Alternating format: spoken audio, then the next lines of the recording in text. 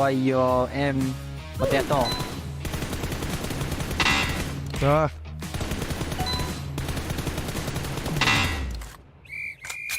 Your aim was good at first, but after that, potato. Okay, damn it, your turn. Show me what you've got. Okay. Now, start. Okay.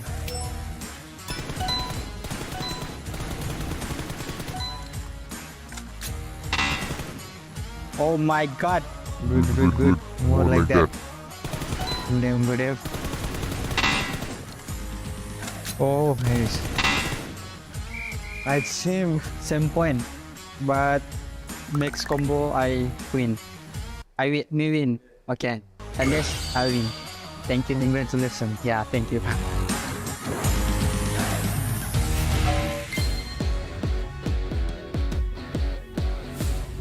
Let's go.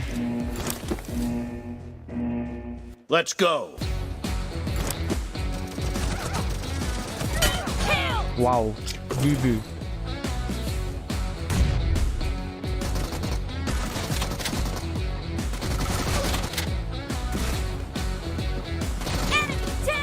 Nice. You almost got me. Almost? Where?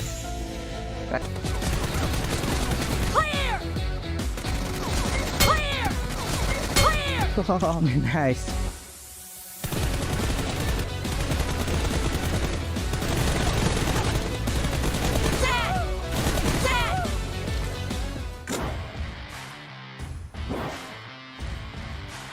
I win 1 round, but I win 2 rounds, so this is your punishment. So I will pick 2 of this for you. Take it. Yeah. Like this. Fair. Okay, good.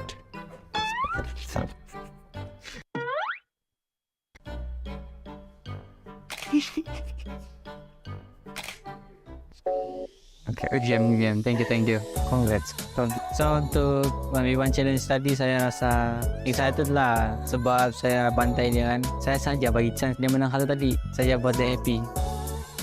It was very fun. He's a really good player. I enjoyed it. So untuk team 2K, good luck untuk game final. Make your country proud of you guys. So GurkhaYT fans, thank you for supporting us. Kami akan mengharumkan nama Malaysia dekat PMGC nanti. So jangan lupa untuk saksikan kami. See you in Jakarta. Will be better.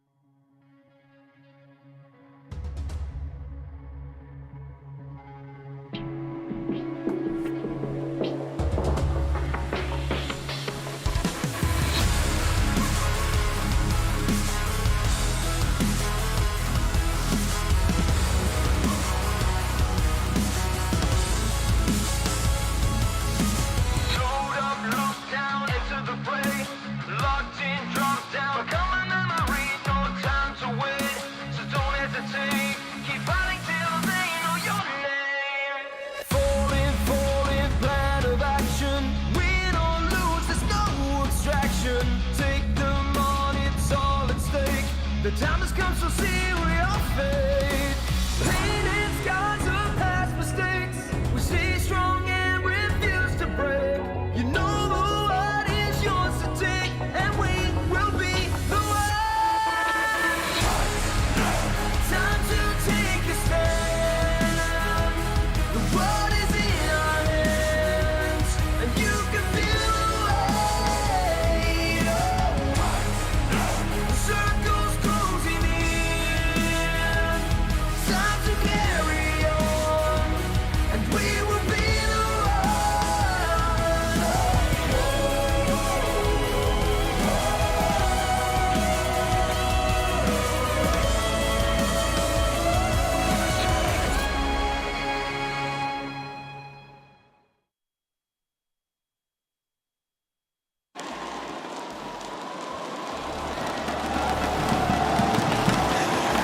Hello and welcome to day 2 of the PMGC Grand Finals.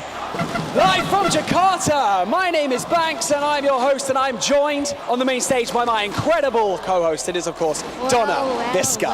Well, Banks. Halo teman-teman semuanya, selamat datang di hari kedua dari 2022 PMGC Grand Finals.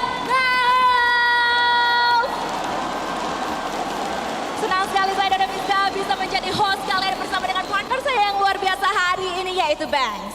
Yesterday we kicked things off with 6 breathtaking matches, and today we are bringing you 6 more, and we cannot wait to see what our competitors bring to the main stage. And speaking of those performances, you know, I feel like if there's anything to go by from that, Donna, we are having high expectations for today. Yes, indeed, Banks, especially with yesterday with Alpha 7, Inco Gaming, and also Influence Shaman managed to take top 3 position in leaderboard. They were really amazing, and particularly with Alpha 7, with that amazing performance, they are now at the top of the leaderboard with total 78 points. Amazing. Ooh, that is right, Donna. But before we get things kicked off today, we have a very special performance for you. Yes, so ladies and gentlemen, please welcome Agni Nihak and the Java Stunt Team for tribute to Bruce Lee martial arts stage performance. Be the one!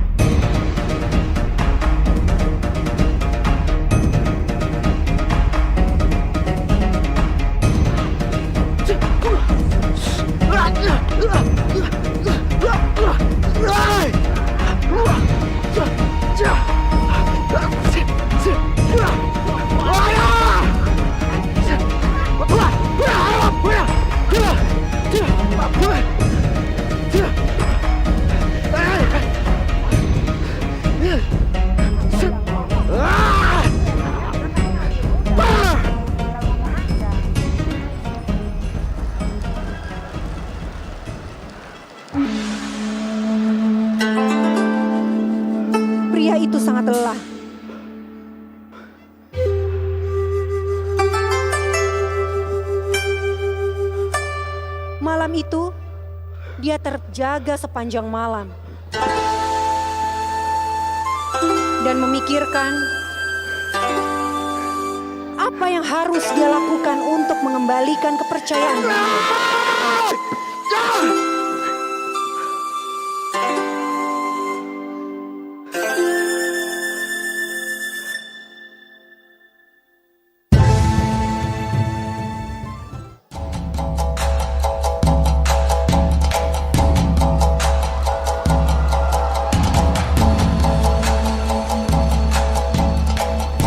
Perlahan, samar pria itu mendengar suara seperti ada yang sedang melakukan bela diri.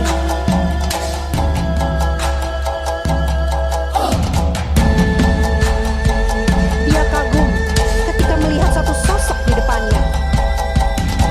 Menyadari ada yang memperhatikannya, Master menghampiri pria tersebut.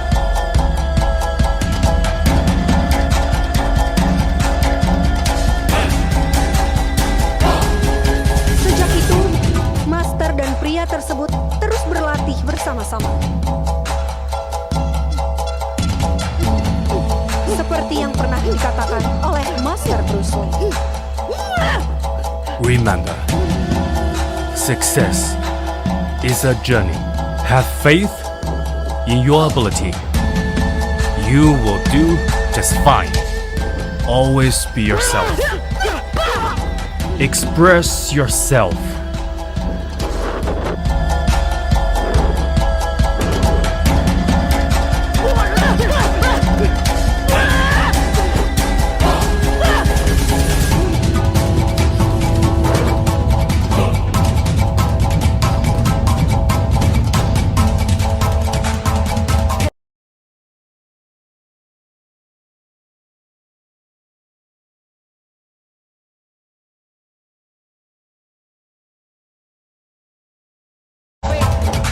In yourself. Tiba-tiba, 4 musuh datang dan menyerang mereka.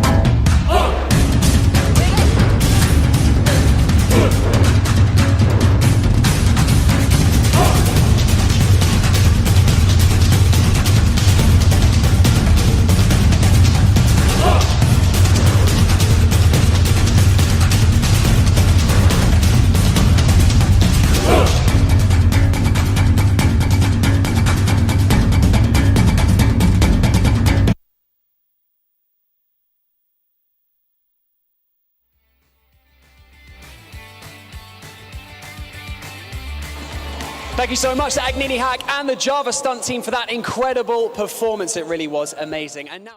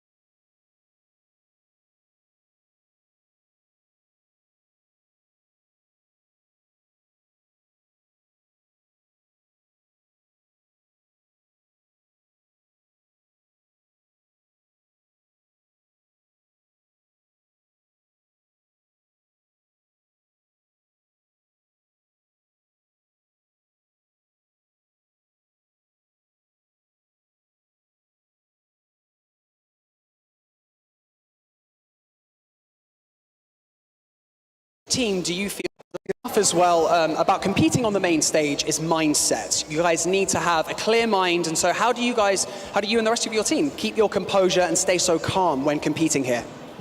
Então, ele disse que a mentalidade durante o jogo é muito importante. O que você e a vossa equipa faz para manter a calma durante os jogos?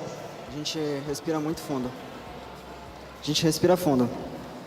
So you just like they breathe in a lot. Breathing a lot. Oke, jadi untuk stay calm atau tetap tenang, mereka atur nafas sebisa mereka, semaksimal mereka sendiri untuk bisa mendapatkan atau memainkan game lebih efektif lagi setiap harinya. Well done. Quite a hot topic at the moment as well is what is on everyone's minds as well right now in the leaderboard. The top 3 teams are all Brazilian. So is there anything that you would like to say to your companions from Brazil, but also your rivals while you're here competing? Então, o que estão falando muito agora é que tipo, o top 3 são todos do Brasil. O que você queria falar para as outras 2 equipas do Brasil? Hoje, o mundo vai conhecer o poder do Brasil. So he said like today the world will know like the power of the Brazilian teams. Today what, sorry? The world will know like the power of the Brazilian teams. Oke. Jadi kata IHC hari ini dunia akan mengetahui power atau kekuatan dari tim Brazilian. Wow, luar biasa sekali. Let's go. Nenebe, thank you so much for joining us in this pre-match interview. We wish you and the rest of your team all the luck that we can give you for the remainder of today and of course tomorrow. And hopefully you can raise that trophy. Thank you so much. Thank you so much. Donna, we are going to be closing in on our first match today, is that right? Yes, I'm sure they are ready now, Banks. Jadi, teman-teman semuanya, sebelum kita mulai, kita panasin lagi kali ya, sekali lagi. Kita panasin lagi kali ya. So, Jakarta! Are you ready? Let's head over to the analyst desk where they can break everything down before we go into our first match. Jadi langsung aja tanpa basa-basi lagi, kita langsung oper menuju ke analis desk kita untuk bisa break everything down. Jadi host dan juga analis kece kita silahkan.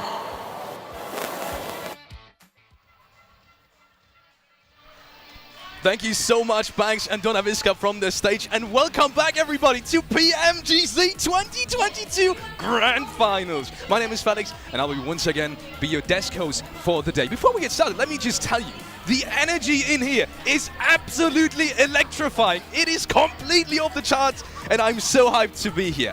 And obviously, I have the honor to introduce you to these 2 beautiful analysts joining me today. One of which is Maxman, one of which is 7 Worlds Gaming. How are we feeling? As you said, it's electrifying. So I think that we kind of like absorbed that atmosphere right now, 7. I mean, we had a fantastic day 1 here in the Grand Finals, and if it's just even remotely close today, I'll be hyped, but we know that teams have made changes. Today is going to be even better than what we saw yesterday. I already reached my step goals, and that was just from me jumping around before before the show started, because the Alter Ego fans were just getting absolutely insane, and I hope that we get to hear those chants. And as you were saying, a lot of teams are going to be adjusting. I can't wait to see who's going to be doing that. It's so surprising because like they've been screaming for like 40 minutes. Yes. I don't know how they still have energy, by the way, but they're still going. Speaking of energy, something that has a lot of energy as well. I love that transition, by the way. Sorry. Good job. Xperia 1 Mark 4. Let's take a moment to thank our sponsors, Xperia 1 Mark 4 and Xperia Stream, which were co-developed. You can see these 2 products, by the way, right here, which are co-developed in collaboration with professional esports players. Play PUBG Mobile with Xperia Stream's total cooling system and multiple ports for intensive gaming and streaming, in case you want to share your highlights. And also, don't forget to check out Prime Gaming, another sponsor for this beautiful tournament here in Jakarta, Indonesia. So check out Prime Gaming. You will find lots of free content for all your favorite games, sometimes free games itself, and especially interesting to you guys at home playing PUBG Mobile, you will find free PUBG Mobile items at Prime Gaming as well. Make sure to check them out. Last but not least, another very important part of this PMGC 2022 Grand Final journey is PBESI, which is the local esports association in Indonesia. Thank you so much, PBESI, for supporting this tournament as well. And before we get back to analyzing and talking about the games that we saw yesterday, the 6 of them that we've had so far, make sure to check out the PMGC Fan Favorite Vote. It is going on right now. You can see at the bottom of the screen right now as well. You are able to collect tokens in the Arangel map, and you can use them to vote for your favorite team inside the esports center. So make sure to just open your app and get right in there. And now, last but not least, follow us. Follow us on all the socials. It's as easy as that. Make sure to check out YouTube. Make sure to check out Instagram. Make sure to check out Facebook, TikTok, Twitter. We're on all of that. And the name across all boards is PUBG Mobile Esports. So make sure to follow our social channels. If we could, we'll be on MySpace too. Does that still exist? Well, can't do that anymore. Looking at a quick overview of what we have planned for today. You saw 6 matches yesterday. We'll have 6 matches today, 6 matches tomorrow. And you can quickly check out the total prize pool as well. $1.5 million will be given to the players in the grand finals alone, Max. Yep, as you know, that's half day rate for 7. So they're going to be making that. Calm down, Jason. Hey, I have to do a callback eventually, right? Yes. Of course, 6 more matches going to be happening today. So many opportunities for these teams now that we see on our screen 7 to make these changes and climb up the rankings. A lot of these teams definitely need to make some changes. I'm going to be looking at Star Wars. I'm going to be looking at Wolves too. Wolves actually made a bit of a change yesterday. You saw them starting to perform well. And I feel like the big one that I do want to see a change from is going to be Alter Ego. I mean, we've been seeing the crowd get hyped. It's actually a lot more packed. There's a lot more energy here on day number 2. And this team performed really well in the last match yesterday. Well, we'll have to see if the changes are going to be happening here. But of course, looking at the top 4 fraggers of all of day 1 here. A lot of players tied up with that 13 elim. Seems like the lucky number for a lot of these players here going into that first day of play. But of course, Sandesh being one of the top fraggers, of course, meaning that he's up there because he also has more damage overall and more knocks, has been able to just perform so well for T2K. That their big second place game, they got how many, 16 eliminations, I believe it was one of our top fragging games of all of that first day, and he was the one to stand out the most. I would love to see them try and replicate that in this day. 100%, and then we go to, I mean, top damage. It has to be Alpha 7 with the way they were able to perform. They did kind of fall off a little bit there in the last 2 matches, but I think they're going to be able to come back in hot today at the start. 1,246 average damage. It's absolutely insane. Inco Gaming as well, but what I'm actually surprised at here is we have IHC, and we heard Inco Gaming talking about them, so I wonder how that dynamic is going to be playing out today. And last but not least, you do have SoD. Yes, and that is especially surprising to me because SoD was one of the teams that we talked about had the least impact in terms of eliminations inside these games. Still putting out that amount of damage. Is that surprising to you, Max? The thing is, as you said, right, they got themselves a lot of placement points, but I think that what we did see towards the end is they were trying to step up their aggressive game, right? They were very clearly like, okay, we've got a lot of placement points, we need to shift things up. Then they got eliminations, and then get placement points. So like, you need to find that middle ground to some extent, but a lot of that damage coming out from SGG was from that second half of the day. If they find that middle ground 7, I'd have to say SGG could be looking amazing in today's 6 matches. SGG, I mean, I have them as my top 5. I'm hoping that it ends up happening. I feel like they showed the potential yesterday in certain matches that they can get that fragging power, but I mean, I'm just going to be repeating what you just said, which is pretty much they need to find that happy place between placement and also eliminations. Let's take a look at some of the highlights that we saw from yesterday's game. Starting off with game number 1, an A7's absolute mad push. I believe it was Ravo getting not only 1 but 2, maybe even 3 kills in that quick succession. Yeah, we didn't have even time to talk about it, but the top fraggers, like, he had also 13 eliminations. Revo, I mean, this guy just stepped up. He also had so many individual players from just Brazil as a whole, with like Vitaly in particular. They showed up on a singular play and also as a team. And I'm so glad you brought up Vitaly, because I actually wanted to mention we saw 13 eliminations out of him. And if I'm not mistaken, those 13 eliminations actually came in the first 2 games. After that, he wasn't really able to get any vacation. Yeah, he was like, you know what, let me just lay back, relax. In the first game, he ended up with 7 elims. In the second game, he ended up with 6. So I'm hoping a bit of more of a consistent game out of them. And I mean, you saw Alpha 7. You were talking about it yesterday too, how well they played Sandhawk, that they ended up winning. And that 2-1-1 split was just something of absolute beauty. But then I think this is the moment right here where we had the entire crowd just go, whoa! Yeah, like they just lit up instantly, where they just cleared that team almost instantly. He's got himself a good clear on Nova later on down the line. But overall, Alpha 7, it was their day almost the entirety of those 6 matches. And the question is now, who can beat them in these matches today? And I think for me, it's going to be SGG and SGG, going back to what you were saying. If they can find a happy place between those placement points and also the eliminations, they can maybe go up above Influence Cayman. And then you have T2K. I mean, you mentioned it too. 16 eliminations for that team in 1 game with the second place finish. They definitely showed that potential. You've been mentioning, you can see this. Alpha 7 at the top, 78 points. Inco Gaming, 69. Nice. Influence Champion, 54 points. I mean, these teams are doing good, and what I want to see out of SGG Esports and T2K, I hope they get a win today. You know what? Normally, I like to have a little bit of a friendly competition with you, 7 of who we're going to be predicting in the top 5. You said Brazil, you said SGG. That's a 4 out of 5 ratio right now. I gotta say, you're on point this season, and we'll see if it's still the case at the end of the day. To be fair, I only had 2 Brazilian teams. Okay, so I'm actually surprised that it's doing this well. But then if we go towards the bottom right, we saw IHC there, and now we go towards the second page for Angry Man. This was a team that showed a lot of great play yesterday, and they especially started picking up on the second half of the day. And when we talk about picking it up, I mean, we got to talk about Fireflux Esports. Fireflux Esports, of course, with that one chicken dinner. The thing is, a lot of their points came out from that one singular chicken dinner. You're looking at their ranking points. You take out 15, they only got 3 more placement points left. We need to see consistency from this team to climb up and hopefully be in that top 5 position at the end of today. Absolutely. And kind of the same thing could be said about Wolves. They had 2 back-to-back last places in round 2 and round 3. So the inconsistency here really needs to be fixed. Looking at Inko against INF, interesting statistics. Yeah, interesting statistics. I mean, that average elimination when you're looking at 5 is just something of absolute beauty when you're looking at it. At this level of competition in PUBG Mobile Esports, having a 5 average elimination per game is absolutely mental. The question is, of course, as you mentioned, can they keep it up today? If they do, man, they're looking like they're not going to budge from those top positions. And what was crazy to me, and I mean, they did have 2 games yesterday when they ended up in 15th place and in 16th place. And as we go to the top Erangel performance here, there's no surprise. I am a little bit surprised to not see Alpha 7 here. It seems like they were performing better in Miramar and obviously in Sandhawk when they ended up getting the win.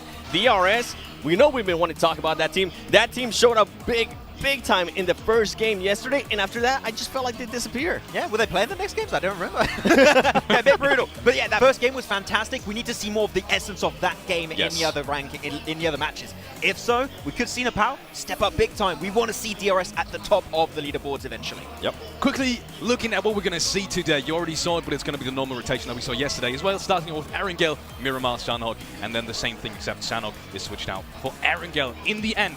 Exciting games that we have seen yesterday. A storyline with the whole Brazil region coming on clutch in the last games as well. I'm sorry. Wait a second. Did Tell you me just about say? Oh, that is just cheeky. Did you just say Brazil? Listen, I don't get to do this often. I don't get to brag this much because this team, the region usually lets me down a little bit, okay? But they're doing so well that I had to bring out the flag and just showcase it. Soak it in. Vamos Brasil, muito amor. I think you'll have to give that to Blanky. It was a bit cold. I think you're right. I'll you're give right. it to him. Yeah. He's screaming already forward. Coming to the teams to watch, and I'm especially interested because you keep saying you're all about Brazil. Do we have a lot of Brazil teams on you? No, not really. It's only A7 now. Yeah, it's only A7, and that's because they are currently leading. I felt like they definitely dropped off in the last 2 games yesterday. I want to see how they're going to be coming out. And because I have Nova, they usually tend to bounce back in day number 2. In IHC, I haven't because we were talking about this too, and I know that you have them too. They got a win yesterday, and if you remember, they didn't get a win in last chance. Really, when I saw Zol get himself that 1v1v1 clutch at the end towards those last matches, I was having like callbacks to almost 2 years ago PMGC Grand Finals when he was playing with Zeus. It was so hype. I want to see more of that. But actually, back onto Nova, I think you had to talk as Paraboy, right? About where he was hoping to be at the end of today. Yeah, so I went up to him. I was like, do you think you're going to... I expect you to be at least top 3. He's like, you know what? Top 5. And then he was like, actually, top 3. So the confidence is there. Pretty much, yeah. Well, it has to be specified. He means that for today. For today, top 3. Yeah. Okay, I was completely surprised right there because you said top 5 to 3.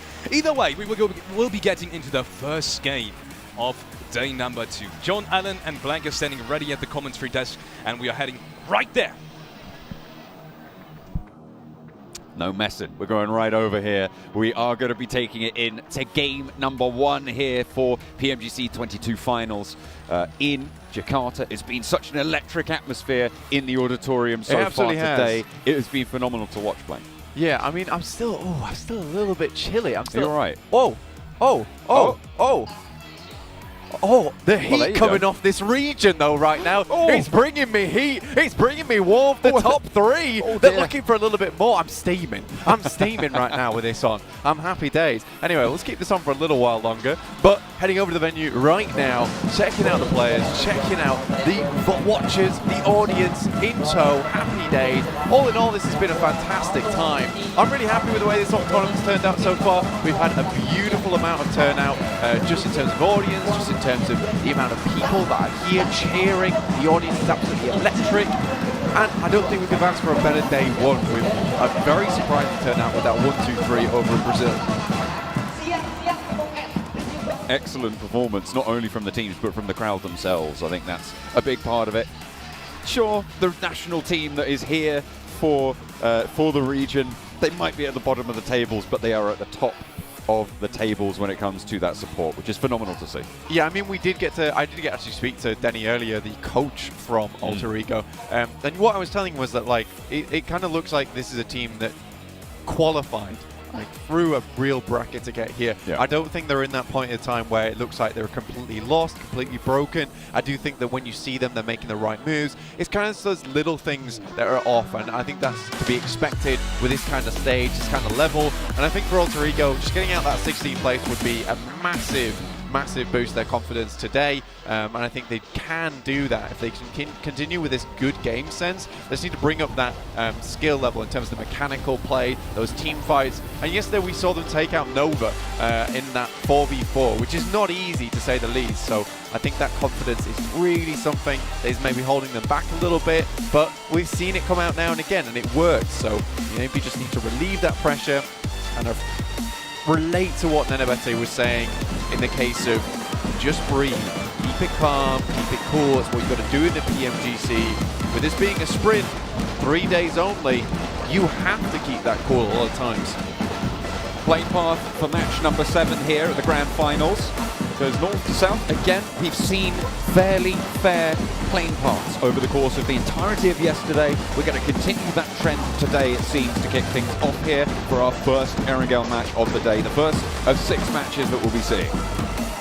Absolutely, John. I think that's something that's been really interesting to watch, and in the case of, like, there's no one that can really go out after these games have concluded on the old Instagrams, on the old socials, and say, look, this team didn't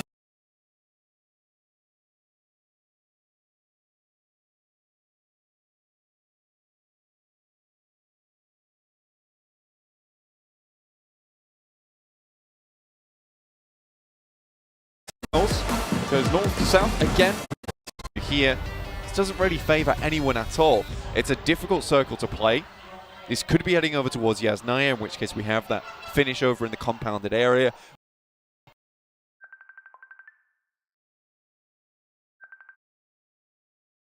Currently, Influence Kemen very happy about. And this is the first time we're seeing this circle up towards that northeastern side. And with those statistics coming through, showing that Influence Kemen is the best team so far on Erangel, despite having one of the lowest damage numbers here out of those top teams. This could be a really, really good chance for them. Inco, though, we know how they do. Already sending their way up towards that northern side of the map, that northeast side, to get a position, to get placement, and go from there. Just getting those vehicles first on board, and Inco will be moving a little bit further. In Alpha 7, our current leaders with a 9-point lead against Inco will be on that northwestern side and trying to get as much loot as they can. And if you guys are trying to get as much loot as you can at home, make sure you're checking out the 2022 PMGC Special Crate, available until January the 8th. We know with the way I've been seeing these players in game, I'm very jealous of these outfits at the moment. Probably one of the coolest PMGC skins, in my opinion. So get them while you can. Only available till January 8th. So the time is running out right now. Just one more day. So make sure you can grab them whilst you can. Maybe, I think at this point in time, it is just one more day, depending even on time zones. You got to be quick, guys. You got to be snappy on that store. Pick up those crates and get going. Specifically, for a lot of these teams, they're going to have to be snappy inside this lobby too. With the circle being where it is, a lot of these teams over towards that western side will have to make some moves fairly quickly. I'm looking particularly over towards 4AM, A7, Fireflux, IHC, all clumped up towards North George and south. Got Fireflux currently making their way down that western coastal side on yellows. It's a great place to pick up some more vehicles. Unfortunately, it's only 2 players at the moment. I imagine they'll grab one, head back up towards Ketch and Lut, which is not a bad idea whatsoever, because that's going to give you more time. Even if you only have 2 vehicles, having 2 players in crates gives you a phenomenal amount of loot early on, which means when they do head towards the circle, yes, they'll have to move soon, but at least they'll have some gear to do it with. Fireflux 2 and 2 on the west coast. We saw Buradam rotating 2 and 2 on the east side, probably going towards Lipovka, which is just on the edge of this first zone. So we'll see a little bit of looting going on there. Inco breaking north with some of their players as well, moving up to that east side of Yasnaya, and Influence Kemen not wasting any time, sending a player up north. Kayovsky going to mount up towards the top of Stalber Hill, maybe even break as wide as Kameshki. It's a really interesting meta that Inco is kind of bringing out these days, because I no longer think that Inco has this set drop spot anymore. For them, they have generalized position where they'll drop on the map, but that's not their spot entirely per se. It's just a case of this is where they'll begin their journey. A lot of times this is more of a case of dropping on top of vehicles, because they instantly send it towards a position where they can start to play out the rest of the game a lot easier for themselves. It does mean that they get quite a lot of trash loot. We saw this towards of the end game of the final game yesterday, where, you know, IHC did have that absolute blinder of a match. But when you saw Nanabet, he was having that one shotgun available, practically nothing else on board. T2K rolling up on the rotate, and it's 1-for-1 on the trades right now, but IHC are giving them a little bit of hell here. Legend taken down as well. Was this IHC trying to turn it around? A drop shot not good, and there's a sliver of HP on the inside. Oh, it's all coming apart. Godless bites back after losing a teammate to a knock. Alex is going to be happy to have had him at his side. T2K certainly feeling Godless right there. No miracle from above to save them from that devilish presence. Seriously good stuff. Very snappy too on the flicks there from Godless. T2K looking for a little bit of revenge from match 6 yesterday, and are unable to find it even though they did have the drop. 4 AM. Qingchen maybe looking for a couple of shots, and right now IHC are just a little bit tight at the moment. They're all hunkered up. This could be a recipe for disaster. There is a vehicle on the outside. Qingchen right now starting to move out. 4 AM maybe hoping to get ahead of the pack here. They realize they do need to get further in. They made their sprint nice and early over from north of George. They were ahead of A7. We're still over towards Zaki side. Influence Kemen at the top of Stalber now. T2K, they lost the majority of their players there, but they still have one. And they'll be in the hills, on the ridge sides on the west of Stalber. Playing on as far as they can do. 5th place right now, 51 points, so T2K having a pretty solid day 1 overall. Not a great way to start their day 2. Geek Fam, 7th place on the tables, very, very close by as well. From 4th all the way down to, I would say, 9th, there is that sort of clear bracket. Probably 8th, you could probably cut it out at, but it is looking like you have that central pack. If they can catch up to Inco and Alpha 7, fantastic, but there is that little bit of argy-bargy going on. 5 points from 3rd down to 8th. I think it's a case of a lot of these teams having a great opportunity to actually move their way up on the leaderboard. Inco, again, set themselves up nice and early down towards that eastern side of Yaz on some really nice compounds, highly elevated too, so it's going to give them so much information. Kind of banking on this central spot over towards the eastern side. I think the circle, it could outplay them, right? It could head up towards that northern side, but they're playing the numbers game at this point in time. And for Inco, they can play the numbers game all day long. I think for them, it's really these blast out games that are super beneficial for them. They do taper off sometimes, though we have seen them start off very slow and then ramp up towards the end of the day. It's the only thing that really worries me about Inco. I think A7 has that kind of consistent streak where they get that momentum on board and it's good to go. And I think if we see Alpha 7 have a good game at the start of the day right now, could be very scary for a lot of the rest of the lobby. You were talking about some of these teams down towards the bottom side. I think it's still very malleable, like you said. You know, even down to, goodness me, 11th place, right? Because you're looking at this bracket, which is very, very slim. And just a big game like that could set you upwards towards that top side. So at this point in time, very, very likely that we'll see some big changes today in terms of the leaderboard. We could see some very surprise numbers on the leaderboard as well. Nova being down towards the bottom is a little bit worrisome. However, for Nova, we were just talking to some of their fans, some of the people who have known them for a long time.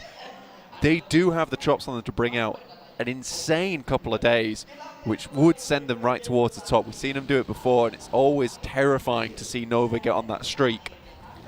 circle popped on the east side. Does keep a little bit of water out on that east coast as well, but does allow teams to make that call, that decision to leave from Stauber, to move past Yasnaya, away from those fields. So a lot of teams can make a lot of decisions, and when a lot of teams are making a lot of decisions, that means a lot of rotates are coming into conflict, and that's exactly what's happening with IHC and Influence Kemin, as well as Buradam and the home ground team.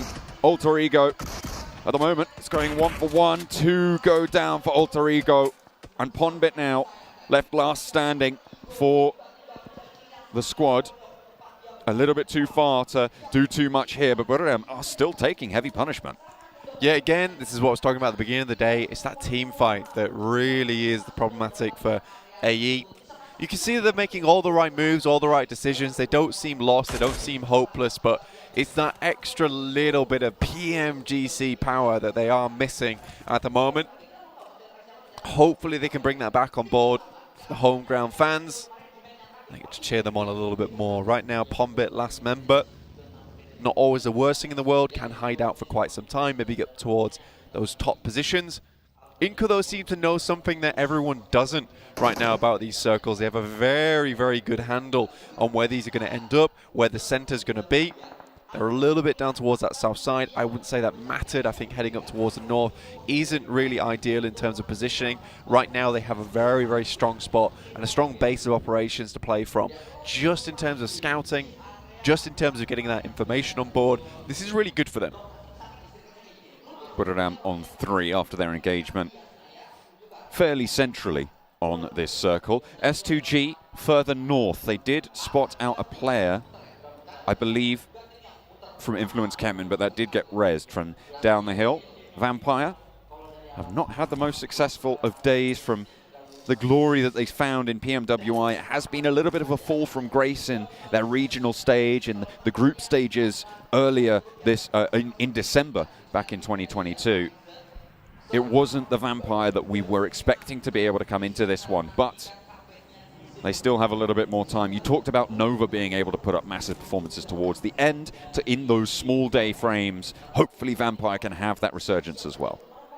That would be ideal. It would be good stuff for Vampire. I think if you look at their December performance as well, it wasn't exactly what we wanted to see from them, but there were certainly those moments where it felt like they really had that go time on their shoulders, and it was a case of we just need to qualify, so we're going to pump those points up, play how we usually see them play. I think for Vampire, it's just finding that rhythm, finding that movement that works so well for them. At the moment, it feels a little bit awkward. Not quite there as of yet. Geek Fam gets some gear delivered from on high. Yuhai does not want it though. Sends right past, tries to get a little bit further in towards a compound to play from.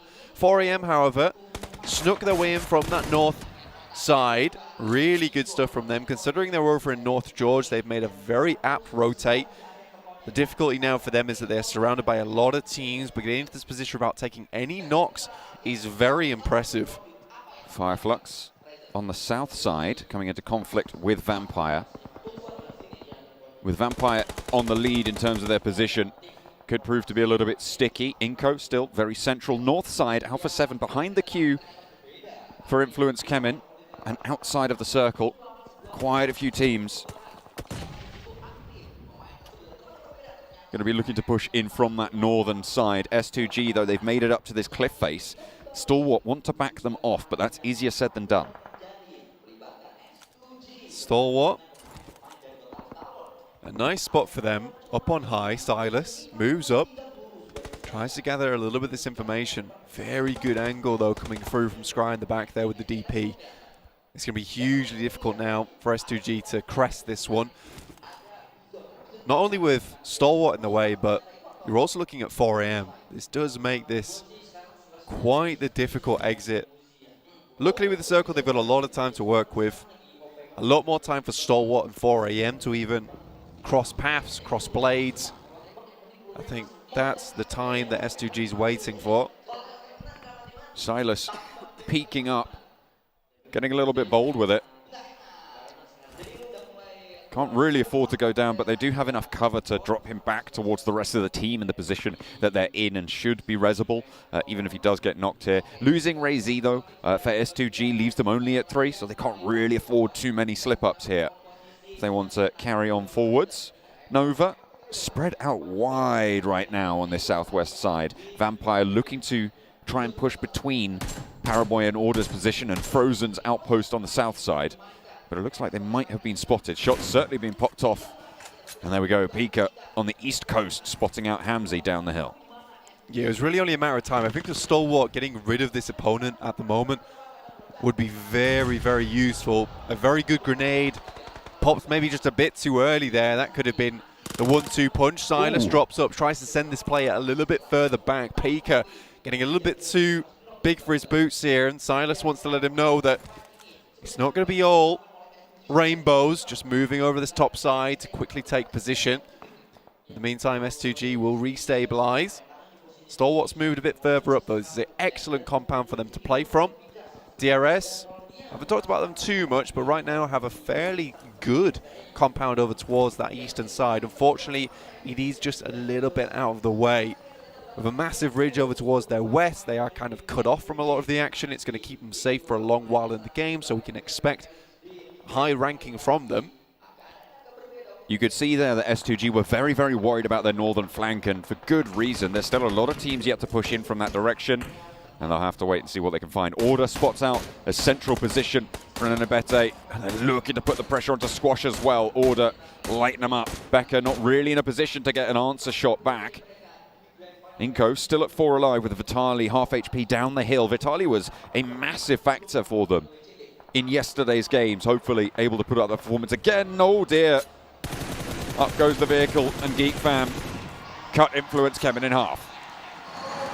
The Malaysian team, specifically Yuhai, currently on loan from BTR, has been absolutely fantastic for Geek Fam so far. And up in smoke goes Influence Kemin.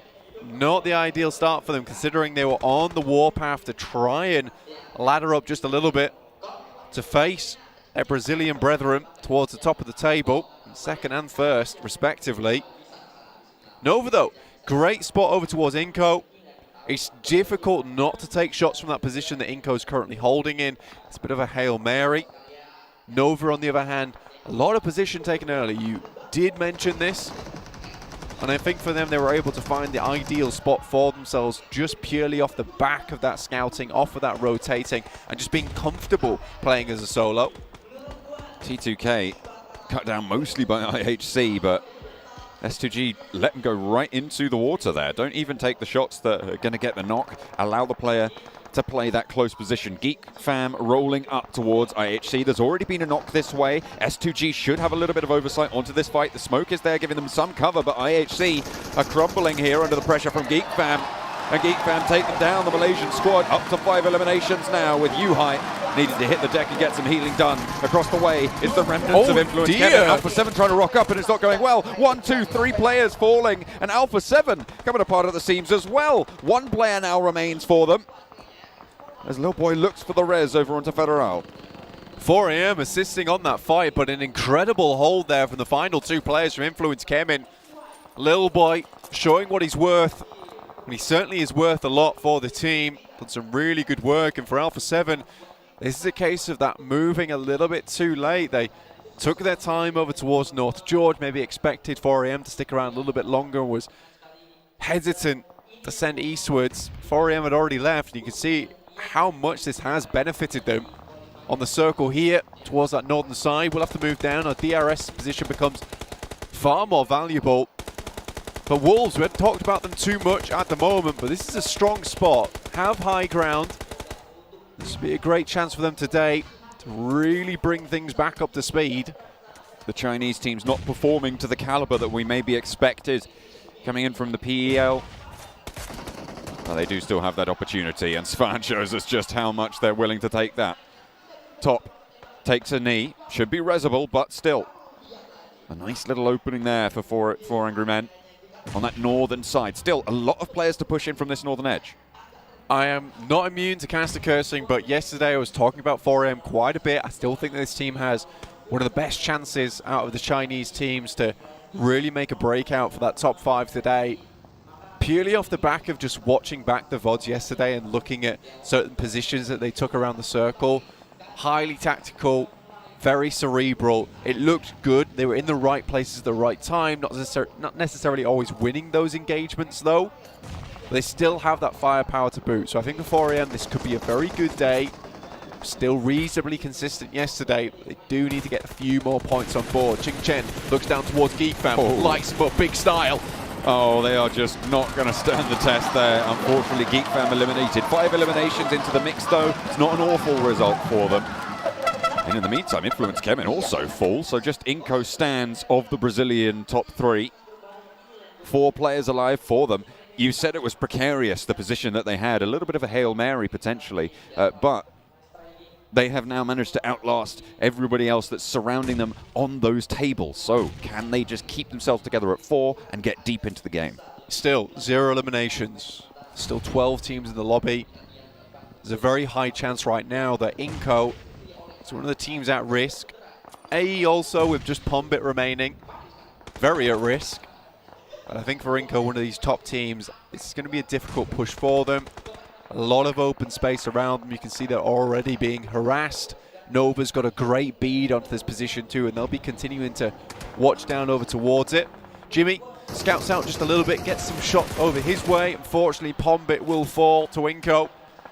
First elimination of the game found. Puts them up to that 70-point mark. They're now 8 points behind Alpha 7 on their run here. 11 teams remain, 34 players. So we've seen quite a few casualties so far. DRS, 4 Angry Men, Inco, stalwart currently with 4 players alive. If Nova can get the res, then they'll join them. And it looks like they will be able to do so. Fireflux on the south side. Took some punishment earlier on their rotations. But Nova are looking to make sure that they feel it a little bit more. Wolves, they have lost a player, sure, but they're still on that high ground position. The issue with this high ground spot is that it's very open. I think getting here early on, sort of forced to play this spot, but you have to play it very aggressively. And looking at Wolves yesterday, I don't think they have that strength, that power to really push out from this position to start blasting. Next circle moves back over towards Inco, in fact. This is a great chance for them to continue, to stay strong. Nova, in fact, pushed out just a little bit, and this might be time for Inco to pull out those DMRs they currently have in the pocket. Sends some shots back across. You can see there the Mini 14. I think I saw an SKS as well. Seems that they are maybe potentially a little bit low on meds. You talked about how they trash loot quite a lot. They have taken quite a beating so far to stay alive in their position, so maybe they're trying to save those meds for a little bit later on. A lovely nade over the top, a lot of damage, but doesn't get the knock from Calci. S2G trying to put hurt in towards the health bars of 4 Angry Men. But the repositions are good. The smokes are there. They're looking to try and flow around this side. Yeah, this is smart, to be honest with you, because 4M's compound currently is locked away from SDE. They won't be able to engage on this fight. So for S2G, they've identified this is probably the only play they have. For 4AM, they need to react to this soon. It's a great nade on the top from Ching Chen. Perfectly placed. They're out in the open. They could have taken the shots, but a nade like that will do the trick massively. It's unlikely that 4 Angry Men are going to get that flush there, but there is a lineup coming through. There's nades. Hang on a minute. Svan just launched one over the top at S2G. Pulled down there into the depths. No more will we see the team from Turkey in this game. And now Inco on the western coast have Buradam to deal with as well. South side being pushed in by DRS. And the Wolves up the top have Nova to deal with as well. You're going to love this play from DRS. I mean, they knew that this position would afford them time and capability. They've remained patient. Now it's going to start paying dividends towards the end of the game. Long nade there. Nearly tags Svan, but escapes with nary a tickle. Tiger behind the buggy for Buradam. 2 players remaining, one of whom is down already, so Tiger the last standing. The last player from T2K, speaking of last standing. right behind S2G. And you've got to think the 400 men do not know that there's a player nearby. Maybe they think this has come from Stalwart. Are they going to check this angle? Ching Chen seems to have jumped out on the ridgeline, but he's spotted. Action. And that's Action taking him down. So still, T2K have not had to stand up and go for this peak, but now is the time to strike.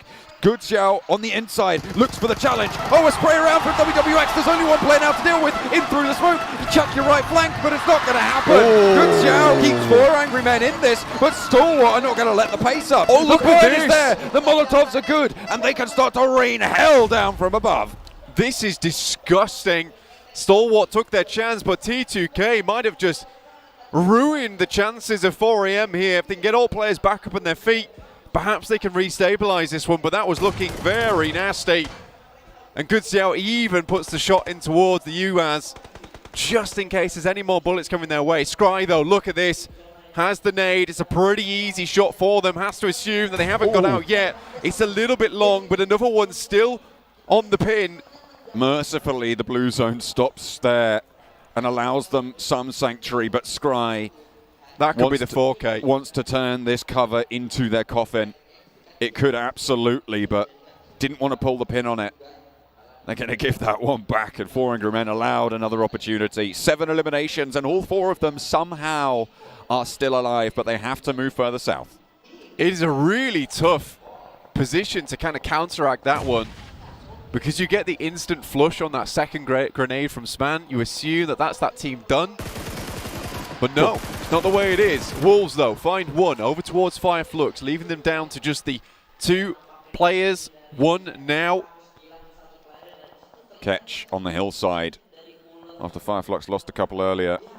They've just been picked down, pushed around on the south edge. DRS continue their pressure, continue their chokehold as they continue their approach as well, but they are not in this next circle. They will have to take the 4v3 with Ketch as a wildcard entrant. Nova ahead of the curve on that western side will stop any retreat from Wolves. They're locking them in. Good smokes here from 4AM. I know right now for them it's just getting into this circle. Stalwart in a similar position where they haven't covered to play around with. 4AM were forced to take all their vehicles out of the mix, out of the picture, to prevent being exploded. And Stalwart's just had insane oversight over 4AM since the beginning. But again, they're looking for a longer game here. That's brilliant from Good Xiao. That's going to give them time. And time is what they need. And there was a second knock as well going over towards Stalwart from Svan. Really nicely found now. DRS are going to try and mount this assault onto the Wolves' position, but it is not going their way. Remember, will be the last player standing. It's 1 for 1. Oh, a nade takes his teammate right out from underneath him. Sweeps the leg. A crawl forwards from Delta to get the information as Rules gets healed on up. They spot the player down in the ditch, but he goes for the player to flush. And it's the Wolves to stay alive with 1. Great stuff there from the Wolves. Fortunately, just 1 player remaining, and Nova currently at 3 eliminations, looking to take this all the way. Svan hits the deck. 6 teams remaining, would like to go a little bit longer here. Ching Chen, as well as Good Xiao, looking to finish off the remaining players from Stalwart, all in his lonesome as 2.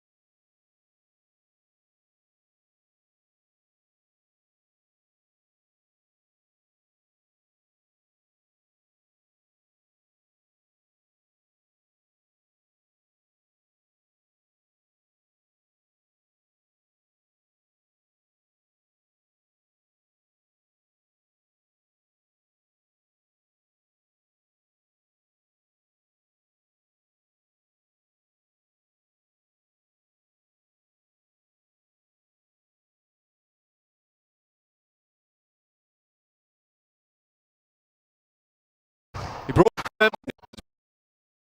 Gonna get knocked. That's Really terrible. good opener from Squash on the back line. A nade over the top. Paraboy looking to play on the left flank of this smoke. Can he light them up when he needs to? Squash found and spotted. Evens the numbers back in the favor of Nova as they can put pressure on with this line that they have. They have the more central area. Vitali, 4 bullets in the magazine, needs to go for the reload, and Paraboy spotted, taken down. Jimmy and Order now, 2 players to go, but it is Order to even the odds yet again, and Becca spotted as well. A beautiful peek around the trunk of the tree, and Jimmy will still be in action for Nenebete. A star from Brazil, and he lines them up and shuts it down.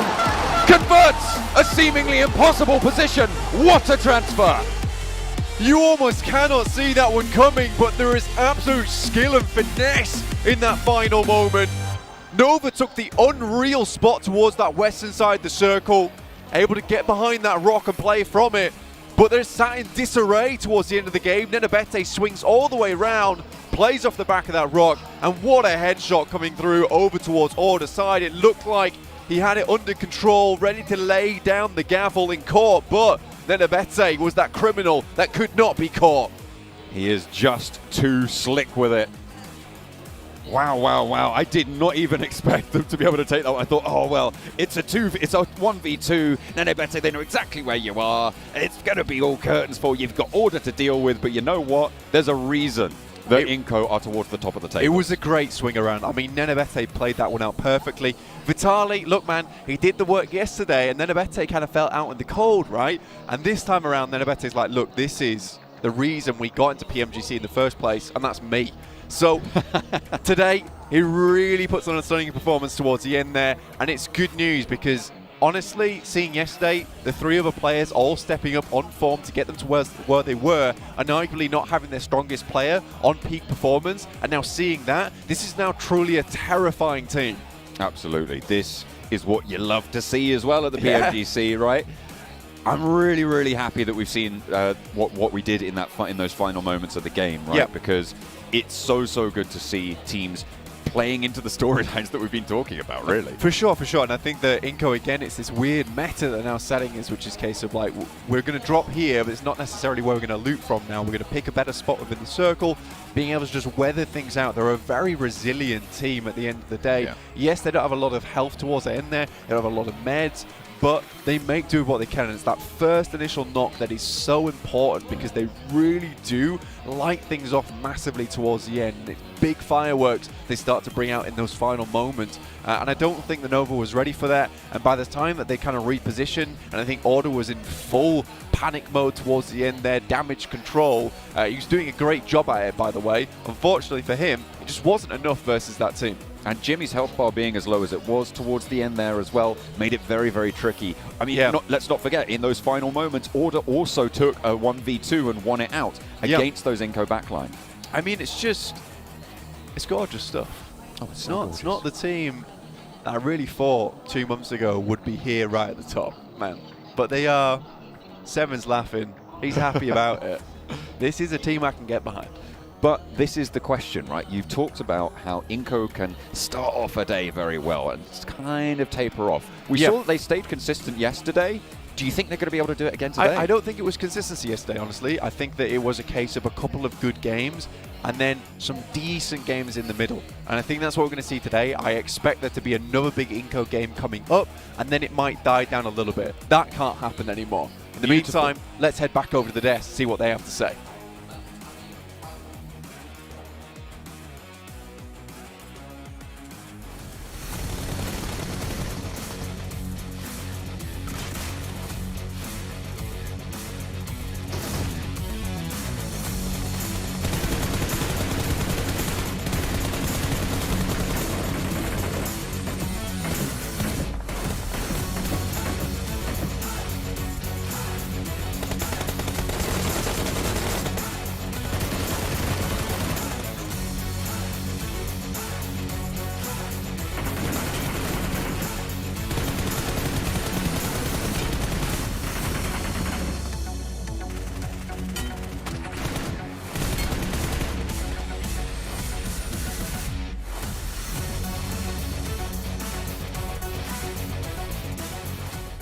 What an absolute massive turnaround coming in from Inco against Nova in these last seconds of the game. Guys, just give me your first impressions, because that was one hell of a game from start to finish. Well, I think we have one thing to say about Inca. They're They're a gorgeous. gorgeous team. Yeah. It's pretty Absolutely gorgeous, not gonna lie. They really are. Starting off, maybe let's keep that Inca discussion for a second. GeekFam, that was something that impressed you a lot throughout that game, wasn't it? Yeah, I enjoy how aggressive they were, and I enjoy that they took the fight to IHC. It ended up working out. It didn't end up working out for them in regards to a rotation, but just the aggressiveness that they were able to showcase, that's good to see, and now they just need to be able to find that switch. We always talk about it, Max. They need to be able to switch that on and switch that off and make sure they put themselves in great positions, because that was the downside there. Yeah, because exactly. I was about to say, that was not a good position. Yeah. You're just pinched, you have a team in front of you, you're not in circle, you have 4am behind you, especially Svan. Not really the most comfortable position in any game to be in, right? But I do think that they looked a lot more aggressive. It looked a lot more in line with what we saw from GeekFam in the league stage. And once again, they had, what was it, a 61-point lead in the league stage in their group. Really, they just completely obliterated the competition at that stage. Didn't quite show up yesterday. It showed up in that first game. Sure didn't get himself as many placement points as they wanted, but it's a good way to kick off day 2. Yeah, I enjoy it. Going over, not yet to Inco Gaming against Nova. Maybe about Nova itself, because I thought that was a really interesting start. They were playing it really passive, keeping 4 alive, almost until phase 7. Was that something you expected coming into today, that they maybe want to take this safer approach in the early game? I would say if you're one of the few teams that were in the South, you had an easy game. Okay. I put a list. All the teams that were North, you had Stalwart, 4am, T2K, IHC, S2G, INF, Buriram. But those are all the teams North that had no space to work with. You had, what was it, 3-4 teams South? Chill game for them, not going to lie. And I think they had, what, 4 elims towards the end of that game before taking that final fight versus Inco. It's still a good Nova game, but I think they didn't really put them to the test as much as the teams North. What I enjoyed about that game, though, from Nova is that, it might have been a chill game, but they put themselves in a position where they could actually push there towards the end. I mean, they were able to, if it wasn't for Nenebete clutching that at the end, that was absolutely wow. We'll get a chance to talk about that later. But overall, I mean, we were kind of expecting it, right? We were hoping it would happen. We both had Nova in our teams to watch, and this is the Nova on day 2. They had a chance to go back and see what they did wrong yesterday. I hope a lot of teams are ready, because Nova is about to show up in a big way. Talking about showing up, one player that stood out specifically was Order. He had 3 frags before anyone else pretty much got a shot off. Talk to me about it. Order throughout the whole game, and then the last clutch situation as well. What's a player? I mean, with games like that, like Order could very clearly be the back-to-back MVP of the grand finals of last year. Could be making it happen here once again. Like, he had such a good angle. It really hard to take down. But the fact that Inco were able to actually turn that fight in their favor, it came down initially to that first nade. They created a little bit of a man advantage in their favor. The moment you put Order out of commission, that is your game to take. And once again, Nenebete, we didn't see him too much yesterday. It was Vitali. Now you have 2 top fraggers for the team. Inco, they're not going to slow down. We didn't see him much, but hey, as long as it shows up today, that's all that matters. Inco Gaming there with 21 points. What I'm surprised, though, we're talking about yesterday being Brazil's day. Today might be China's day. You can see 2nd, 3rd, and 4th are all from the PEL. 4 Angry Men with 18 points, Nova with 16 points, and Wolf Esports. I mean, this is teams that we were talking about. They definitely have the potential. They're here for a reason. 4 Angry Men with 10 eliminations. They're continuing to show that they can definitely frag out, Max. I'm super happy to see it happen, right? I was not going to lie. I mean, even though Brazil still got the chicken dinner, I was like, I hope we'll see other regions and teams do well. I'm happy that is in fact the case with this first game. Teams are heating up. Teams are willing to make adaptations, but still at the bottom, you've got a few teams like, hopefully Alpha 7. No, I mean, it's just one game. This is what I was talking about. This is why that was my team to watch, because I was wondering how they were going to be coming out, if they were going to be coming out hot, or if they were going to maintain that lead. And as you can see right there, they are not maintaining that lead. Now it's Inco Gaming, and they're actually creating a nice little cushion for themselves. And then you have 4 Angry Men. They finished off yesterday so well, just stepping things up slowly and surely. And the fact that they're now in 3rd position without a single chicken dinner, all the teams above and below them have wins, and they're there without a single one, goes to show how their games from yesterday actually were towards the end of the day, how strong this performance was also from them. And I still have no idea how they survived that fight versus Stalwart. That's just... Yes, it should not be allowed. Not only that, but afterwards, they almost got 1v4 again at the Wizard Tower by T2K, I believe it was Sundash, actually, which was completely mind-boggling how he actually turned their situation around, almost, at least. So them sitting really comfortably. Looking at the 2nd page of the overall rankings, GeekFam is leading that one. Yeah, GeekFam getting himself, as you said already, 7 right, who did, to reiterate the point, looking hyper-aggressive in this first game. And right now, once again, these grand finals are very short tournaments. If you're in the middle of the rankings at this point, you still have a very, very big shot to rank up super high at the end of the event. You're about to hate me. You know which team I'm going to be looking at specifically? Don't do it. Don't say it. Don't say it. 7. Godlike Star Wars, because you. man, they had a chance to take on 4 Angry Men, as you were saying there, Felix, but they just didn't go for it. They were too passive. They were going to end up fighting them anyways. It wasn't because the circle was on them, Max. I just didn't like that play out of them. Unfortunately, as much as I want to support Godlike Star Wars, it was a bad play.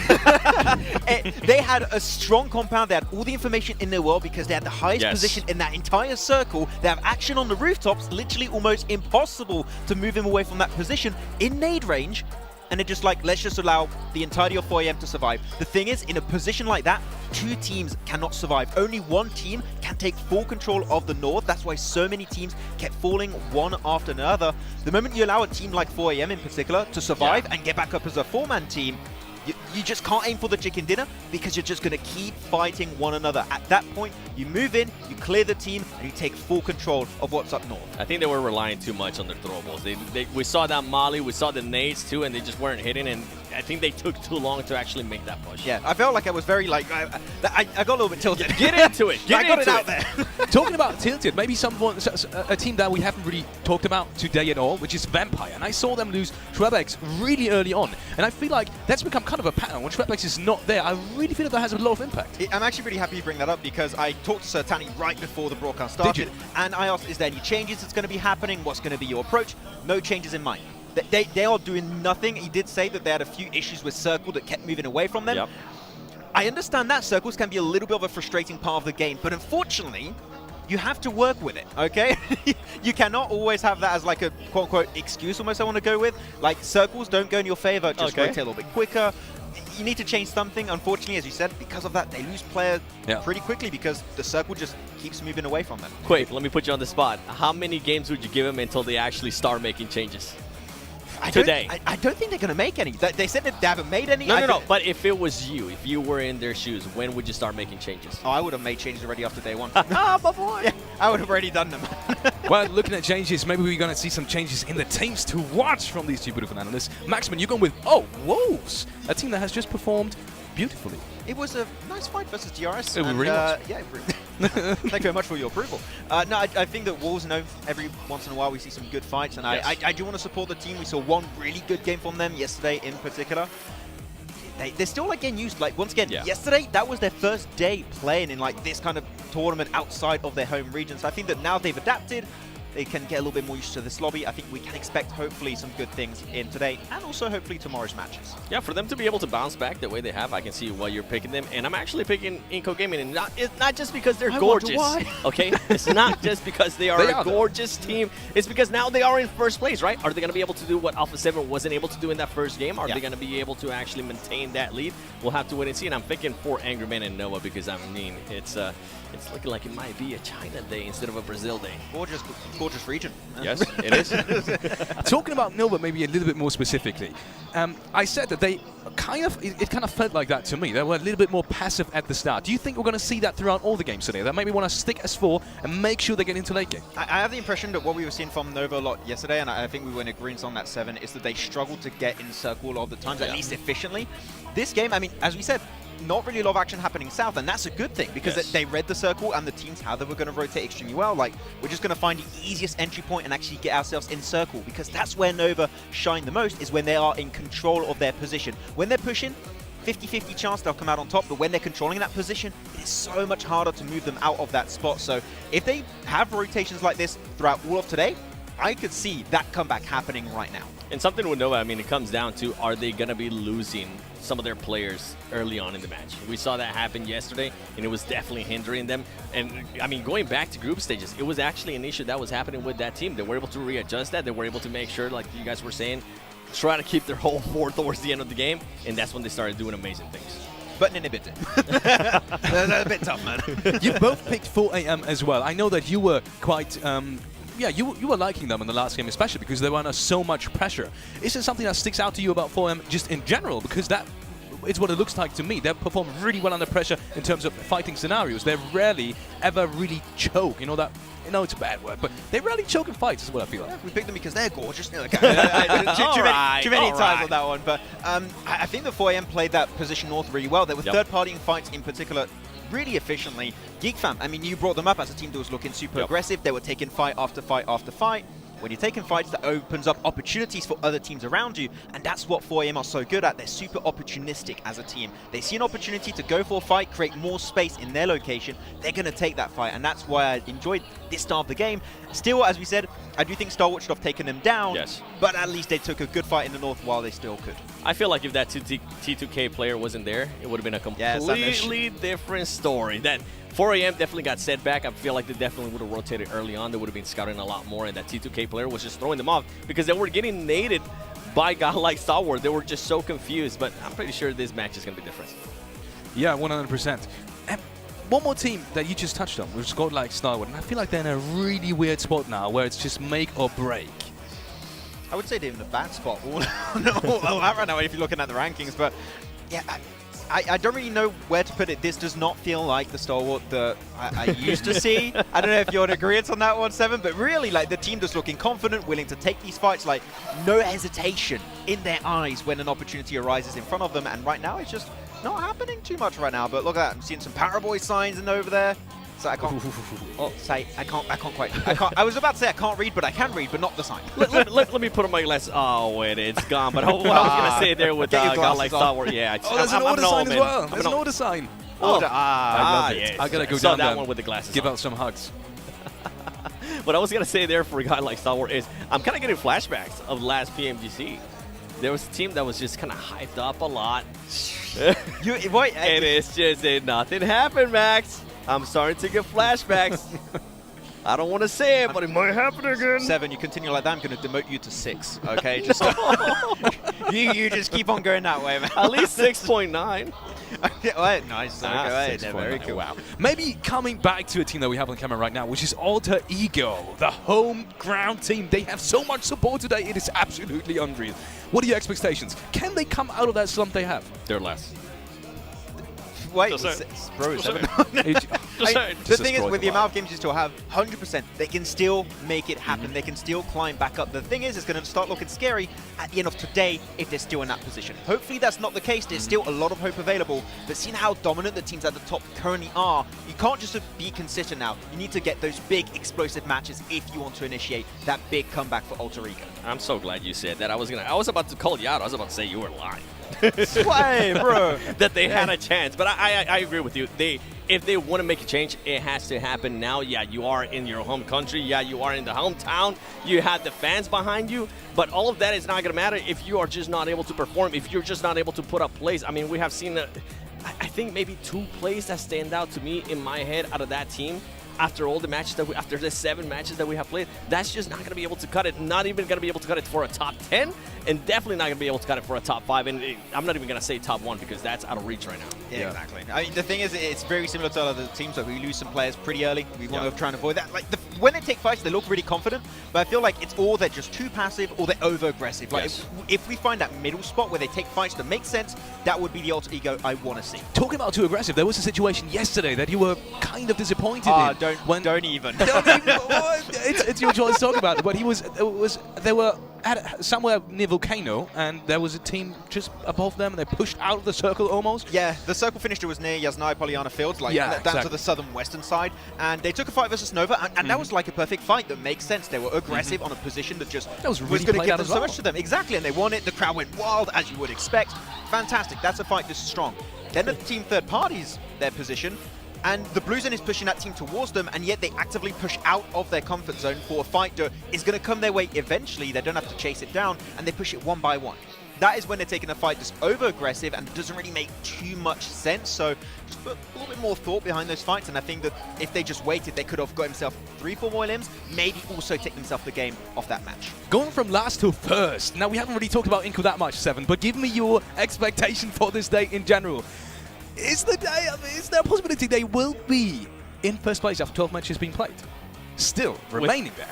with Inco Gaming, I'm honestly not sure. If it was Alpha 7, I would say, yeah, I can see Alpha 7 definitely being there at the top. I feel like I'm just not convinced with the inconsistency that I saw out of Inco Gaming. I think Blank was able to point it out perfect for us, that it was, I mean, they had 2 great games at the start, and then in the middle, they kind of just disappear, and then at the end, they kind of showed up again.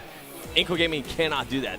That's not even a consistency that they want to have here if they want to be able to maintain that first place. And going from Inco Gaming and other teams that I personally want to talk about is going to be Fireflux Esports and S2G. This was a team that we're kind of wondering what are they going to be able to do here, right? With the announcement of PMGC 2023 Grand Finals going to be in Turkey. I want to see more out of these teams right now. I mean, they started off the day with, what, a 15th place finish for S2G with only 1 ranking point? That's not going to be able to cut it. And then you got Fireflux only being able to get 2 points.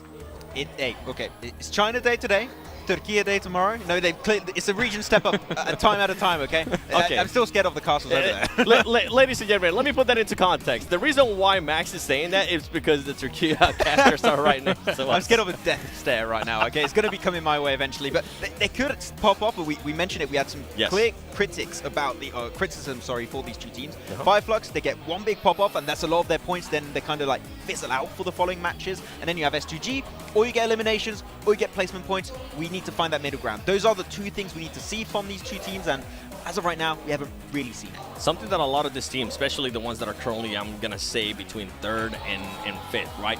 We saw Inco Gaming getting away yesterday with being in 2nd place because the teams that were actually trying to catch up to them just weren't performing. I feel like today, those teams that are actually trying to catch up to 2nd place and 1st place will be performing, especially with what we just saw, and especially the jump up that we just saw out of 4 Angry Men. They need to find a consistency. They cannot have this off and on games. They cannot be having those pop-up performances like you're saying. I'm talking about S2G, and then just completely disappearing.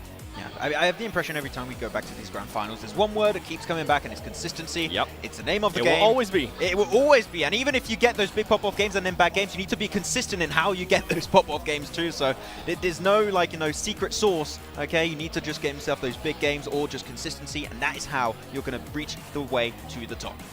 100%. A team maybe that's still in the middle of the pack. IHC, we saw them last game being very aggressive early on, capitalizing on a mistake from T2K, but then they fell off again. What's your thought process behind IHC and maybe their performance today? Do you think they're going to be coming back strong? I mean, hopefully. Once again, that fight with Ziol yesterday when he took himself that 1v1 was looking really good. They were looking confident with their approach. I think it was Wolves in that 6th match when they were approaching Inco Gaming also. Like, they were a team that was seeming to be aggressive because they knew how valuable that position actually was. Yeah, I do think, though, that fight they did mention on this previous game that just happened, I think they were just seemingly not prepared that well for that fight at the time, so I'm not really going to put too much thought into it. But yeah, IHG, I think that they have clear potential to get themselves some good games, and I would like to see if Mongolia as a region also can have some big step-ups. Yeah, I'm with you, and I mean, with what we were talking about earlier at the beginning of the day was that IHG at least got a win already, right? They're going to have a little bit of that confidence boost that they were able to kind of do that.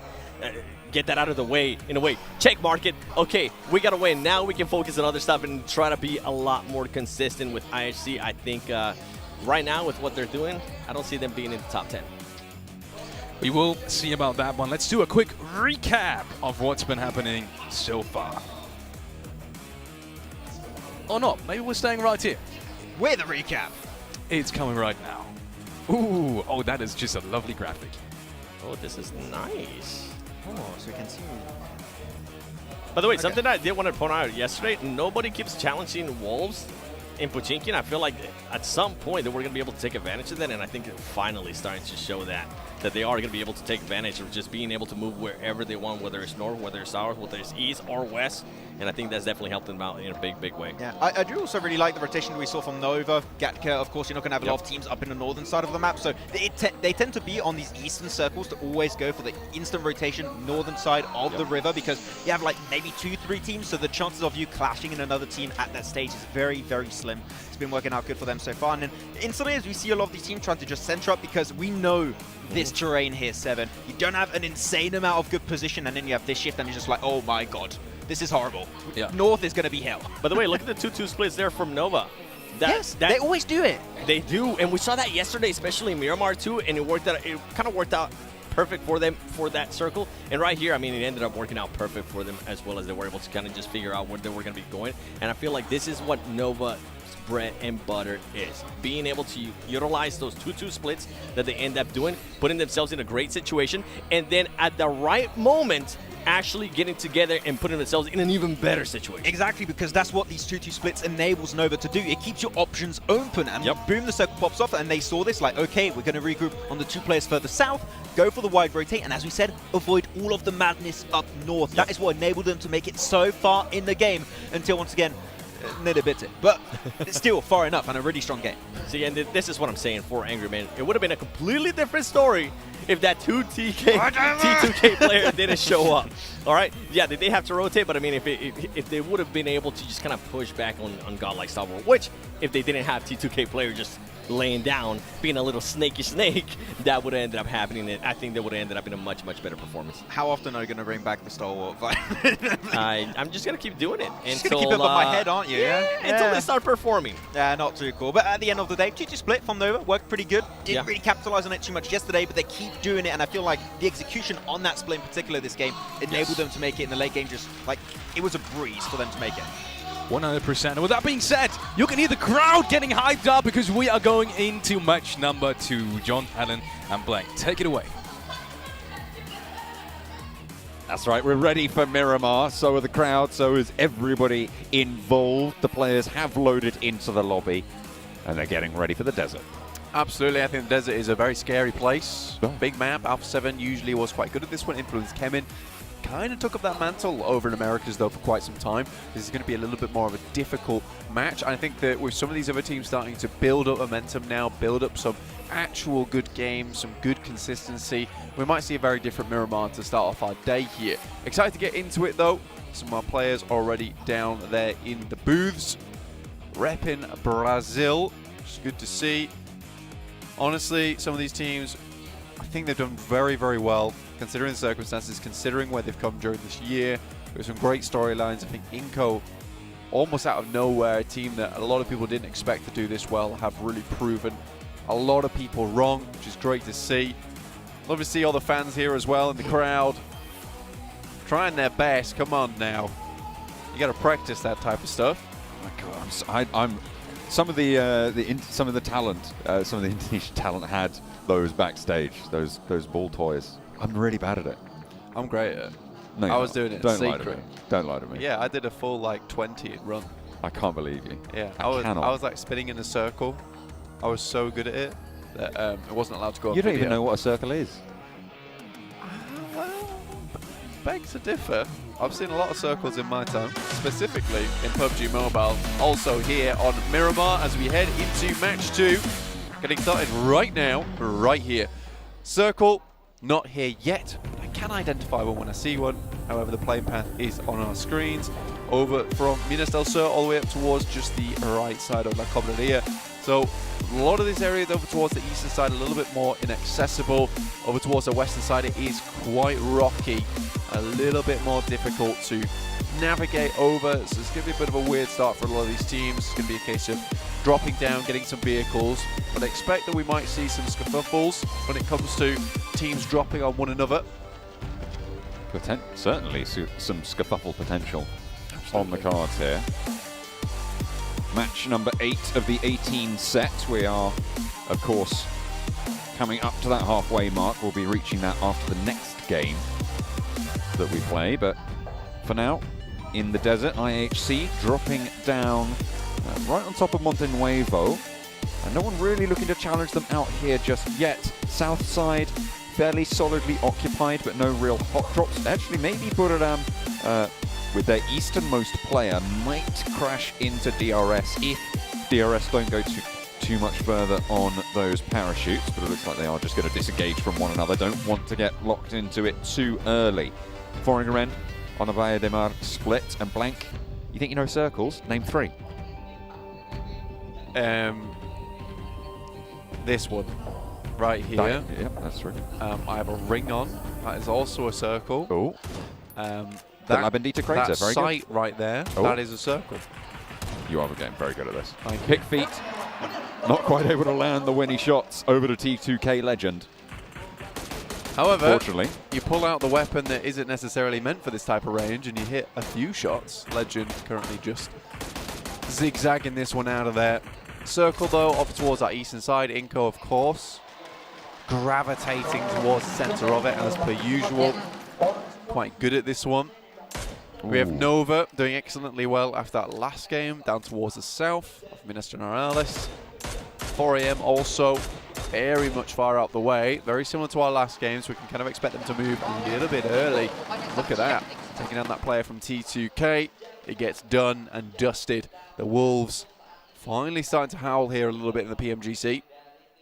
Getting a little bit of strength from that last game, a late survival for the solo that remained. Third place for Angry Men as well. Doing quite a lot. Getting a lot of eliminations in that previous game. We saw only Inko get ahead of the 3 Chinese teams.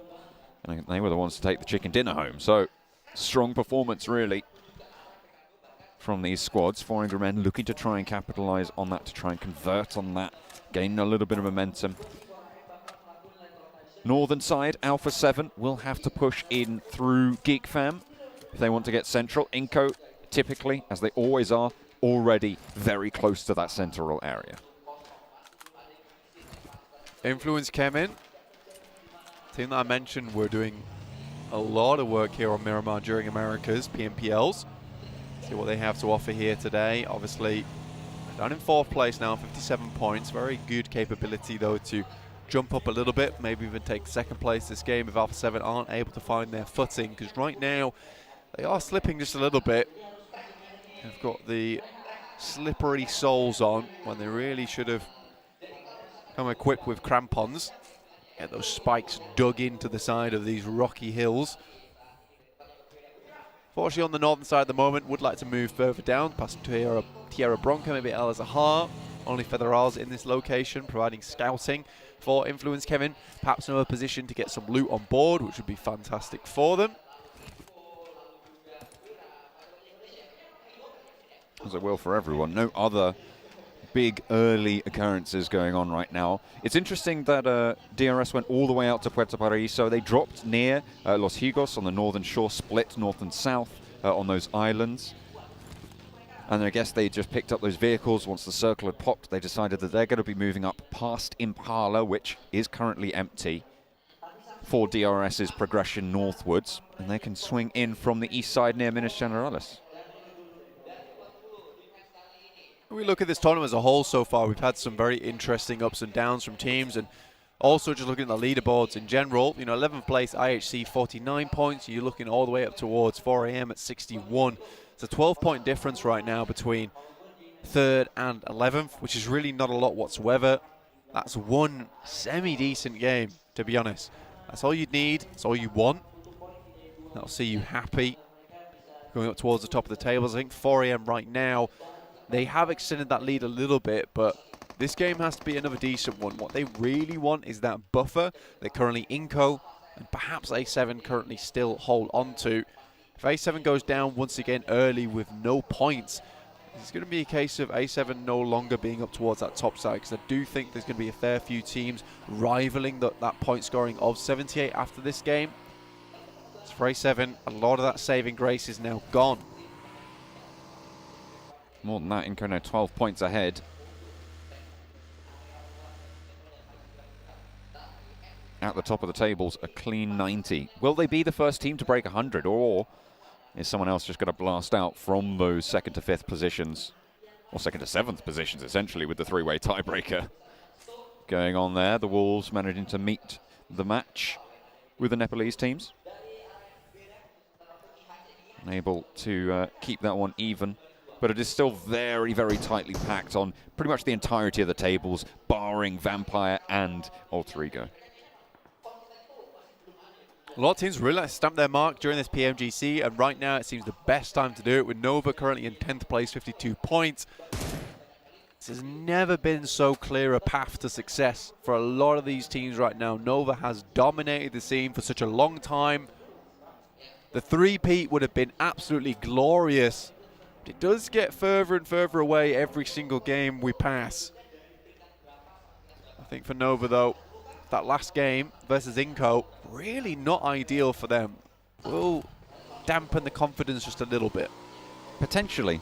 It certainly does have that possibility, but either way, they did manage to get into second place, and it was a phenomenal spray transfer from Nenebete of Inco to be able to take them down. So in a lot of senses, sure, the actual result itself in terms of the numbers wasn't super bolstering, but I think that they can take a lot from that game in terms of confidence moving forwards. They weren't always in the best spot. They did have to move around and avoid fights where they didn't want to take them and take them in the right fashion when they did, and I feel like they constantly made correct decisions during that last game. Absolutely. I think that where they came from, there was a real chance to actually take down the boys from Inco as well, but they're very good at hunkering down, getting themselves into a position where it was safe. A lot of engagements. This time around, it does feel like this lobby is starting to realize Inco's strategy, Inco's technique. We have a massive clump towards the center now, because this is what tends to happen, is that with these circles, with these teams, you get just a slow constrict of teams towards that center side. Then edge becomes a lot more valuable. You'll see the teams start to spread out a bit more. And Inco has been really capitalizing off a lot of these teams playing edge for quite some time, in which case the center of the circle becomes very valuable because it's so free to get into. I think Inco might struggle because of this. Again, they have so much experience playing center, they might just be able to outplay a lot of these teams. But with this, it's no longer free whatsoever. Inco's got to be a little bit worried with the pathing that they take in towards this circle, but it's certainly not going to be an easy central position for them this time around. I was just keeping an eye on DRS and Buradam on the southeast coast. DRS fairly slow to rotate up from Puerto Paraíso up to Impala, and it's allowed Buradam to actually catch up with them. Now a little bit of conflict potentially on the southeast coast as MyNameP looking to peek on over towards Rules, both of whom are in the blue zone now. Spotted. Rules takes a little lick of damage there, and that's going to slow things down, make it all the harder. MyNameP can't really afford to take too much himself, but Killer dispatched early into the buggy trying to flee the scene, but Rules under pressure still by MyNameP on the ridgeline, can't quite connect the shots. The bullets are not there in the magazine, and Rules can careen down the hillside, get some healing done, and get the res on. That could have been an easy one too there for MyNameP. It's funny because that shot over towards Killer was the really difficult one. The player just sending away in the buggy should have been pretty simple. Even Stevens. Fortunately, pressure gets the player, and MyNameP is not able to finish this one out. Sends up towards that top side. Fortunately, in the meantime, he is taking massive amounts of damage. And remember, this is in the blue zone, so you will need to stop and heal. Killer re-knocked there, and actually they're not even going to go for the... Oh, no, he is. Rules is going to stick by his teammate on this front. Try and get Killer back to feet. Couple of frags going the way of DRS. Wolves have picked up one. S2G have picked up two. That'll be against Stalwart. Inco have lost a player as well. This is always the issue for A7. Is that Influence Kevin take very similar rotational pass. I think they do it a bit sooner, a bit more slick. For A7 now they have to figure out a different approach inwards. They could just go for the blasting charge play. Try and set that one up outside the doors of Influence Kevin and just breach inwards. Not be a bad idea. Fortunately, it's one of those fights that is not easy. Influence Kevin and A7 both widely known for their team fight capability. Very strong fraggers on board for both these teams. Inco, like I said, losing a player. Again, this is what I thought would be a big issue. A lot of these teams are realizing that Inco is getting away with playing center far too often. So now everyone sends center early on, keeps it chill, keeps it easy. Nova's figured this out too. Now Inco's been shunted out on that northern edge. They're going to have to move a little bit further. This is where come into conflict. Again, though, I feel like Miramar never was their strongest map in the first place. Usually Erangel is where they shine. Most of their best rotations are there too. If they can get those blast out performances on those maps, yes, they might not be consistent, but it might just be enough to see them through. It does leave them open, though, to the chase. Specifically at the end of that day 3 tomorrow, we will conclude everything. If you were sat at a point for Inco where you go down, you've had your blast out games, you're sat ahead, you don't want to be in that position where you're getting no points anymore, because that really does open the gates up for the chase. Oh, 4 Angry Men taking a knock from Calci, and that's a very swift flush coming through as well. S2G managed to pick up a third elimination so far in the game with 58 players remaining. They haven't really had too much of a challenge to deal with, and this is great news for S2G's position in this next circle, with 4 Angry Men ahead of them and most likely in a location that they'll want to stretch out to. Yeah, getting that initial knock and flush can make it so much easier. I love the positions they're playing as well.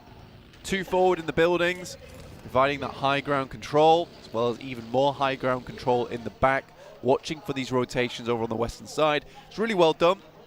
S2G's got this one on lock on the western side. A7, currently in coal mine. Pick up some shots over towards Buddadam, while careening on past. Buddadam having been locked in with DRS for a little bit of time, trying to escape the cage, but Wolves should spot that My Name P gets some airtime, both on our screens and in the into the vehicle.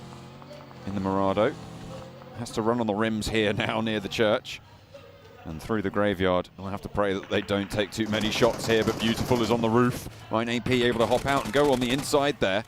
Pick Feet burns the vehicle, but allows the player into the compound.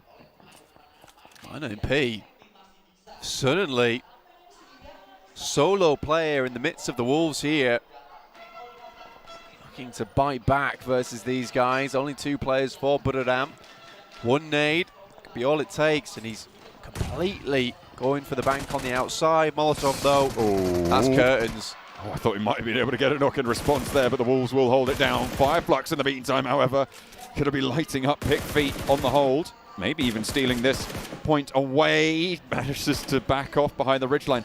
Goes for a second peek there on a sliver of HP. Ketch lines it up as well. And Fireflux, they want to snap up a couple of those points, but the Wolves managed to get that point into their wallet. 6th place now held by them. IHC moving around on the northern side, near Hacienda del Patron, on those hills to the south side of it. They've got Stalwart to deal with further south of them. Yeah, some real cheeky stuff there coming through from Fireflux, trying to pick up those eliminations, even in what I was heard a pretty terrible spot to be in on that amount of HP. Inco is meandering around on that northwest edge, 4 AM. Do we have Kengzo to maybe worry about just a little bit? And S2G currently grouping up right on the edge of the circle now. And this is where what you were talking about earlier, John, might come into play, is thinking about moving over towards 4AM's position. You can imagine they're ready and waiting with the nades, though. Any kind of push coming through from S2G is going to have to be quickly dealt with. A lot of times when you're sending those grenades out as well, it has to be perfectly timed, because if you pull the pin and not for long enough, and S2G's already at your doorstep, those nades are going to be all for naught and probably going to cause more chaos than benefit in those types of situations. IHC 2 players forwards, Godless and Alex at the back. We saw them playing off each other very well. An engagement we saw from them last game, but this time around they will be the backstop, not the forward vanguard. Alter Ego on the northeast side yet to make their turn southward into the next circle. Nova really with a massive position here, controlling a lot of the east side. Really good spot for them. Apologies. You were just so astonished. I was, yeah. Another sound came out from the depths of my lungs, apparently. My alter ego.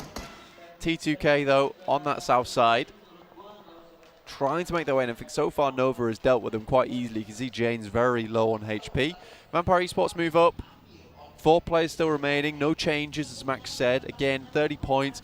Still a big game. Would set them up with a lot of the rest of the teams. This is a very even lobby at the moment. I don't think anyone's really playing that badly whatsoever. Darius chilling on that eastern side. The east is what they own. They keep it. Locked down. Nova, though, at the moment have a really strong spot. Towards that center side, Paraboy can play off the top of these ridges. Over towards the west. The compounds are very, very prominent here. One of the only compounds. I think the difficulty with this one, though, is it's very accessible to many different teams. So when it gets to a point where this is really the only place left to go, you're going to see a lot of teams trying to occupy this space, and Nova will have to regroup, recoalesce into one spot, and try and focus on one point of attention. Paraboy is just moving backwards and forwards now, trying to gather as much information as possible, prepared for any kind of push from a team. No one really going to be pushing them from that northern side, though. There's a little bit too much open ground for them to try and cover, unless Alter Ego just try a full send straight through the middle of the circle. It's the southwest I think they should be most worried about, with the Wolves and Fireflux both taking occupation up there. The southeast side probably going to be able to hold itself out for one more circle, so until that gets pushed in, should be quite safe. IHC looking for them to do a little bit more, honestly.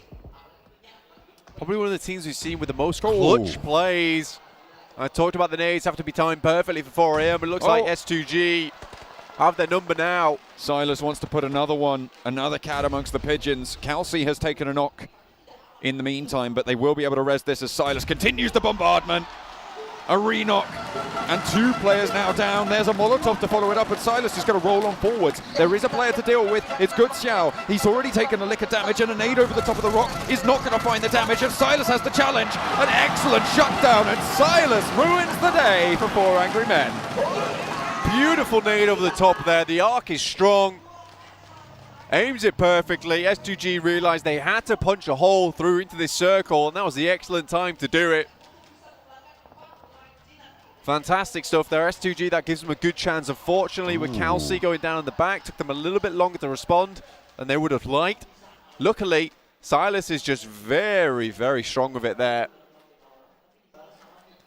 Paraboy on the northwest point of the Nova hold did manage to find a player from Inco, but GeekFam all the way on the north took a long shot with an SLR over towards Paraboy. That's going to force Jimmy to reposition to get that res, and Inco might not be able to capitalize. They probably think he's still going. Wouldn't have heard those gunshots from all that way away. Yeah, for Inco, they moved up towards that position that Paraboy was holding, and rightly so. I think that's one of the easiest points of ingress towards this side of the compound. Try and take that ridge side. Paraboy locks it down. Fortunately, that delay there has caused some issues. Wolves lose Remember to Fireflux. Pick feet though, still looking over the top. Nays going backwards and forwards. Doesn't do very much. Sorkai sends one's back of his own. Equally as inefficient.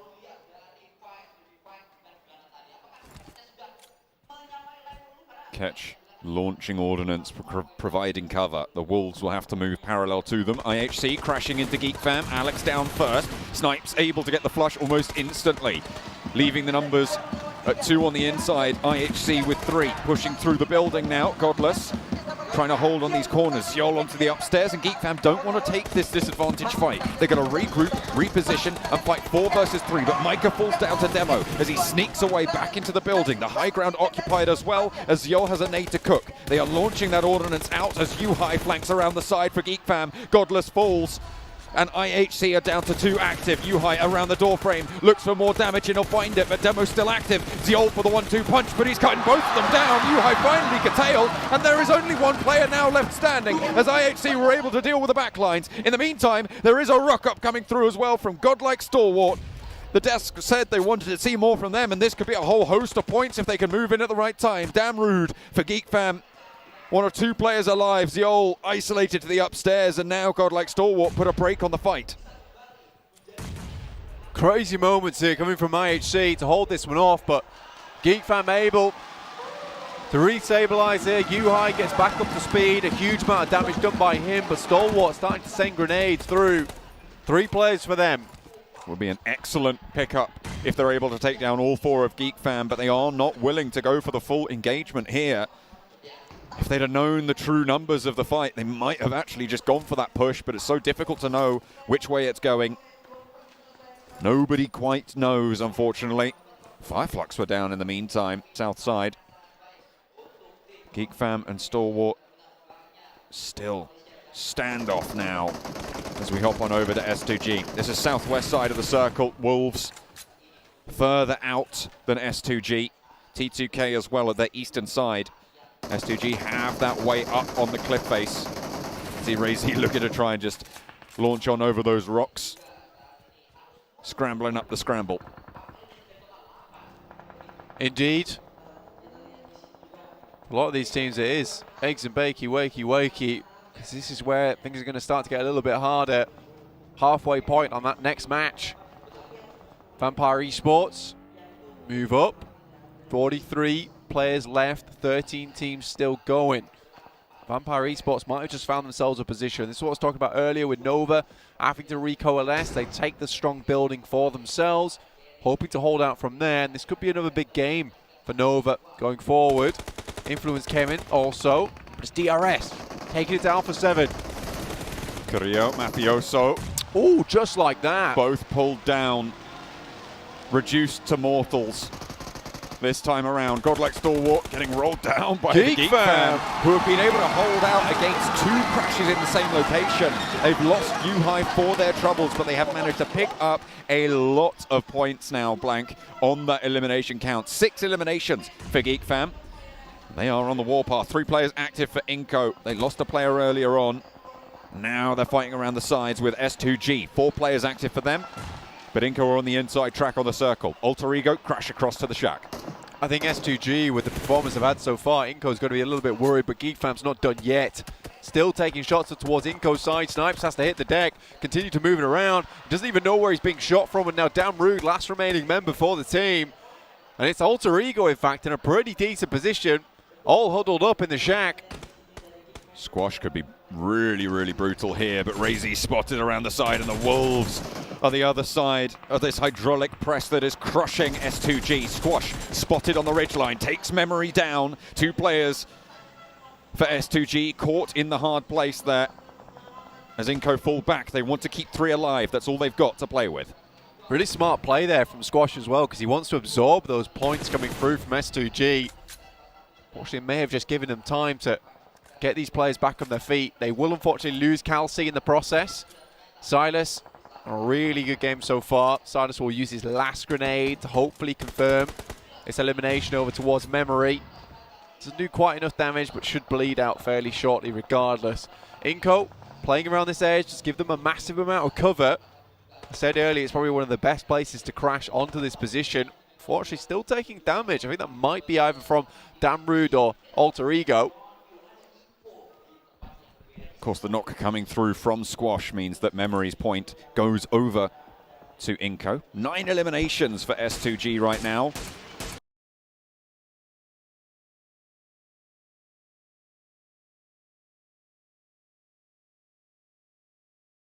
As Damn Rude looks to line up more shots with the SLR over on towards Alter Ego. That is a lot of damage that can pour through those open doors. Unfortunately, he's a little bit broadside to Inco's position, to S2G. Nova, if they move a little bit further in, not that they have to with the circle as it is. As it sits, they won't have to move too far at all. Geek Fam off the here in the PMGC. Were U-High still on loan as well? You wonder if this might be one of the last chances for Geek Fam, PMGC, to put up a big performance or even look for the grand final title. With Micah back on board as well, they've created a fantastic squad with the help of U-High. Just wondering who will fill those boots for him. But right now they've got to take what they can get. Wolves, they'd survived late into the game for the first match, but the second one, they will take a tumble a little bit earlier than they would have liked. 4 eliminations, though. Not a disaster, but not what they needed to try and pick the pieces up. S2G have an answer to Inco.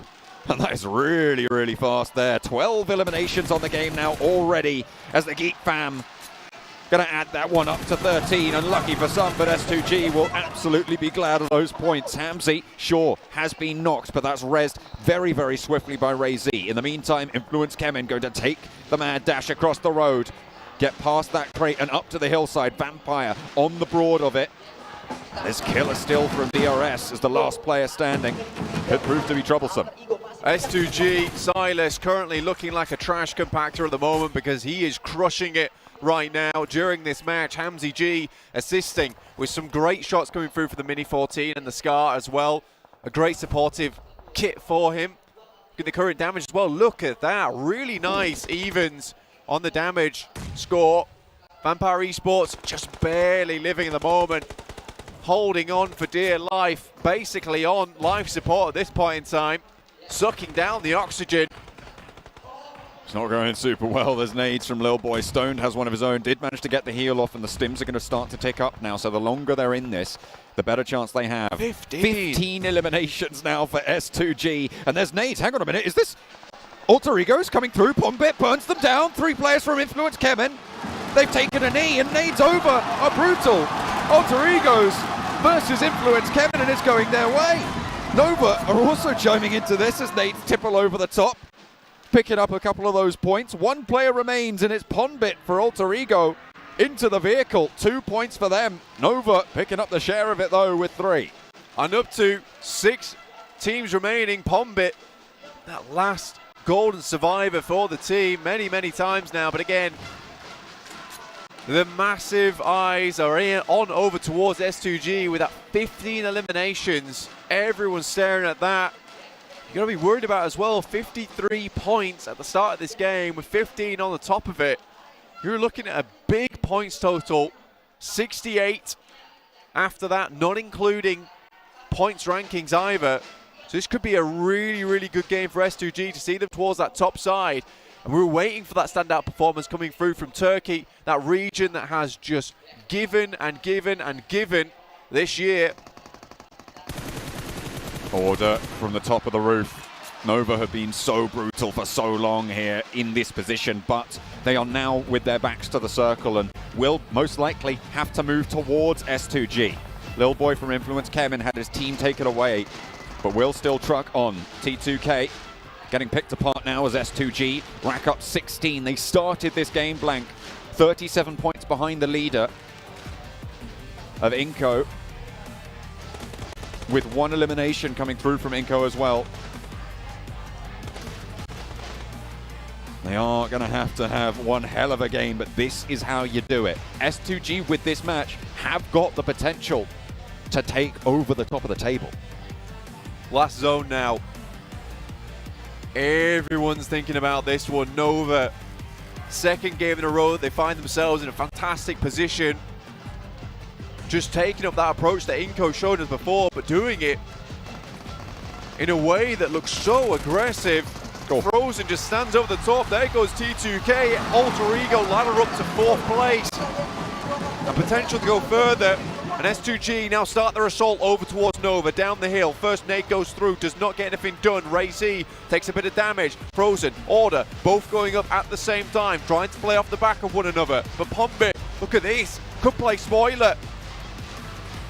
Buoyed by the crowd, the power of the fans, keeping him alive right now. Nova looking to try and crunch that one out of him. And they are being so cautious here, Blank. 5 eliminations on the game right now. And S2G just suppressing that ridgeline. Little Boy from Influence Kemen is still here and he still wants to play. Order falls first. Jimmy pushes up to the rock and will handle business. But this is an opportunity for S2G. Unfortunately, that door is shut. 1 player falls. The second soon to follow. Silas is the last to be put under pressure, put to the test. And with that, Nova take it down. From the central position, they held strong. And that is the way that they come back into it. They come back swinging. An insane game there from Nova. I mean that they played all the cards correctly. They're in the right order with the right suit. I don't think that could have gone better for them. They picked a great position. Paraboy played a very, very busy game. Up towards that top side, back down again. He was scouting, never idle throughout this entire thing. It was a very, very well done match. But S2G, we have to congratulate them. I think everything went topsy-turvy towards the end, though.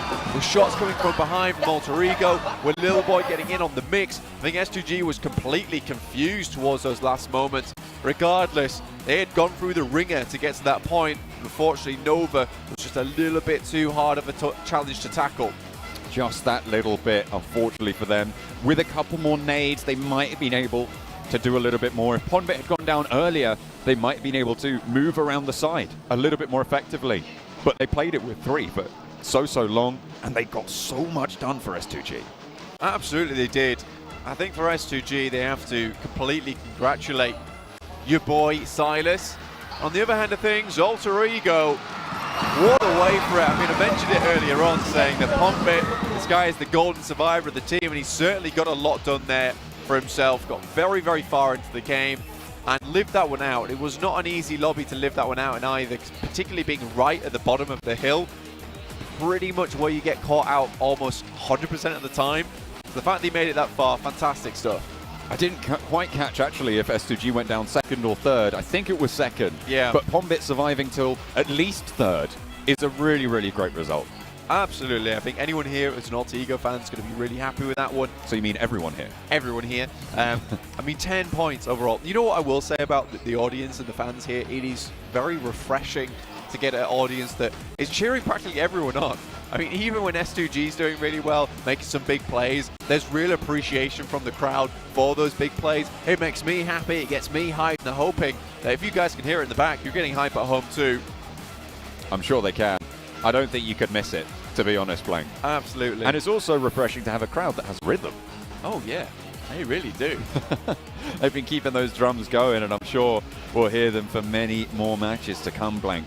Nova, to be fair, in that circle, it was their game to lose, right? The one test that they had was to push out of that compound, and it was against diminished forces from S2G, from everybody else that surrounded them. Nova were able to take care of business and handle it for a chicken dinner.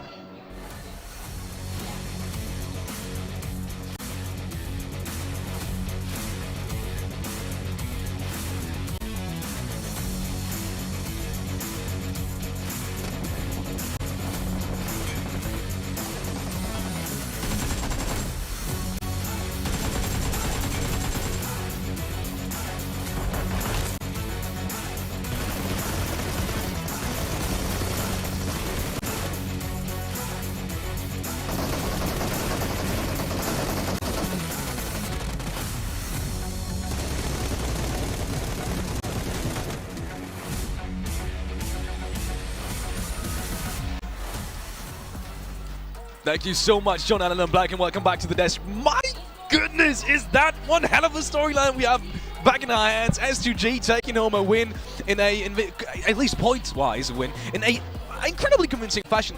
But in the end, it was actually Nova that got the chicken dinner. Tell me about that. I think it's fair to say, Seven, this is the Nova we wanted to see. This is them. They're turning up the heat right now on this second day of play for the Grand Finals.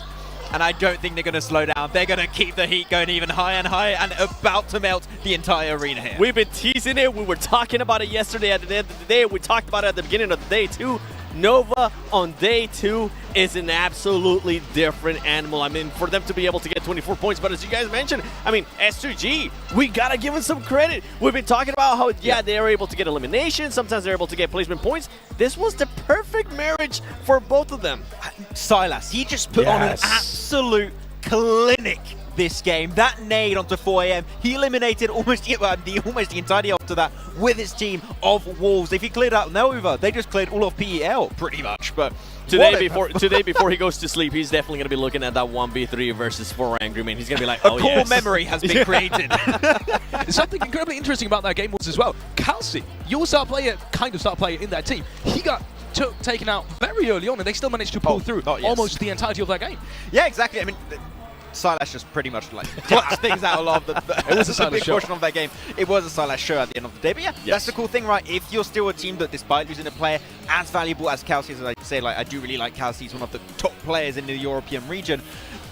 It goes to show how good all of the players currently are on that roster. Even when they're missing one great player, they can still perform and just pop the hell off. Currently with the most the most eliminations in a single match. That's what I was trying to say. Yes. Before we head into a small break, and afterwards, don't run anywhere. We will have time to discuss that match in detail. But before we go into the break, quick shout out to our sponsors, starting off with Sony and the Xperia 1 Mark IV, that way. And obviously the Xperia Stream that you can see right here, which were co-developed in collaboration with professional esports players. You can play PUBG Mobile with Xperia Stream's total cooling system and multiple ports for intense gaming and streaming. And also, we want to thank Prime Gaming. If you haven't checked out Prime Gaming yet, it is time to do so. You will get free games, not only games, but free in-game content also for PUBG Mobile. So make sure to sign up and check that one out. Also, we want to thank the PBESI, which is the local association in Indonesia in terms of esports, they're handling esports, and we want to thank them so much also for their support in terms of, you know, this tournament, this beautiful tournament that we have right here going on in Jakarta, Indonesia. And last but not least, you want to get your eyes peeled on the survey. You may have seen it already if you have been active in the chat. If you haven't, make sure to do so. You can check out the PMGC survey link on either in the chat as I've said or on all the social media platforms. So make sure to check that out. And the best thing about it is, if you do give us feedback and if you do answer that survey, you will get a chance to win some amazing prizes from our sponsors. So thank you all in advance for sharing your feedback via the PMGC viewer survey. And with that being said, we're heading into a small break, and we're going to do that as fast as we can because we want to get talking about that game. See you in a bit.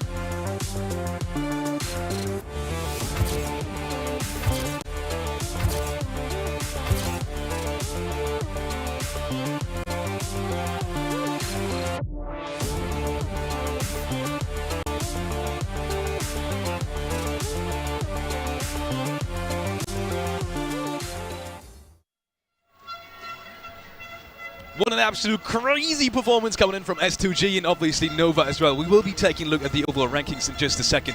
But guys, that was one hell of a performance, not only from Silas, but also from Nova, and I want to talk about them in specifics. Their rotations and their playstyle, we talked about it in the first map as well. It did seem to change now in terms of, in comparison to yesterday.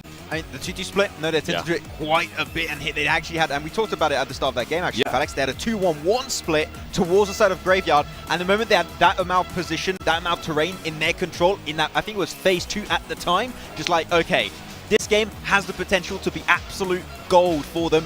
And in that case, 7, it truly was. Yeah, and when it comes to Nova, I mean, if they put themselves in a great place, this is a team that definitely can take huge advantage of that with the fragging power that they have, not only from Aura, not only from Paraboy, but from everybody else too. But now, of the overall ranking, S2G currently in second place now, taking over Alpha 7. I actually did not see that happening. And to one of the questions that you guys were asking me, do I think Inco Gaming was going to be first place? They're still being first place. Yeah, I want to say, there's one thing cannot take away from Paraboy. He is a man of his word. He is a man of his word. He said, top 5, oh, you know what, maybe top 3. He is making it right back up the rankings. What a step up. He told me top 5. I kind of gave him a look. I was like, are you sure? And he's like, you know what? Yeah, top 3. Screw you, 7. We're going to make it 2 games. Yeah. They might make it 3 games, to be honest, as we go to the second page here. DRS game, this team we really haven't seen much. I mean, currently 60 points, and I kind of want to go down a little bit more. Wolf Esports, I feel like this team, they could definitely have a great performance like how Nova has been doing. They can definitely push themselves out to that first page. Exactly, and of course, at the no, I take it back. Not of course. Alter Ego at the bottom. Having so far their best game so far. Yes. Right? That was by far their best game. We did say during the match, dodgy rotations. Yeah. It was a little bit weird the way they rotated things. I think they could be improved upon heavily. I hope they can use this game as a good launching point in the future matches and get themselves in good positions. I got the scar for a reason. It means I believe right now, Felix. So I'm going to believe in the homeboys right now. You believe in them, I believe in you. Match number 9 is going to be Sandhawk. And that is especially interesting because the biggest game yet, points-wise, did come from a Sandhawk game, and that was A7, and they do not seem to be performing at all today, 7. Yeah, this was the big question mark for me for Alpha 7, were they going to be able to maintain that first place? This is a team that tends to pop off, but if they start slow, it definitely hinders their performance. It definitely hinders their confidence that they're able to have for players. Now, for this match, though, I'm going to be looking at Influence Champion because they didn't perform that well yesterday when it came to Sandhawk. They ended up, I think it was with a 14th place finish and only 2 eliminations. And that's why I currently have their amazing jacket on. Shout out to their CEO for actually giving me this one. I feel like this team, if they're trying to maintain themselves there within this top 5, if they're trying to maintain themselves within that race, they need to have a good performance here in this Sandhawk. I'm a bit annoyed at how tripped out you are every time, 7. Everything fits him so well. This is nice. I was a little bit chilly. I was like, I'm going to support my homeboys while I'm at it, but I like it. It's cool. I am jealous as well. You guys, do you have just a whole cupboard of merch is what I wanted to say. I brought my cupboard here with me. Yeah, that's what I wanted to say. I don't know how you guys made that happen with the flight style, but either way, let's look at the teams to watch from both of these enemies, from Maxman and 7 Worlds Gaming. S2G, Nova, and Influence Cameron coming in from Maxman. I picked Silas more specifically, though. Not an SCG because Silas. No, I mean, because we had that question we brought on the pre-show for today, right, Alex? And me and 7 were in agreement on that one. We sometimes for SCG see just eliminations, no placement, or just placement, not elimination. They got such a good even split of both eliminations and elimination and frag. Same thing. Eliminations and placement points. I want to see that continue. I want to see that flow keep going for these next 4 matches of today. This is the SGG we want to see at their peak. And I mean, SGG actually ended up in a 4th place finish yesterday in this Sandhawk. Yeah. If they're able to maintain that momentum with the amount of eliminations that they just got, if Silas continues to pop off, which I mean, I know you're hoping he does, I can see them making even a bigger push there towards the top. Now, you're going to see a pattern here. You saw Fireflux, God like Stalwart. What? And then Influence Champion. These are teams that I feel like they need to react, especially with the teams that are towards the bottom. But with Influence Champion, what I was just talking about, they need to make sure they make something happen here. They usually tend to take Brazilian teams, especially, they tend to take advantage of the Sandhawks. Yesterday it didn't happen. Hopefully today is going to happen. And for Fireflux, I mean, this is a team that got a chicken dinner yesterday and had an impressive chicken dinner. Not just any chicken dinner with like 5 elims. It was over 10 eliminations. We haven't seen them at all today. I do wonder, something comes up to my mind right now. We know that in the past, Alpha 7 Stalwart used to not share bootcamp. He used to fight a little bit over bootcamp, right? Stalwart's not been looking in their best shape right now. Alpha 7, a little bit slow today. Yep. Seeing how the Sanhok went yesterday, I'm thinking maybe Alpha 7 are going to have a change of heart and try and go back to bootcamp because that is their home ground. That is from the position for which they play really well typically. I don't know. But Alpha 7 ended up winning yesterday in Sandhawk. I know, but that's the thing, because they're feeling confident, maybe like they want to change things up a bit. No, you don't think so? Okay, yeah. I just threw it out there. 100% disagree with that. And that's fine. I would hope they wouldn't do that, especially with how well it went for them yesterday. Hopefully, this will be the confidence boosters that they need for today to get them out of that bad stretch. I mean, we've seen it before. When I talked to the players, you were able to tell they were super confident coming in today, and I'm pretty sure right now they are not feeling that way as they are currently not even in top 2. Talking about confidence, a team that I just slightly want to touch on is 4AM, because that's the second time in a row they lost a player early on and they got absolutely destroyed by Silas. I can imagine that's going to hurt their confidence as well. 4AM, none of you guys picked them just now, but I still feel like they're still very much in the running for the title. Is that so? Yeah, 100%. Like, every single team still has a chance to make it up there, right? Even Alter Ego in 16th position still has a chance to climb their way back up there, but look at Nova. So get all smiles on their faces now. They're like, it's the day 2 buff, as everyone would say. They're looking so strong right now, but as I said, any team can still make it up there. Back-to-back champion. Yes. Might want to make room for back-to-back champion. Oh. You're going to need a big one later on. Okay, all right. I wasn't going to say it, but it does sound so... That step up, mate. It sounds so good, though. Yeah, it really does. Now, are there many esports where you have, like, 3-peat world champions? Uh-huh. Very little. I can't even think of one. Tribe Gaming. That's just off the top of my head. We don't have to talk about that, Fair though. enough, okay. For me, though, another team that I kind of want to be looking at, we just saw them on the screen, Godlike Stalwart. That team, I mean, you were mentioning, too, if there was ever a time where they can take advantage of the situation, they know that now nobody's hot dropping them in boot camp. They know they're going to have a little bit of freedom to work with, right? I think yesterday they were actually able to work within that freedom, and during the rotation, they got caught. And nothing ended up happening out of that. I'm hoping this might be a change for them. We always talk about it, I always talk about it. Teams can use Sandhawk to just kind of spring themselves up out of the bad stretch.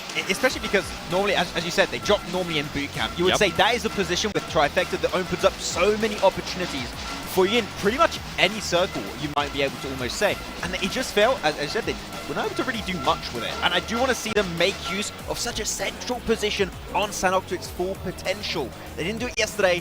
We don't have many Sanhoks. You can have 2 more opportunities to make it happen now. So I do want to see Stalwart use that position a little bit more to its full extent. 100%, and talking about aggressiveness and, using that position, we just had a fight from Geek, and you were saying Geek's aggressiveness is something that really stands out to you as well. And that aggressiveness almost got punished in the last game when they breached, when IHC breached them in that compound. They still made it work, but just barely.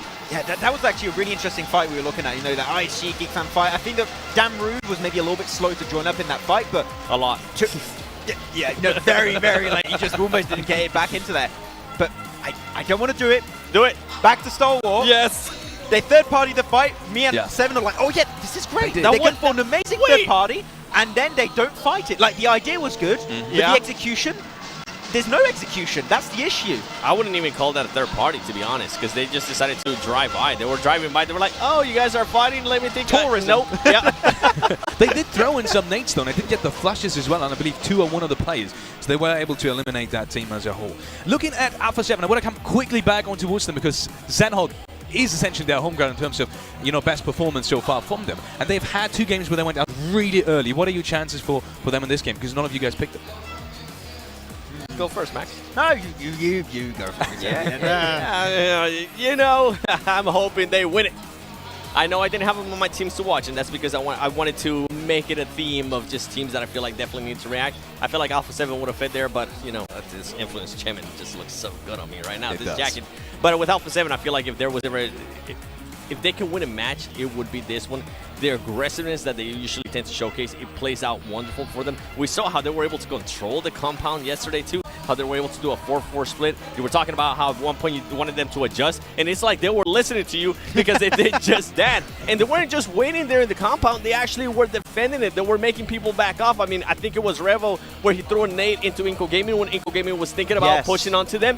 that backfire as Rebel was just being able to just clutch it up. And what I loved in that game in particular for them is that they knew the weaknesses of that compound. They knew that, okay, there's a lot of teams that are going to just be going downhill to their location.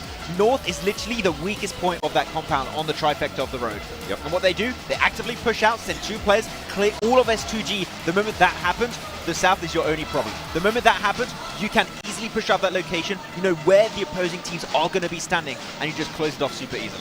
So what you're saying is they're going to win this in Hawk? I just want a boot camp fight, okay? I don't... No. I just want a boot camp fight. Okay? You really want Godlike Stalwart to get eliminated first? Whoa, come on. That's the thing. Come on, Max. Ooh. I do not have a comeback to that. Shots fired. So you win this one, Seven. Thank you. Coming back maybe to something that we discussed earlier, to Nova and their play style today, which is, you know, taking things slow, staying as 4, making sure you get all of these players alive, and maybe having very confident splits as well. Now that on Sanok isn't always possible, but you still pick them, Max. Any reason behind it? Just because they've been looking so good today. Yeah. I think it's not like it's not a map specific thing. It's just that today they got themselves a 2nd place, got themselves a chicken dinner, and they're playing in circle. That is something we didn't see much of them yesterday. They just kept getting caught out of circle, taking fights out in the blue. They're not doing that today, and that is where Nova really excels, is when they're fighting in circle, when they have full control of their terrain, and I don't think they're going to change it. Even on Sanok, I think it's going to keep going that exact same pace. If Nova does end up getting a win, right? Inco Gaming goes off early, SCG doesn't really pop off, we could see Nova end up in 1st place after this match. Wait, they started in what position? I'm getting my other cue card. I can tell you, they started in 12. With 36 points. Yep, and they currently have 76 points. So in 2 games, they got 40 points. I swear, man, I always make this joke during the league stage where normally they have, like, in the previous system, they would have like 1 week where they just do not perform. And it's like their vacation. I didn't think they'd take a 1-day vacation in the finals. Like, they're just like pushing it to the extreme. I think it was maybe Paraboy just getting used to that 4-finger layout that he was telling me. Oh, look at him talking about it. Yeah. The crowd is going wild. Mostly the ladies went wild too. I heard him. I went wild too. I need to calm down. Whoa. I need that jacket. It's insane, man. The legacy of a player like Paraboy. He just looks at the camera, little heart, crowd goes wild. Like, there are not many players like that. Sorry, I had to go wild there for order 2. Anyway, we muted you because you're screaming. Okay. Well, I can understand why. The 4th place right now for Nova, it's kind of make or break time for them as well in terms of getting towards that top 3. Surely gets there, at least with that today. We've talked about all of these teams now, but we've left out one in specific, and that is Inco, the 3rd in line in terms of the Brazilian teams. They also lost a player early on, again in the last match. So both these matches that we've seen today, they lost a player early on. Is that a recurring theme now? Is that something we have to expect? Because they do seem to be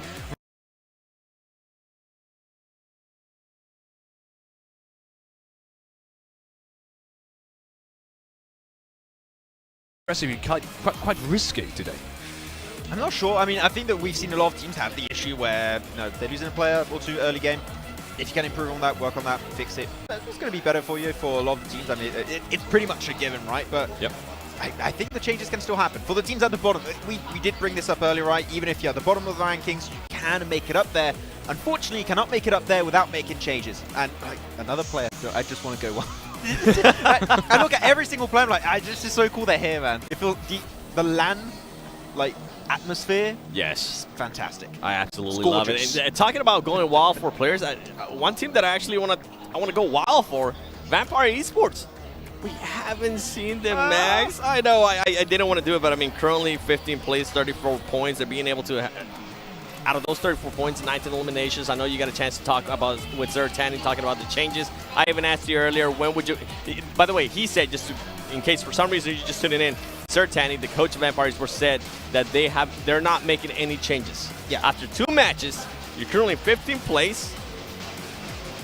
You have to make changes. Yeah. I love your mom too. We all love your mom. Your mom. That's an interesting sign. I think there's 1 letter too much right there. I think we'll have to fix that sign. But it came from a good place, you know? Oh, there they are. From a really good place. There we have them, the #1 team at the moment. Inco, 4.6 average eliminations, especially the damage is something to behold. 1,071. Wait, Max, hold on. You skipped my question. We got too distracted by that awesome sign. What was the question? That gorgeous sign. Do you make changes with Vampire Esports? Yes, because all of the teams at the bottom have made changes. They've been slowly rising up. Which team has not moved too much? Unfortunately, is Vampire. Right? You need to make. And when I was talking about those changes with him that they're not going to make, they're non-existent changes. He said, but we're just going to hope that the circles come our way.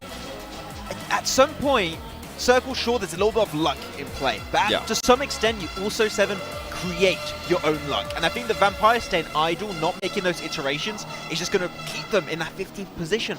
We need to see the Vampire making adaptations like in the event we saw at PMWI. Yep. I was expecting something else to go up there, but I mean, that's his signature move, so looks good. Yeah, in terms of changes, is there any other team that you have spoken to maybe that we're talking about changes as well? I mean, Vampire said already they're not going to want to change much. Maybe Alter Ego in terms of changes. Is there something you would specifically change? If you could give them one piece of advice. I know you were wearing the scarf already. There's one piece of advice you could give them. What would it be? Oh, piece of advice I would say, scouting. The way they scout. Scouting. Yeah, because we had, in the previous game on Miramar, weirdest scout possible. You had two players in really good position for scouting, and you would have two players far behind them, serving no purpose, unfortunately. I would want to see the scouting having purpose, having positions where they can actually get strong information and then actually get in those positions relatively quickly. That speed things up a little bit quick on. You're saying far behind them. You also forgot to say they were so far behind them, they weren't even in the circle. They weren't getting any information. So just I appreciate, right, that they're trying to do a split, but that split wasn't going to be doing anything at that Look point. at Nova. Yeah. Do those splits in the circle. You're good to go. Oh, man. I want to read all these signs now. There's Noah pure, Paraboy? there's pure gold. I'm busy reading them as well, yes. Adanova. A lot of Paraboy signs. I did, sure, I mean, Paraboy stuff, but I wouldn't have expected that many. It's just crazy, almost every second one of them. I saw an I Love Luxie earlier from Bigatron. Sadly. They were here. They did a signing session. They were here. They'll I saw appreciate them. it, I'm sure. Yeah. Hopefully. Hey, there's back. Love Your Mom. He's back. You think he did that on purpose? Or you think he was trying to say "Love you, Mom"? I think that was the intent, and I think the Google Translate did him dirty. You know. I think you're being nice. I think he really meant to say "Love your mom." My mom's a nice person. No, I like her. So thank you. I appreciate it. Hey, Same. Mom. How's it going? Shout out to my mom. Shout out to my mom. Some 4M fans as well in the crowd. We saw some Australian ones in the pre-show. I'm not sure if you guys have seen that one, but we're going through the crowd earlier before the broadcast even started as well. I believe Bangs was talking to an Australian fan as well, supporting Nova. So we have literally people from all over the world in this audience, and we saw some Chinese fans getting here to Indonesia, Jakarta, just for this tournament as well. It's just completely crazy to me. I love it. The energy it's unmatched. And I believe we have heard that tomorrow is like we're not fully packed. Tomorrow, we might be sold out. This is with some seats still available. Tomorrow is going to be absolute pure madness as we're slowly getting ready for this next match. My body's ready. 100%. And with that being said, ladies and gentlemen, we are not wasting any more of your time. We are getting into the PMGC Grand Finals here in Jakarta. We've seen a lot of fan support for the rosters so far today, and Nova have been on a massive upswing. Absolutely. I think that now they stamped their place towards that top side of the lobby is really good news for Nova. I think they had to have a big bounce back today. No one expected that to happen in the first two games, though. That is what was very surprising. For a second place to a first place, this is the Nova we're expecting. Again, China is all about adaptation, and Nova is the best at it. They're so quick, and again, with that organization behind them, very easy for them to identify any mistakes, and they're very good at taking on that advice on board and adapting with it and implementing it into their own gameplay. I think that's what is so astonishingly good about Nova in the first place, is just how easily this team is able to quickly get things done and make themselves into an even better team come the next day. Obviously, Sandhawk now a little bit more, let's say, random I still think there's a lot of skill involved here, but it can be one of those cases. If you lose a member early, not necessarily because of you, maybe a little bit of unluck, but we'll see what happens here in Sandhock as we're going to get into it very shortly. Yeah, a little bit higher variance potentially on this map, so we'll have to wait and see who's going to be able to hold their own. The players seem to have sorted it all out. We're just waiting for that plane path to come on through. And then we'll be heading straight on into the jungle. Green stage means Sandhawks on the cards. Let's head into match number 9. Halfway through now, John, as you said, grand finals. Almost there to the end now. IHC in the plane, Vampire's already out. Max was saying they might need to be making some change at this point in time, despite not wanting to. I think that when you do look at Vampire Esports, they are quite hard-headed in that sense, that they will just keep trying to make it work, taking the sledgehammer to the wall until it starts to break. Inco, though, left out in the cold in that last game. Weren't able to get towards that centre as quickly as they would like. I think a lot of these teams are starting to realise what is the best way to play these circles, and it's just go straight for that centre, find yourself some priority compounds and play around it. Some of these teams are in a better position to do it just with the way the circle lies at the beginning, and it's no longer free real estate for Inco, making a very long journey to get into those centre positions. Bit of a close drop there between Order and 2 players from Godlike Stalwart. Fortunately, did manage to get a little bit further away. Painan majorly occupied by Nova in this scenario, but Order has been spotted, very separate from the rest of the roster. So going down here would pretty much be a death sentence at this stage. Fortunately, back behind the rocks now. Doesn't have a weapon to play with, but can just flee through these hills. They should have seen there's a team over towards Ruins, and that blank is a northwestern circle. You can't quite see it on your screens, but we've had it just flash up for us. On that northwestern island is where it's likely to finish after this shift. Alter Ego already have Fnatic on top of their mountain itself. Ready and waiting. Order gets the pickup in the grab car, in the grab bike. Makes his way on out. Delivery on towards the rest of his team. Vampire Esports hat in currently. This could be a good game for them to get some points on board. Influence came in down towards boot camp. Alpha 7 not challenging that one out towards Lakawi. Long way to go for them, but again, Sandhock quite small. Can make these rotates quite easily. Inco deciding to head down towards Sami now. Try and pick up that position, but DRS are very close in the vicinity. Still on the wings for DRS. Just getting across towards Sami. They are really chilling right now. They will hit the floor soon enough, and they will have to make their way north, I'm sure. Inco also on that south side of the map towards Bantai, with a little bit of an outpost in Nanabete to the west side.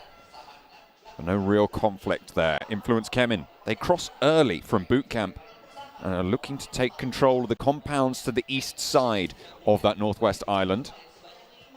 Already contesting with Godlike Stalwart, who have moved a little bit north of that Confluence compound, as well as Vampire, who are on that north side near Hatin. They've sent Ravenclaw down to control one of the compounds, give themselves a foothold on this area of the map. You've got Wolves crossing on the northern side bridge as well. Everybody looking to move a little bit earlier than maybe we've seen before on Sandhock on this. Again, it's that meta that we're talking about. Get towards that center early, pick yourselves up some of those priority compounds, and specifically with this type of shift, there's not a lot of those priority compounds, and that actual position on the map will be taken up quite quickly. So getting people over there nice and early is a relatively smart decision. Influence Kevin realized it, decided not to try and get all that loot from boot camp. Instead, just a quick loot and boot over towards that western side of the map, passing across the shallow edges of the river. Stalwart also moving up towards his position. Already have 2 players towards the roadside on that bridge. 2 behind in Top and Pika. But IHC taking a fight with S2G, coming off the back of a very good game on Miramar. S2G, phenomenal. They topped the points tables from that Miramar, even though they didn't get the chicken dinner. A massive point scoring game for them, leaves them 10 points behind Inco. IHC loses Yol to a knock. Not going to get flushed just yet, but Influence Kemin taking a scrap. Not going to take a knock themselves either. Take that back, actually, as Fireflux do manage to light up Kayovsky, but That should be Reservoir. Ketch and Lutz both going down now. Solke repositions to look for these reses. Ketch still behind the rock. Solke's smoke does bloom there. And Solus not really going to put too much in the push. Hitting the deck with the back shuffle there. Law will not be able to get those bullets over the top. And reses should be available here now for Fireflags. Rough position to be in. But again, they need to make their way over towards this western side. So getting here nice and early. They need to solidify themselves just a little bit before they start to make this move. S2G as well. Moving across the bridge on that north side after that little engagement with IHC. They get themselves in over on that northern side of Vampire Esports. You might just have spotted this. Ooh. Certainly will now. Schweppes takes shots. S2G now know there's a fight to be had. Influence Kemen, not too far to the south, but they are still playing split on that river, trying to control that crossing and find value there. Kelsey gets the man on the cross, and Schweppes taken down. They spot the drop as well. Vampire trying to just fully disengage from this. Losing a little bit of power there. Stoned up the top, maybe. Shots onto Kelsey. Spots the player, but the door is shut before he can get the flush. Does get the knock, however, and that's going to slow S2G down somewhat. Vampire Esports might be able to get back together with this as well. The down players is moving out, but AE, they've spotted this. They're onto this case at the moment. Sniff out the clues down towards this eastern side. They are finding shots. Ooh. That's one down. That's from Lil Boy, in fact, on the southern edge of this engagement. On that 2-2 split from Influence Kemen right now. Still playing both sides of the river. I really like this position from them. Gives a lot of control and slows a lot of teams down, forces them to fight off against one another.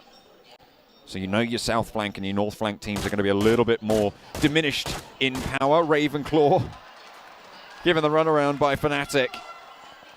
The shot's not quite going to get the knock there, and Ravenclaw will have to invest in some more healing. Will have to spend those chits. QBZ, a little bit difficult at that kind of range. Oh, dear me, IHC just about getting away with it. I take it back. Doesn't even make it into the building. T2K can maybe pick up some eliminations here and get free reign over the bridge on the north side. So many teams already making their way in. 4am yet to move. Alpha 7 right on the barest edge there on Quarry. But Adam also need to make in Inco for the first time in a long time. Right on the edge of the circle. Nowhere near the center at the moment. For now, anyway. That's potential to change, I'm sure. Next circle popping, and that should confirm it. Yes, we are going to the northwestern island now. So the top of the mountain value skyrockets blank, and that is going to be held by Alter Ego themselves. Ziol, backed off the ridge line. A lovely shot coming through from Beautiful. From the Wolves. Game 1 went a little bit better for them than Game 2, on the day that is. So hopefully in match number 9 they can get a little bit more done and try and join Nova towards the top of those tables. Try and catch up with 4 Angry Men as well. You look at Alter Ego. A lot of times when you get this northwestern shift, it is very free if you're on the mountainside. A lot of teams made their way over here preemptively though. So a lot more teams to deal with. Stalwart sends a player into scout versus the guys from Geek Fam. Might be a little bit of an issue for them, but quickly wraps back round and went towards Camp Alpha. S2G also in this area. Stalwart get themselves in a very tricky situation now with one player down and one player completely on the opposite side of the coast. Order rolls up right into the sightlines at top, but there's 2 players to hop out. Not really that much damage done by top. A 1-2 punch coming around the side. Order gonna get flushed out. No, it's saved. Does lose the player in the process, but Top and Pika both now have fallen for godlike Stalwart. And Paraboy's up to the bridge. Maybe overcommittal on going for the flush there for Top. Likely to lose the life, but cuts Nova down to 3. Scry really has to put in some mega work now. Action nowhere to be seen. Shots coming through, the tiniest little angle there. Fantastic stuff. Nova's got all these positions on lock at the moment. And what a crossing to hold as well. You've still got Inco behind you, which means that you can guard them out. And at the top of the tables, if you take them out of the mix early, certainly a runway opens up. Hopefully looking to try and land that plane if they can.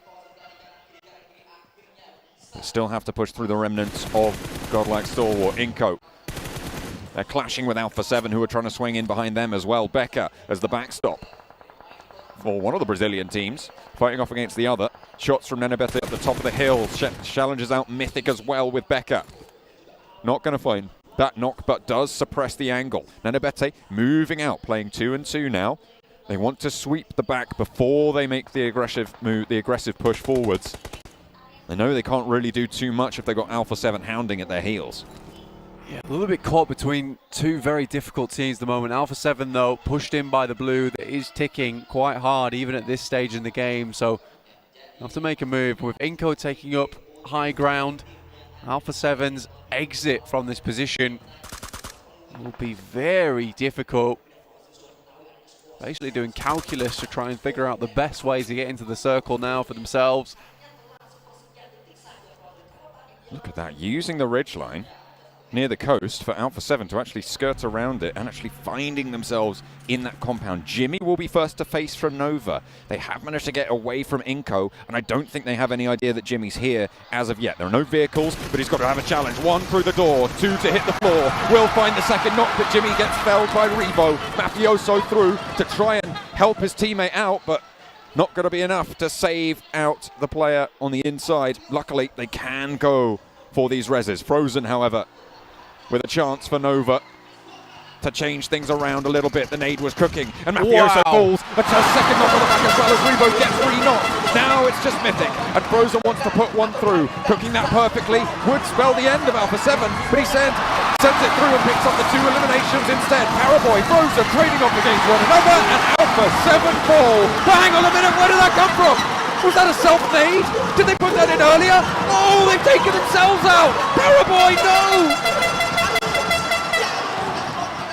I can't believe what I've just seen. Nova tried to seal the deal. Paraboy snade. And they totally forgot about this one coming in. A nade by all stretches. Very, very well placed to explode late. Should Alpha 7 wanted to leave, but it was not communicated clearly. And forgotten about by Paraboy. What a horrible way to end it. After an incredible play from Frozen. They must be so furious with that. You would expect so. We're on board now with Inco, though. 2 players remaining in their scrap with Fireflux. The crossing from the south side proving to be very troublesome for them. Fireflux nearby, ready and waiting to take any opportunity to slow Inco down at the top of the tables. Buram, they tried to cross ahead. Nenebete takes the knee and now leaves just Vitali alive for the #1 Brazilian team. S2G, they've been on that northwestern island for a long, long time, and they're on the west side of the next circle as it comes through. Still great positioning here for Alter Ego to take it all the way here in this match. Influence came in, find themselves the very strong compound down towards that eastern side.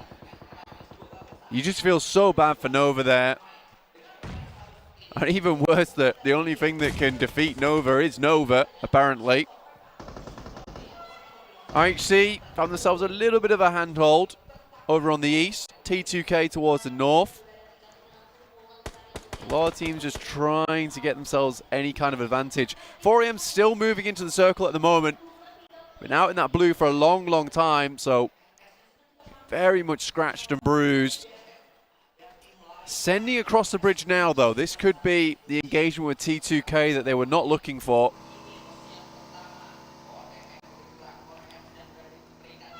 .4am across the bridge at the north.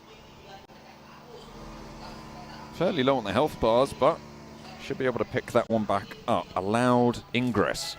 Actually, no one in this compound, but they'll have to move further south on the shift. Alter Ego, I feel like they've been fairly quiet so far in this game.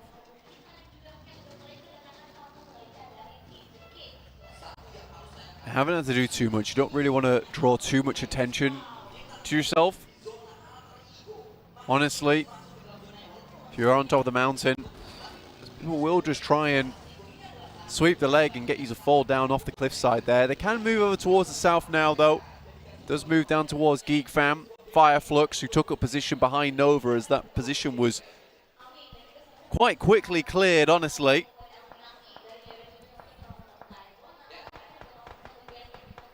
Southwest side heating up now.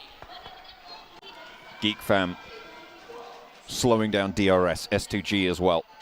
Close by. Buradam and Fireflux will be entrants into this engagement too.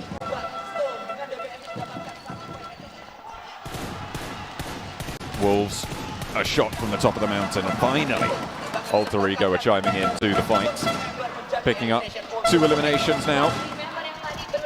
Maybe looking to take over Vampire as Vampire do fall. T2K moving through the valley as Influence Kemen sits on the compound on the other side, in the foothills, in the shadow of the cliff, the mountain of this northwestern island.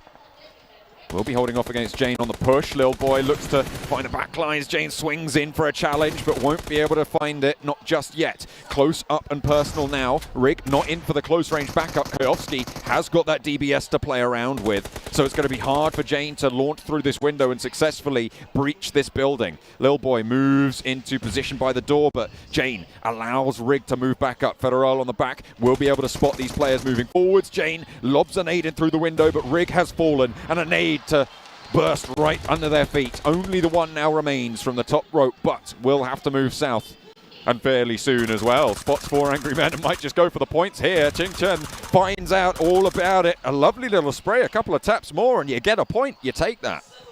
4AM had moved quicker and further downwards. They might have found that position. The IHC currently trying to hold. That's all the way on that eastern side, but they're going to go deep towards the circle. WWX has already fallen, so only 2 players left now for 4AM. Alter Ego, though, with a real chance in this game to put up some big points. Next circle does move away from them, though. It shifts to the east side here. Influence Kemen with a compound on the north can take shots at anyone who moves forwards. Alter Ego, if they can maintain that high ground, however. As you said, so much control. Shifts in an awkward spot for them. 4AM smokes out a position that Alter Ego might have liked to have picked up, so there's going to be difficulty in the way. Here's that replay.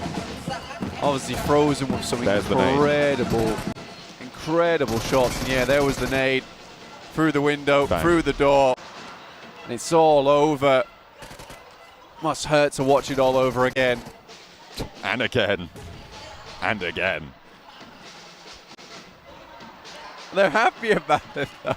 They're in good spirits. They still managed to get 6 eliminations on the game, so it's not the end of the world, but S2G is still in the fight. In the second place there, they have, however, just lost Hamzy. Far from ideal. 3 players alive for them. Soulcake low for Fireflux. Spray from My Name P gets the knock, and Fireflux are diminished somewhat, but I'm sure their spirits are far from dampened here. Soulcake resible, unless the Geek Fam has something to say about it. Geek Fam been a bit of a tear today, doing much better than yesterday, I would say. Yuhai really leading the charge for them. DRS, only 1 player remaining. Bit of a fall off in performance from yesterday. Fireflux also for some more points here. 13th place, not ideal, but 5 eliminations on the game. Could be good for them. 3 teams, at 4. Geek Fam, Influence Kemen, and Alter Ego. Looking for a big game this time around. Make the home country proud. Silas nails the shots through the door, and Geek Fam eliminated, unfortunately, though. Alter Ego still have the high ground and leave S2G with 1 player remaining. 6 eliminations, just Kelsey to move forwards. 4 eliminations from the high ground position, and they've moved 2 down as well. The west side of this circle, it feels fairly controlled now. Influence Kemen and 4 Angry Men are going to have to fight it out for the east. 2 players from 4 Angry Men, a tall task in front of them to get further into this game. You don't like this from Potato, though. He's sticking close towards his engagement, providing information back across. Looks like he's going to move up towards that loot crate.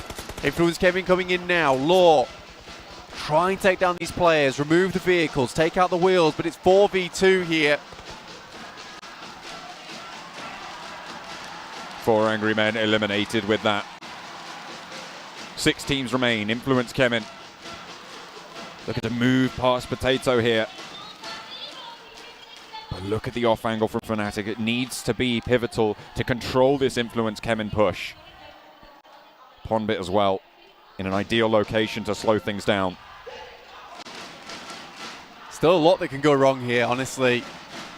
There's a lot of teams still in the mix. IHC, Fireflux, S2G with Kelsey. But right now, Ponbit putting in the work. Survival is in his name, but sometimes that requires you to lash out and do exactly what you need to keep going. So far, he's putting the damage over towards Influence Kemin, and they're suffering right on the edge, and soon enough, the blue is to become their real enemy.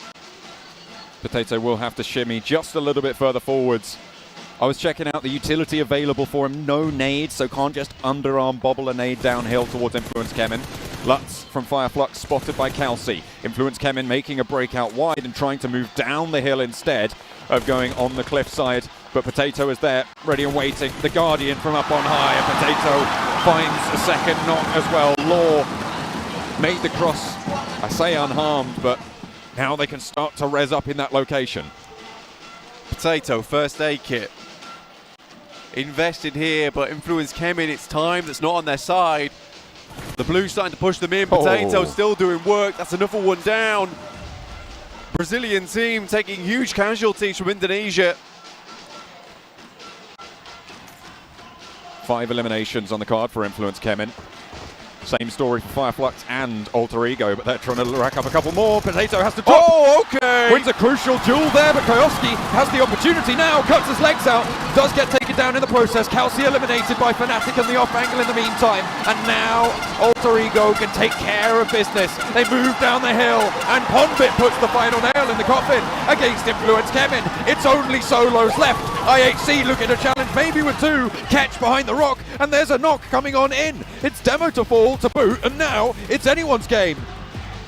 Ponbit, an absolute master right now, has put in so much work, even on Miramar. Now looks to take them all the way. 6 grenades still remaining, looks to toss one over the top. In the meantime, his buddies are getting picked up. Fnatic just relaying that information across. This is an all but done deal. Potato back into the mix. 3 players active, and Ketch will fall. Last it is Ponbit with the final elimination. And in Jakarta, they find the chicken dinner. The home team, Alter Ego. Take off the headsets. It's done now. A huge game as well. So many eliminations with the chicken dinner as well. That's going to sit them high and proud there and lift them out from the bottom of the lobby. A really, really well done game. It didn't end on the mountain either. That required finesse to finish that one out. They did need to make some pretty quick adjustments, and the fact that Potato stayed all by himself for a long, long time on that northeast side and still was able to deal with the majority of Influence Kemin by himself. Happy days, look at that, the peace signs are up. This was a fantastic match coming through from Alter Ego. Potato with the MVP for the team. He sat on top of the mountain, on top of Influence Kemin. They controlled S2G from their western flank as well. These are not easy teams to handle. Not at all. I think that you often see that top side of the mountain when you get a northwest finish, it's like it's a done deal. It's really not. It's really never a done deal in that case. And look, man, you've got to rep the Alter Ego fam, because look, that last game, absolutely phenomenal from them. It's not an easy finish. A lot of times you get wrapped up from behind. You can get players take you out from the top side. If you don't move quick enough as well, you can catch yourself caught on that top side of the mountain. Alter Ego, they set a masterclass of how to play that mountain themselves and really spread their attention and spread it in such a way that they're still able to deal with all these teams influencing from that high ground. They didn't really need to have that full hands-on approach until that mid-game struck. And that is where they did really start to leverage their position.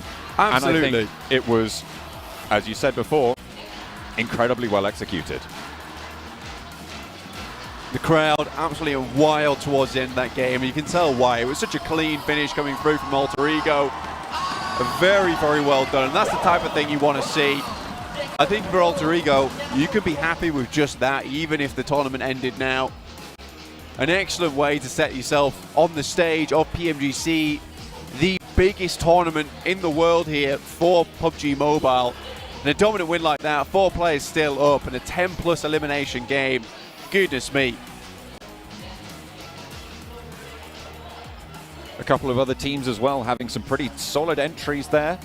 Influence came in. They did stay up fairly late. They got a pretty decent elimination count as well. Fireflux deep into that game. So the top of those tables still very much in the lurch there, with a couple of the top teams going down early on. But it is, as you said, such a treat for Alter Ego to win in their home ground. Absolutely. I think that when you look at some of this, though, it has kind of switched up the top of the leaderboards just a little bit, with some teams doing quite well, some teams at the top really not doing well at all. I was surprised that Nova was still so pleased with that result. I think that's what makes a good team. You got to have fun with it, right? You have to have fun at the end of the day. If there's no pressure to begin with, you can just play your hearts out the entire time. I mean, it's crazy. I love to see it. They still managed to get 6 eliminations, right, on that game. So, sure, they shouldn't have gone down there. Quite frankly, they should have been able to go a little bit further. But you also have to think, much further, actually. From the position they were in, they still had to cross the river. They still had to get across. There's going to be so many teams looking out your way. So you're probably losing out maybe 1 or 2 points. Absolutely. I think that you look at this for Nova. Again, I still see it as a win. If you can have absolutely no pressure on yourself during the PMGC, it becomes so easy to bounce back from something like that, which is beautiful. We're going to bounce back very, very shortly, but in the meantime, we're going to throw this one over back to the desk.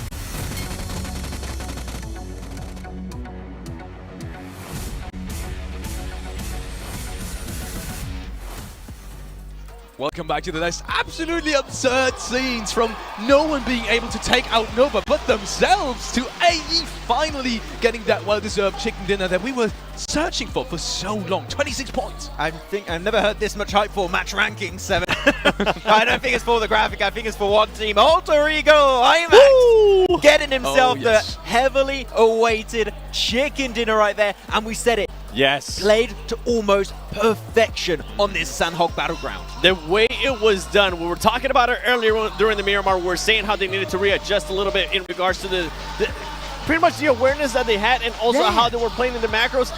They did that so well here. I mean, at one point I was like, oh man, I don't like what Potato was doing. I was absolutely wrong. I'll be the first person to tell you I was absolutely wrong, because that man set that squad up to actually get the win. Some of the other stuff though, Fireflux, this was a team that I wanted to see how they were going to be doing. 19 points for them. Influence Gemin as well, 11 points. A good bounce back for this team that definitely needed points. And if we actually go towards the bottom, this is going to make it even more interesting, because Inco Gaming and Alpha 7 Esports are towards the bottom. We're having a little bit of a complete reverse of what we had in the first day. They're towards the bottom right now. It's not fun, but hey. Wow. Some nice changes up here. Look how far down Alpha 7 has now dropped. Currently in 5th place with 80 points. Inco Gaming still maintaining, currently tied with S2G. Tied for 1st place in Influence Gemin. I mean, this is what I was saying. They needed to have a good performance to be able to kind of slow down that push from Nova that they've been doing the whole day. Great stuff. Exactly, great stuff coming out from them. Geek fans still know just on the cusp, but that can be dropping out potentially off this top page very, very soon. They have to be a little bit careful, but saw some, I think that was, 13 points from DRS, so hey, Nepal, slowly but surely showing up, currently in 6th and 7th place, respectively, for the whole region of Nepal. And I'm hyped to see you on the second page. What was the step up? They're up in 13th position from 16th, and this is the redemption arc that might be beginning right here, 7. They looked so far down below. This game puts them back in the race. It really is. I mean, for teams that we're talking about that we wanted to see changes, Alter Ego's currently doing perfectly that. Fireflux, for them to be able to jump up to 9th place and be tied as well with 4 Angry Men, this is great stuff. Let's head over to look at the next matches. What is coming up? Match number 10 in just a couple of minutes, which is going to be Aaron Gallon. We've had all sorts of theories about who's going to take Arangel matches for today. The first one obviously has already been decided, which is Inko. But going back to the overall rankings really quickly, I wanted to touch on, because you were saying something really interesting. Is that just the beginning for AE? Or is there maybe beginning of the end in terms of staying in that second page of the overall rankings? I don't think so. Like this is hopefully going to be something as a wake-up call, right? I mean, we said it. That was a gameplay to almost perfection. We had a lot of criticisms for them in yesterday's matches, for the first 2 games before this previous one of this second day of play. If this is the new normal, I'm telling you, the redemption arc might be happening for Alter Ego here, over here in Jakarta, Indonesia. Not only just their positioning that I loved in that Sandhawk, I love the aggressiveness. Yes. I love that they were willing to just try to look for those extra points in regards to eliminations. And I'm hoping that that actually continues, saying that it's going to slow down. I don't think they're going to slow down. I'm hoping, as you were saying, carry this momentum, continue doing what you're doing, because right now everything's looking great for them. And with the crowd so hyped up, they better continue to do that, because I'm going to be getting myself a scarf if they continue to do this. It is absolutely crazy. Honestly, the ground was shaking. Let me tell you that one. The ground was absolutely shaking. We could feel it up here. The energy is just out of the charts. Let's take a look at the teams to watch from both of you really quickly. Start with you, Maxman. S2G, Alter Ego, and IHC. Let me touch on IHC really quick, because I thought they were really interesting in the last game. They were really quiet on that eastern side, but they still racked up quite some points. Is that something you expect in the that's the thing that you said, right, the word quiet, and I do not want to see them be too quiet. And this is like kind of my, I want to see them present. And right now, they've not been really there too heavily throughout today's matches. Only had that big pop-off in yesterday's last match, thanks to Zyol in particular. So I just want to see them a little bit more present. They've not been there so far, but we know that the region of Mongolia can be so strong, but so far not looking super surprising in these 2 days of play. What about you, Seven? I see some Alter Ego as well, an Alter Ego pick, but also an A7 pick. Yes. They have been really quiet, and it kind of hurts my heart to, have seen these last matches in terms of, A7 at least, because they've just not shown up at all. Yeah, I mean, it's now 5 games straight for them that they just have not been able to show up. We just haven't really been able to see anything out of them. And the overall leaderboard is reflected, and I'm pretty sure at some point they're going to have to wake up. I was hoping it was going to be Sandhawk. That's kind of why when I was talking about it, when we talked about Influence Chairman, who I thought it was going to win, I picked Alpha 7. It didn't end up happening. I mean, Nova did end up destroying them, but that's neither here nor there. And then Alter Ego with what we were just saying, how this team is currently being able to get that win. Hopefully they're going to be able to continue that momentum, continue on the great changes that they've been doing, continue in the macro, and continue to just take advantage of the aggressiveness. If they do put themselves in a great situation like they did there in Sandhawk in this next Erangel, I'm hoping they continue to do that too. And then I have Vampire Esports because I remember you told me something earlier, Maxman. Yeah, I had a little chat with Corpai over there. We got some food and we're like, oh, wait a minute, let's have a little quick chat. And he said, for the first time, Vampire, after this previous match, starting right now in this next game coming up very soon, they're going to be making changes.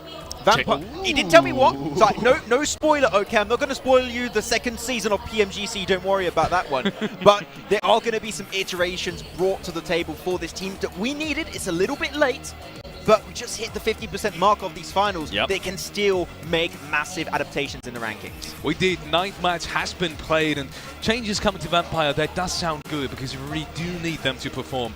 And I mean, every fan out there, we have a lot of them here as well, is rooting for them to finally change something. Let's hope it changes for the better. Interesting topic as well in terms of our ranking. 3 out of the top 4 teams went out first in their last match.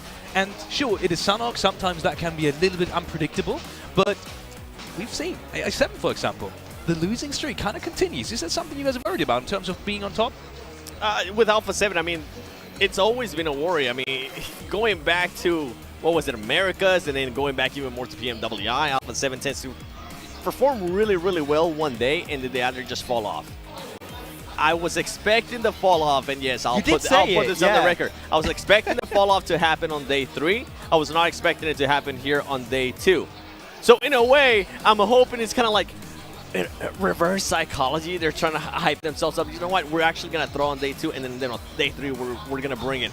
Overall, though, these teams are going to have to be able to readjust. This is what makes champions champions. This is what we were talking about with Nova earlier, how they were able to readjust on day number 2, and they've been able to continue to play so well that Paraboy ended up nading 2 of his teammates. Yeah, just got to bring that out. You got to do the guy. At least I'm really happy, despite him nading himself with Frozen. they were laughing. Like, they were having, Yeah, having a good old time. They were like, your merit's gonna go down. Hey, at least don't get your account banned, okay? This is not the right time to do it. But he's definitely having some fun time over there. But I do really like the fact that even the top teams of yesterday, it's not a good thing that they're struggling, but the fact is that even if you're at the top, this lobby is so tough that even teams that were at the bottom, like we saw as Alter Ego in this previous game, even teams that are in the middle of the pack, they can get those big pop-off performances. Even if you're at the top, you are never going to be safe until that very last game. And with that said, I mean, let me just say something in regards to that. If Alpha 7, if they can pull off a win and back it up with a nice amount of eliminations,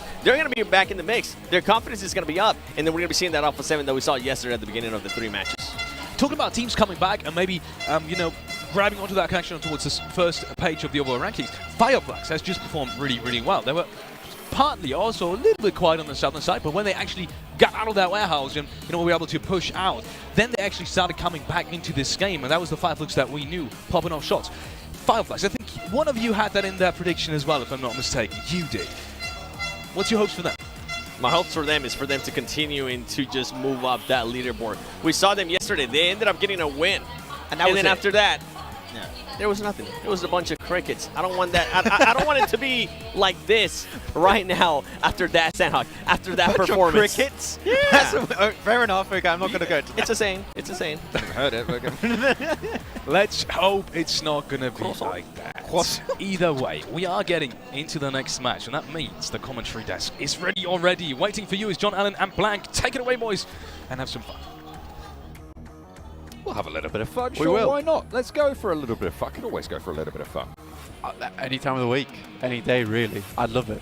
That's all I want. Just more fun. More. All the time. Fun. Well, this week is going to be a lot of fun. Too much fun. It right now is a lot of fun. Maybe.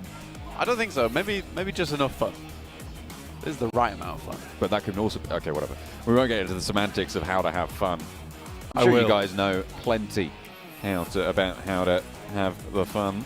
Of course, Alter Ego fans will have had plenty of the fun in that previous game. Actually. Most of the fun was had by Alter Ego fans in that last game, obviously taking that chicken dinner.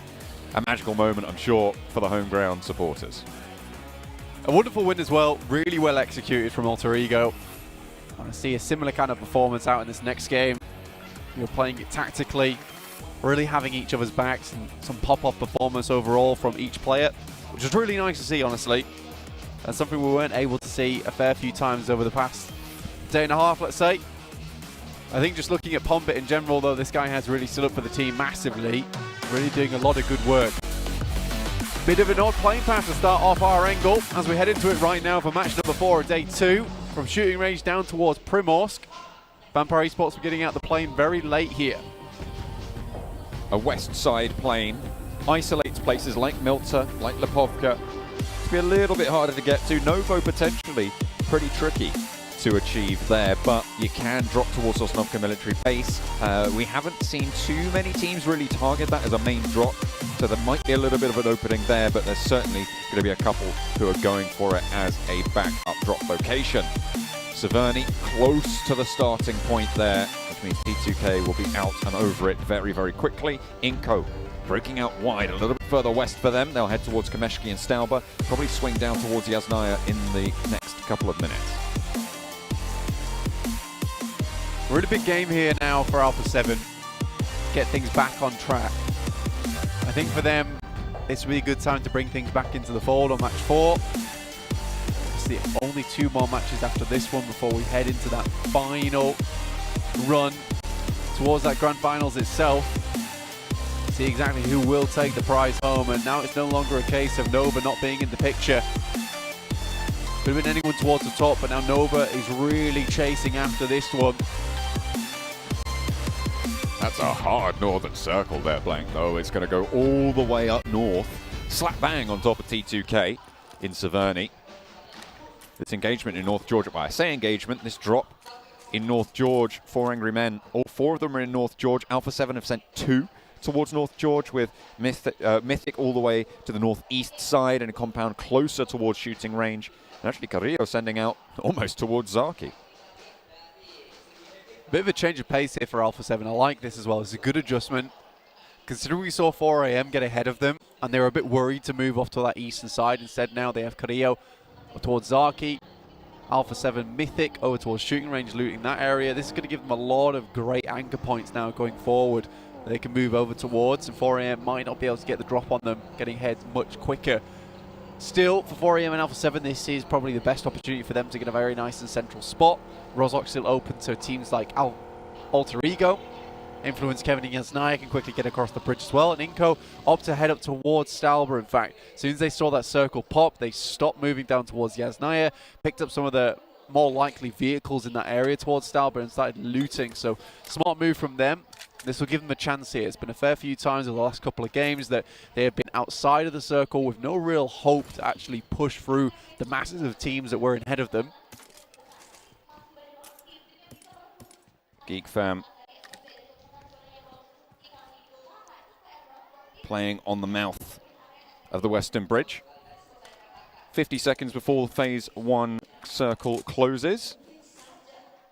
Godlike Stalwart, they dropped long and late towards Novo and military base. They wouldn't have had the most time in the world to get this loot on board.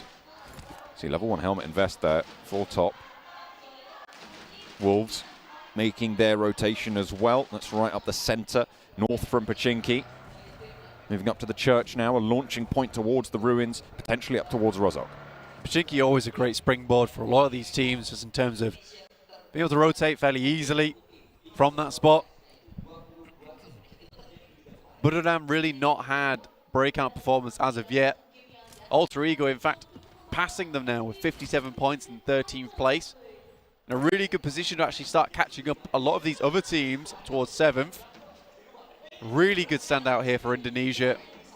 For a team that looked almost out of the picture on day 1. They were in the teens of points at the start of today. So they have done well to kick it up a gear with that previous game, but it is a question of maintaining that, as we have questioned time and time again from Inko. At the top of the tables, obviously now being tied on 93 with Inko and S2G. The tiebreaker, of course, meaning Inko wins out with the chicken dinner count that they've had. S2G falling behind on that metric, but it is still very, very close. And then 3rd and 4th is also tied between the Influence Kemen squad and Nova, 82 apiece with Alpha 7 right at the door with 80. Again, though, starting the day at 78 points, John. Only 2 points found so far for Alpha 7 over 3 matches. That buffer definitely slipped away. No longer that safety net beneath them. It's time to start getting the boots dug into the ground. Get something done here, because it's really starting to slip away from them a little bit. Nova ahead of the 82, tied with Influence Kemen, 82 points apiece. Influence Kemen drawing ahead now of Alpha 7. It's kind of what I expected as well.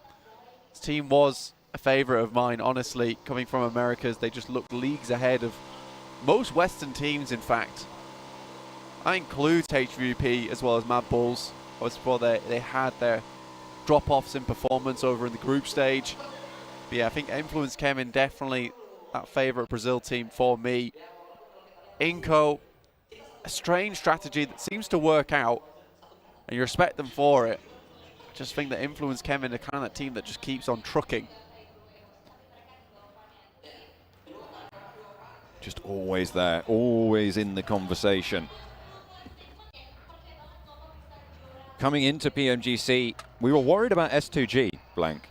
We were worried that this was a team that had dropped off a little bit, qualified through PMGC points, remember, to the group stages, and didn't manage to get one of those top spots in the European regional, which would have seen them in had they not been up the top for the PMGC points from Turkey, from the PMPL points, sorry, from Turkey. So people were worried about their group stage, but they came in swinging. They absolutely blasted out, and now here they are in Jakarta in the finals, tied for the top spot.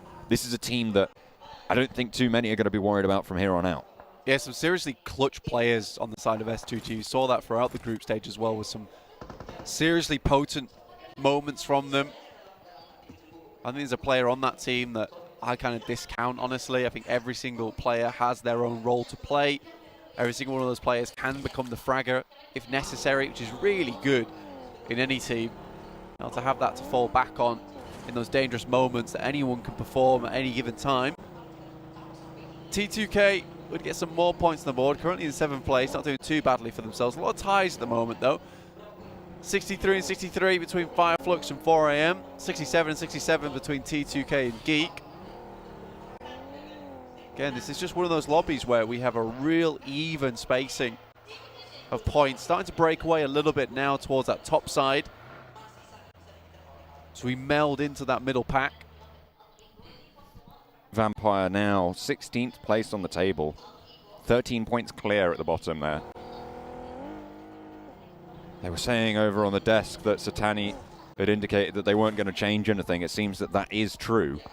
And unfortunately for them, not changing anything means that they are going to continue to perform under expectation in a way that is not what you'd expect of a PMWI champion. Back to back, I think they earn, pretty vast sums of money over there as well. Yeah, I think Max was actually talking to Corpo, I was talking about this on the desk, that they said that now they are going to make some changes coming into this match 4. So there are going to be some differences for Vampire Esports. We'll see exactly what those are. Looks like they are moving a lot earlier than usual. I think that was necessary at this point in time. I don't think you can really play edge with this. Ooh. With this current lobby, who are just sending it for that center, sending it for those priority compounds. The thing is, with this level of players, these level of teams, they could quite easily hold onto these compounds. Once they pick up a priority compound, very difficult to dissuade them from that position. It has to be a very clean crash, and we haven't seen a lot of those recently just because of how skilled these players are at holding. It is very, very difficult to make those crashes unless you can capitalize or third party on the engagement. Unlikely you'll get away with it unscathed. Nova near to S2G, 2 heavy hitters in the lobby. Frozen takes a lot of damage early. Order cannot find the lineup. Order moves on down and a sliver of HP gets the flush as well. Frozen and Order in still, but in comes Silas and Hamzy for backup. They swipe each other away. Oh no, he's run himself over with the vehicle. And Hamzy's low on the HP as well. Looks for the flush of the Paraboy and potentially even needs to go for this res. Alpha 7 are nearby and Hamzy falls. It is absolute chaos here, Blank.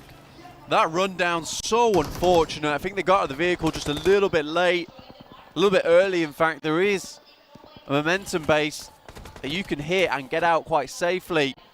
Fortunately for S2G, a little bit too soon. Everything came crumbling down around them because in reality of things, that was a good play from S2G, a very quick response. But down they go. And Alpha 7, we literally just spoke about it, right? Unless you can third party on an engagement, it's going to be difficult to roll up unscathed. That's exactly what Alpha 7 have managed to do here. IHC going to be peppering them from the back now as well. 2 players underground, Order and Frozen for Nova to stay alive near the shooting range. And IHC looking to move through, but Mafioso has got the oversight to slow them down, to give his teammates room to breathe. Absolutely required here as well, John, to get them back into position where maybe they can hold on. 3 players, 3 eliminations though. Now having to deal with IHC. That's 1 knock going their way, so perhaps holding on. Nova just 2 players hiding in the bunker here. It's an okay start, 1 elimination, but they've got to go a little bit further than this. And right now, Alpha 7 have got them in pitched warfare. Unlikely they're getting out from underneath this bunker. They are locked in. Mythic tries to keep them pouring down the stairs. Try to bank it off the wall. Does take a little bit of damage. And doesn't throw any more with the smoke there. Oh, steps back up towards it. And again, backed off. Such a small route of ingress. You can't really push down here. Especially with Frozen on the boxes. With 3 players, it's likely that you do lose this. With 4, you might want to chance it, but even then, it's super risky. 100%. 4 players might have been nice, but not enough with that. Getting the refrags on the 4 would have been a little bit dicey. The 3 and the capability of the guys coming through from Nova, so unlikely. Great shots coming in from Yuhai. This guy is an adaptive player, a freak when it comes to speed. His reactions, so good. Spins Godlike Stalwart out on the buggy, picks up the flush. A couple more players still to go, and a northward shift again for the players on that south side. keeps Severny in it. Inco on the south point of it. As Wolves taking on 4 Angry Men, going back and forth. This is on the east side of Severny in the hills, right on the crash, and 4 Angry Men sweep them aside. You're talking about consistently and staying in that conversation when you were referring to Influence Chem, and they're always there. I feel like 4 Angry Men, they have a similar reputation, but they just haven't stood up as much. Some unfortunate games for 4 AM. Not quite able to get as far as they'd like, and I think some of that has been due to circles today. Uh-oh. Geek Fam moving through. Alter Ego, though, find themselves positioned to maybe hold out the guys from Geek Fam, who are sent away now. Inco was able to move down from Stalbert. Good decision at the start of the game to play up there. With the time they had, swinging across in the parachutes, it's just a perfect choice for them. They've moved into a very central spot, to be honest. Should assist in the rest of the game. A lot of points being taken away. I say points, sorry, players being taken away from the teams in the top 5. Only Inca remains at full force. And we've seen what they can do if they're left alone for a long time in these circles. Fireflux nade over towards IHC, that is inside Severny, the northern end of it. So with the buildings as cover, that might be a little bit of an opportunity. Look at that, they keep pouring them on through. IHC have lost 2 now, so Fireflux looking to control North Severny. Good position to hold, actually. Fireflux can keep it held down versus IHC. Unfortunately, taking a knock there onto Solus. Fireflux currently in 10th place, losing that lead to 4 AM. Fortunately, 4 AM now down to just 2 players right in dead center of Severny. Alpha 7 pushing in from that western side as well, forcing IHC to make decisions. Solke down for Fireflux. A nade from Alpha 7 over onto Demo as forward position Godless does get res by Ziol. Nades can continue to be thrown out, but Mythic wants to capitalize on the position and will push into the building, wants the challenge. Fades away just a little bit, spotted on the cross. Can he get back behind the wall? Yes, he can. Ziol not able to curtail that rotation. Demo still not res. Alex will start to stick it now with the smoke starting to bloom as Revoke puts Molotov in to stop any pushes coming on through. Ziol cooking the nade, wanting to launch it over towards Alpha 7. In the meantime, Fireflux back up to fighting form. Geek Fam on the eastern side have managed to find a little bit of compound to play with. Further south, it's the warehouse for Buradam. Finally find their way into the circle now. Buradam really been struggling over these past matches. Find themselves in position again. Everyone here in the PMGC, there's not a single team that is on horrible points. Moves up though, Geek Fam sends Alter Ego back, that's 2 down already.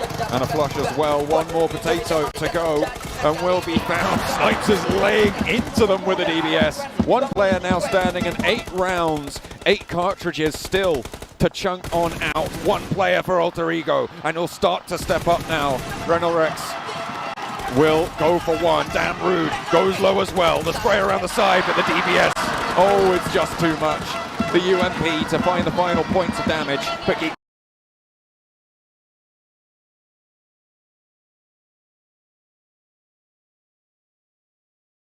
Fam are getting rolled up on. It's Buradam with Kengzo and Godlike Stalwart have a DBS of their own.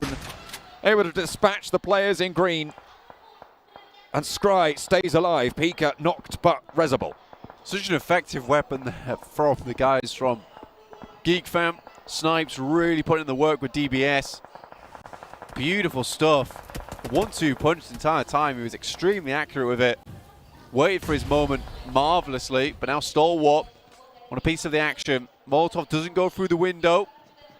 Won't give them that space that maybe they wanted, but the nade, again, wood drops out the side, but it might be enough if it pops right now. Top row, beautiful stuff. In comes the push as well. Snipes now in a 1 versus 1. He hopped out the window to take the teammate down. 5 cartridges. DBS versus DBS. Godlike Stalwart around the door frame. He pushes through and Scry to close down the fight. Finally, 4 teams have rolled up into these buildings and only 1 player has survived it. It's Scry from Godlike Stalwart. The cacophony of DBS as well, just resounding through that compound. I almost felt like Snipes was going to take it all the way home. and so successful with that DBS in the first place. What a truly marvellous moment if he was able to finish that one out. But now only Scry left, and realistically, it was GeekFam to make everyone pay much more dearly for that position than they had hoped. Scry now has DRS to deal with. An aid in, that looks pretty perfect, and Delta shows us just how it's done for DRS. The team from Nepal, they started off with the first chicken dinner of the tournament blank back in match 1, but since then they've been fairly middling. However, they are still in 6th place and very much still a part of the conversation now on that east side. Really one of the very few teams with power outside of Severny right now. Inco, they've been hunkered down on the south of Severny and allowing these 3 teams to their north to just fight it on out, to duke back and forth. Buriram, still with 3 players, moves towards that northern side. 4 AM, still with a strong spot in the twins there. Obviously only 2 players, but if they can get further along right now with the 4 limbs they have and get a high placement, the amount of players remaining, the amount of teams, it is quite likely we'll see a lot of them fall soon, especially with how clumped up they are over on that western edge. Inco may want to leave or take some good shots over towards anyone that's moving out from that northern side. Fireflux, A7, IHC. Nova also still in the mix with 2 players. T2K from the south will need to push up north. Vampire will be in their way if they try to move a little bit further east of that. Buriram will shoot down, as well as 4 angry men, but Inco will hold that south point fairly firmly. 4 nades in hand for Inco over there. I think they might have spotted that Alpha 7 got a little bit close. Nova trying to skirt around on the south side. Spotted by Vitali. Lights up Frozen, gets the flash. Order up to the wall. They know he's there. And Order is not going to be able to make it any further. Nova down, eliminated. 11th place, 1 elimination. That's going to drop them beneath Alpha 7. And now it's the Brazilian teams with a chance to realign for the top 3 on the tables. A very good chance as well. Influence coming up towards that northern side. Inco tucked away on the west. For Alpha 7, this really is an important game for them. 4 eliminations, down to 1 player now. Not really a hope to get their fellow teammate back up again. T2K as well, taking heavy casualties on this side. 3 players left. Active and Reservoir behind the rock. They are in this next zone, so as long as Vampire don't take them down, Buriram is their main threat here from behind. And of course, Buriram will need to be pushing on in to this next circle. The smoke's all starting to fade now. That smoke line really shunted out of control. And Vampire on a solid ridgeline here on the east of Severny. Potential here to put in a shift. Yeah, they could get a huge amount of eliminations over towards that western side. Killer. Very dangerous with that one. Swims over the top of some of those players over towards the north, and Influence came in. Certainly a terrifying weapon to come up against. Revo though still going. Can't count out Revo either from Alpha 7. This guy is an absolute beast when it comes to solo clutches. Put it down, 2 players behind T2K still in the queue to get into the next circle. 2 players on the forward, sorry. They have got their backstop in Tiger out to the east, and he's taking shots over towards Rig to get the flush. Knocks over towards Vampire, or certainly damage, if not knocks just yet. And that's going to suppress that position nicely. Vitali for Inco has been knocked in the meantime, but Becker can reposition, wend his way through the streets of Severny to keep them going. Currently, Inco sat at the top of the tables, tied with S2G at this stage. 2 eliminations apiece, puts them at 95. And anything more is gravy for Inco to open up that lead. Alpha 7, you talked about Revo not being able to count him out. See how much further he can go. He's currently 11 points behind that 2nd place position on S2G. I think getting towards the top placement, probably high priority for him right now. But again, he has some time to play around with Severny still being just about in. T2K, Buriram all moving up towards Vampire Esports position. But you can see it's so horrifically tough for Buriram Vampire Esports roasted them there. Influence Kemin on the north side. DRS moved 2 up to them to maybe even guard them out. Nades from Rules and from Delta starting to pour over towards the beach side. As Influence Kemin have to make that crossing sooner rather than later. Law wanting to move up and get away from the rest of the team. They don't want to all go down here. Killer as well with an excellent sightline to control this crossing. However, DRS have to move themselves. Are they going to invest all this time just to take down Influence Kemin? They can take down Influence Kemin, means they can control the northern side of the map. I think that's what ideally they're looking for, but I would be very much doubting that Influence Kemin is going to let this one go easily. The DRS currently have the roadside. It's a very smart rotate from them to hold out the boys here. Ooh. But Nay's coming through liberally. And the guys from Influence Kemin. One goes down already. Giante immediately has to move in for the assist. In the meantime, Federal gets up towards the roadside. What a play from him. Delta a very close. limited amount of time as well to make that happen. Giante with 2 players to deal with now. Delta has to push around the side of the smoke, and Law not able to deal with it. Kayovsky lit up from the back. An Influence Kemin torn apart there. DRS now have that control on the northern side, Blank. So important for them. DRS, really, really tough fight there for them, especially with the initial knock coming through, and Federal playing that one marvelously. Again, it's that 4v3. It's the man advantage that comes through to bear. But DRS now hold a very, very strong spot inside the circle with 4 players alive as well. It'll be tough to dismount them. 4EM, though, surprisingly still going with just their 2 players. DRS smokes out. Roll forwards. Delta. Giante leading. Trying to snake back together there. 4AM with their remaining players, 2 of them to the south. Good Xiao and Ting Chen wanting to hold out on the eastern side. T2K have been surviving to their credit under the supervision of Vampire, but they are right on the edge of this next circle. And they still have Tiger to worry about from Budodan. Inko on the inside have just been chilling for so long in Severny. They haven't had to move. And this is something that Inko's very good at, is taking their time. Okay. It's picking their moment, man. They've got to pick their moment. Again, I'll say it one more time. It's that nitro boost. And it is very important that you don't hit that nitro boost too soon. You don't want to be rolling over the finish line. You want to be absolutely blasting past it. I mean, they won't have to move even in this next circle either if they don't want to. They might want to take a little bit more position, but Solus is going to be wanting for a little bit more than that. He's got plenty in catch. 2 players now for IHC looking to push on through. Alex flushed out. Godless dispatched by Lutz on the sidelines. A nice little third party, and it's just Demo. Ziol's too low to be a part in this fight, but Demo handles business on the inside of the calf and drops from the top rope. The heel was good, and Ziol keeps Godless alive. Firefly's just not able to put up any kind of fight there versus IHCs. They swarm up on their position. T2K ripping apart Vampire Esports. They've remained on the south side for a long time, and quite quietly too. Brilliant nades coming through to dispatch a lion's share of the Vampire position.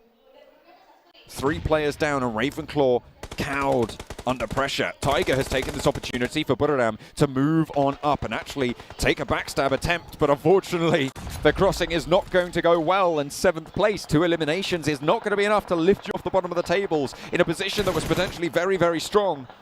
Vampire have it all come crumbling down. Now, Budodan losing their last as well brings us to 5 teams remaining. Vampire used to playing edge, don't expect anyone to be at their back, and don't prioritize that position as a threat. Unfortunately for them, it's where they do get taken down from. T2K, 1 player lit up, 1 in the shack. Jane stays alive for now. It is in the next circle. Inko can still just play in these buildings, however, and with that sightline, with that hard cover, they can provide such a difficult time to everybody else in this lobby. Inko, I've just waited this one out for the opportune moment. Now they're ready to go. DRS doing some serious damage over towards 4AM. Again, absolute miracle that they've even got this far, to be honest. With that, Vitali takes some long shots over that way. 5 eliminations so far for Inko. This is where they're going to start to blast out, and they knew this compound would be extremely powerful if it remained in for a while. See where the circle goes. Will it still hold them in? Once they've dispatched IHC, they have a ridgeline in front of them to move in towards, but it's broadside to DRS. DRS really the main threat now against this Inco position. They don't even have to cross the road. They still have the walls to play with, Blank. Exactly. That is the most difficult scenario. Inco's once again identified the most based position here on the map, honestly. As long as they could remain in it, they knew that the rest of the game would be fairly simple. Sphorium out, 6 eliminations, still a 5th place with that. Going down to 2 early on is not a bad result whatsoever. Any double-digit gain is good news. That's exactly what they were able to find here. IHC moving on in, but Vitaly spots Godless on the broadside. Yol as well, trying to move through the smoke, but DRS delivering on the promise of their position. Both of the players from IHC eliminated. 7 eliminations, 4th place. A lot of those points going over towards DRS. T2K surviving. Jane in the shack. Not in the next circle. Will have to shift a little bit forwards, but it's 4 versus 4 with a wild card in T2K. This is the time for patience though, John. Because Inco's exit from this position in Severny, quite difficult. Squash spot is Jane from T2K. They want all their attention to be able to be over towards DRS at the end game. But Jane's got perfect cover to play in. And DRS are happy to wait this one out. They drop smokes, in fact, even delay this game out even longer. Position completely known here. Needs to burst the buggy. Takes too much damage from it. Ankles tagged by the play zone. And out goes T2K. 2 teams remain now in pitched 4 versus 4. Gianti looking for that heal. Becker taken pretty low as well, but does get the heal off himself in the blue zone. That'll be crunched forwards. Delta moves up to the crate, and that could be crucial, Blank. That's the biggest move in all this, and the smokes are really good. Disorientated Inco a little bit, but getting these 2 players up, very important. Oh no. Squash, unfortunately, takes a hit to the zone. Vitaly struggling to get across 2, and DRS might have just played this one out perfectly. Nenebete down, just Becker remaining. A horrid push for them going forward. I don't even think they can get the player back up on his feet. And DRS actually going for aggression now. Vitaly still active, but they get lit up by Delta, and DRS extend their hand and put the chokehold on the circle. DRS from the northeast side push on through. And the first match was theirs. Now, in match number 10, they're able to do the same. DRS from Nepal, a really good result there, and from the back of some very good decisions.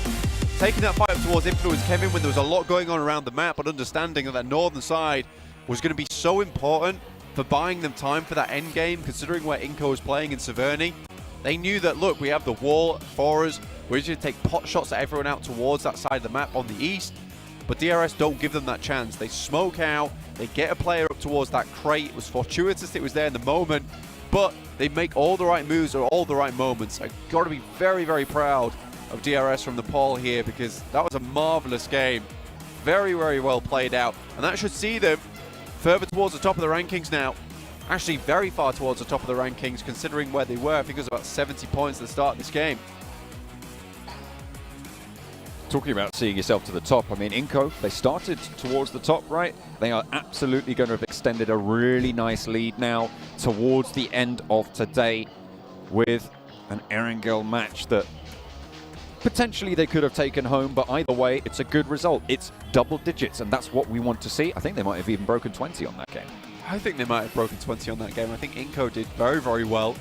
And again, it's a lot of these smart decisions coming out from these teams that are getting the chicken dinners so far. Only DRS taking that position towards that northern side, but also Inco deciding to wait down towards the south, allow a lot of that action to conclude up towards the north side of Severny, and from there, just kind of take those shots at everyone else that really didn't have that cover to play around with. So it was very smart play from both these teams, but at the end of the day, I think DRS just absolutely had Inco in the chokehold. It was not one that Inco wanted to find themselves in. I thought they thought that would be an easy finish for them. But again, that's DRS just identifying the faults of that gameplay. It only lasts for so long. It's only good for so long. As soon as Zone 9 hits, their life becomes so much harder. I think they had to have a player move out much earlier towards that ridge side, under the cover of DRS finishing up a lot of these engagements. Although Inco did get a lot of success, a lot of result out of that position, it was eventually going to become a bit of a moot point. So getting players up early on would have really assisted them, because if you have those 2 anchor points early, getting those other players towards your position with smokes easily thrown from that would have been the key play. And I think we mentioned it, Inco was just going to sit around for a while. It's what they do, and I think they make that smart decision of where to play, when to play it, but I do think they need to figure out this a little bit more proactive gameplay.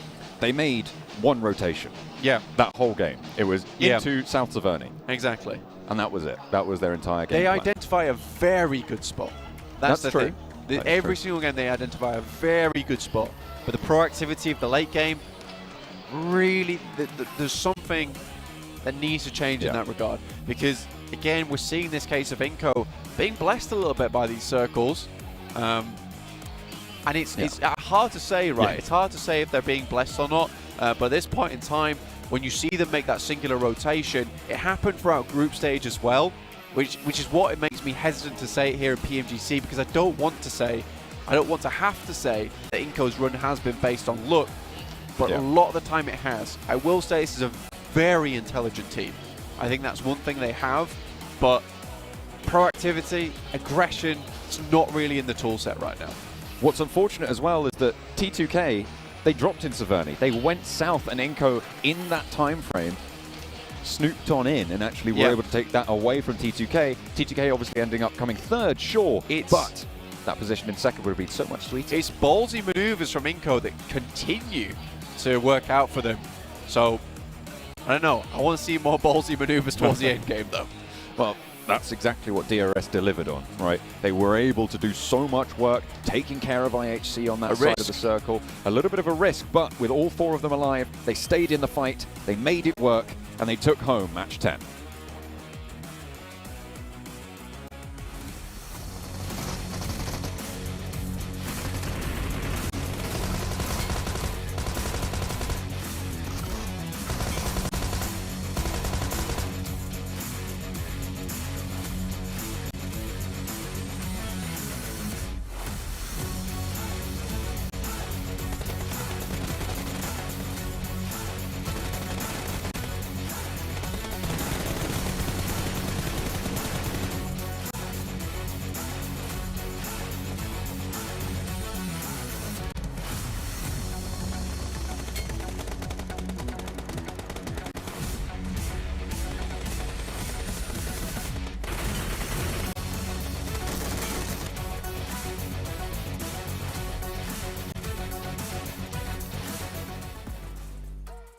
Once again, a phenomenal match, and it seems to be the match of the teams from Nepal. Look at DRS Gaming and T2K, both having phenomenal performances, 25 and 14 points.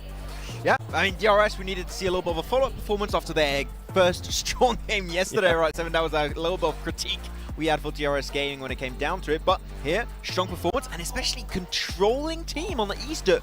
We wanted to see from DRS, from any team pretty much, but DRS here, they just gave no breathing space to teams around them, which in a position like that, in that type of terrain, you always love to see. Yeah, and I love the way they were able to kind of third-party certain situations too, especially with, I think it was somebody from Godlike Stalwart, where they were able to actually beat him. Yeah, one player standing, they were like, you know what, let's actually clear that. The time that they took to clear and just make sure that they worked their way up and put themselves in a great situation, you love to see that. And then we see IHC Esports. This was a team that we were keeping an eye on early on. They end up with 15 points. Inco Gaming going with what Blank was saying. I feel like, yeah, they were blessed. They were super blessed in that circle. And I wish they would have decided to rotate a little bit earlier. I felt like they took a little bit way too long. Or if maybe they would have just worked on a 2-2 split. Especially because Vampire had that ridge line. It was really strong. We said it. This is the position of Vampire going to play where they can gatekeep all the teams leaving Taverny position. The moment you know that team is in a little bit of a bad spot taking that fight versus T2K specifically, that is your time where you can transition, get access to that ridge line, and then maybe you can just take the fight to go for that chicken dinner. Crossing that road is the hardest part. They had one opportunity, and they didn't quite pull the trigger on that play. And Nico already has so much intel too on where some of the teams might have been, and they figure, you know what, let's send it there, but they send it in way too late. Yes, and especially since, coming back to Vampire really quickly, they had one of the positions that was in the very late game as well, and they still couldn't capitalize on towards that. So incredibly disappointing in that specific game. Maybe come back to DIS really quickly, because I really wanted to highlight that play. They came in to the east side and they pretty much fought their way through that. Pretty much during the whole game. They pretty much were fighting constantly, right? Yeah, I mean, as you stated also, Sam, right, they were able to get himself that position where one of the last players of Stalwart, godlike Stalwart were playing, get access to that compound, and especially that position enables you to get a lot of information. So the moment they get access to that position, they know pretty much what cards they're going to be having to play with for the remainder of that game until the very last second. And as we said, don't give them any breathing space, get himself a chicken dinner. That was the one play that just set them up for success in the first place. Yep. Setting yourself up for success is something you can also do with this beautiful device I have at my hands, which is the Sony Xperia Mark 1. Sony Xperia 1 Mark 4. My goodness, it is a complicated game. Actually, it's not that complicated. Either way, Sony Xperia 1 Mark 4 and Sony Xperia Stream, which you can see right here, keep your eyes peeled, were co-developed in collaboration with professional esports players. You can play PUBG Mobile with Xperia Stream's total cooling system. Once again, you can see it right in the middle of your screen, and multiple ports for intensive gaming and streaming.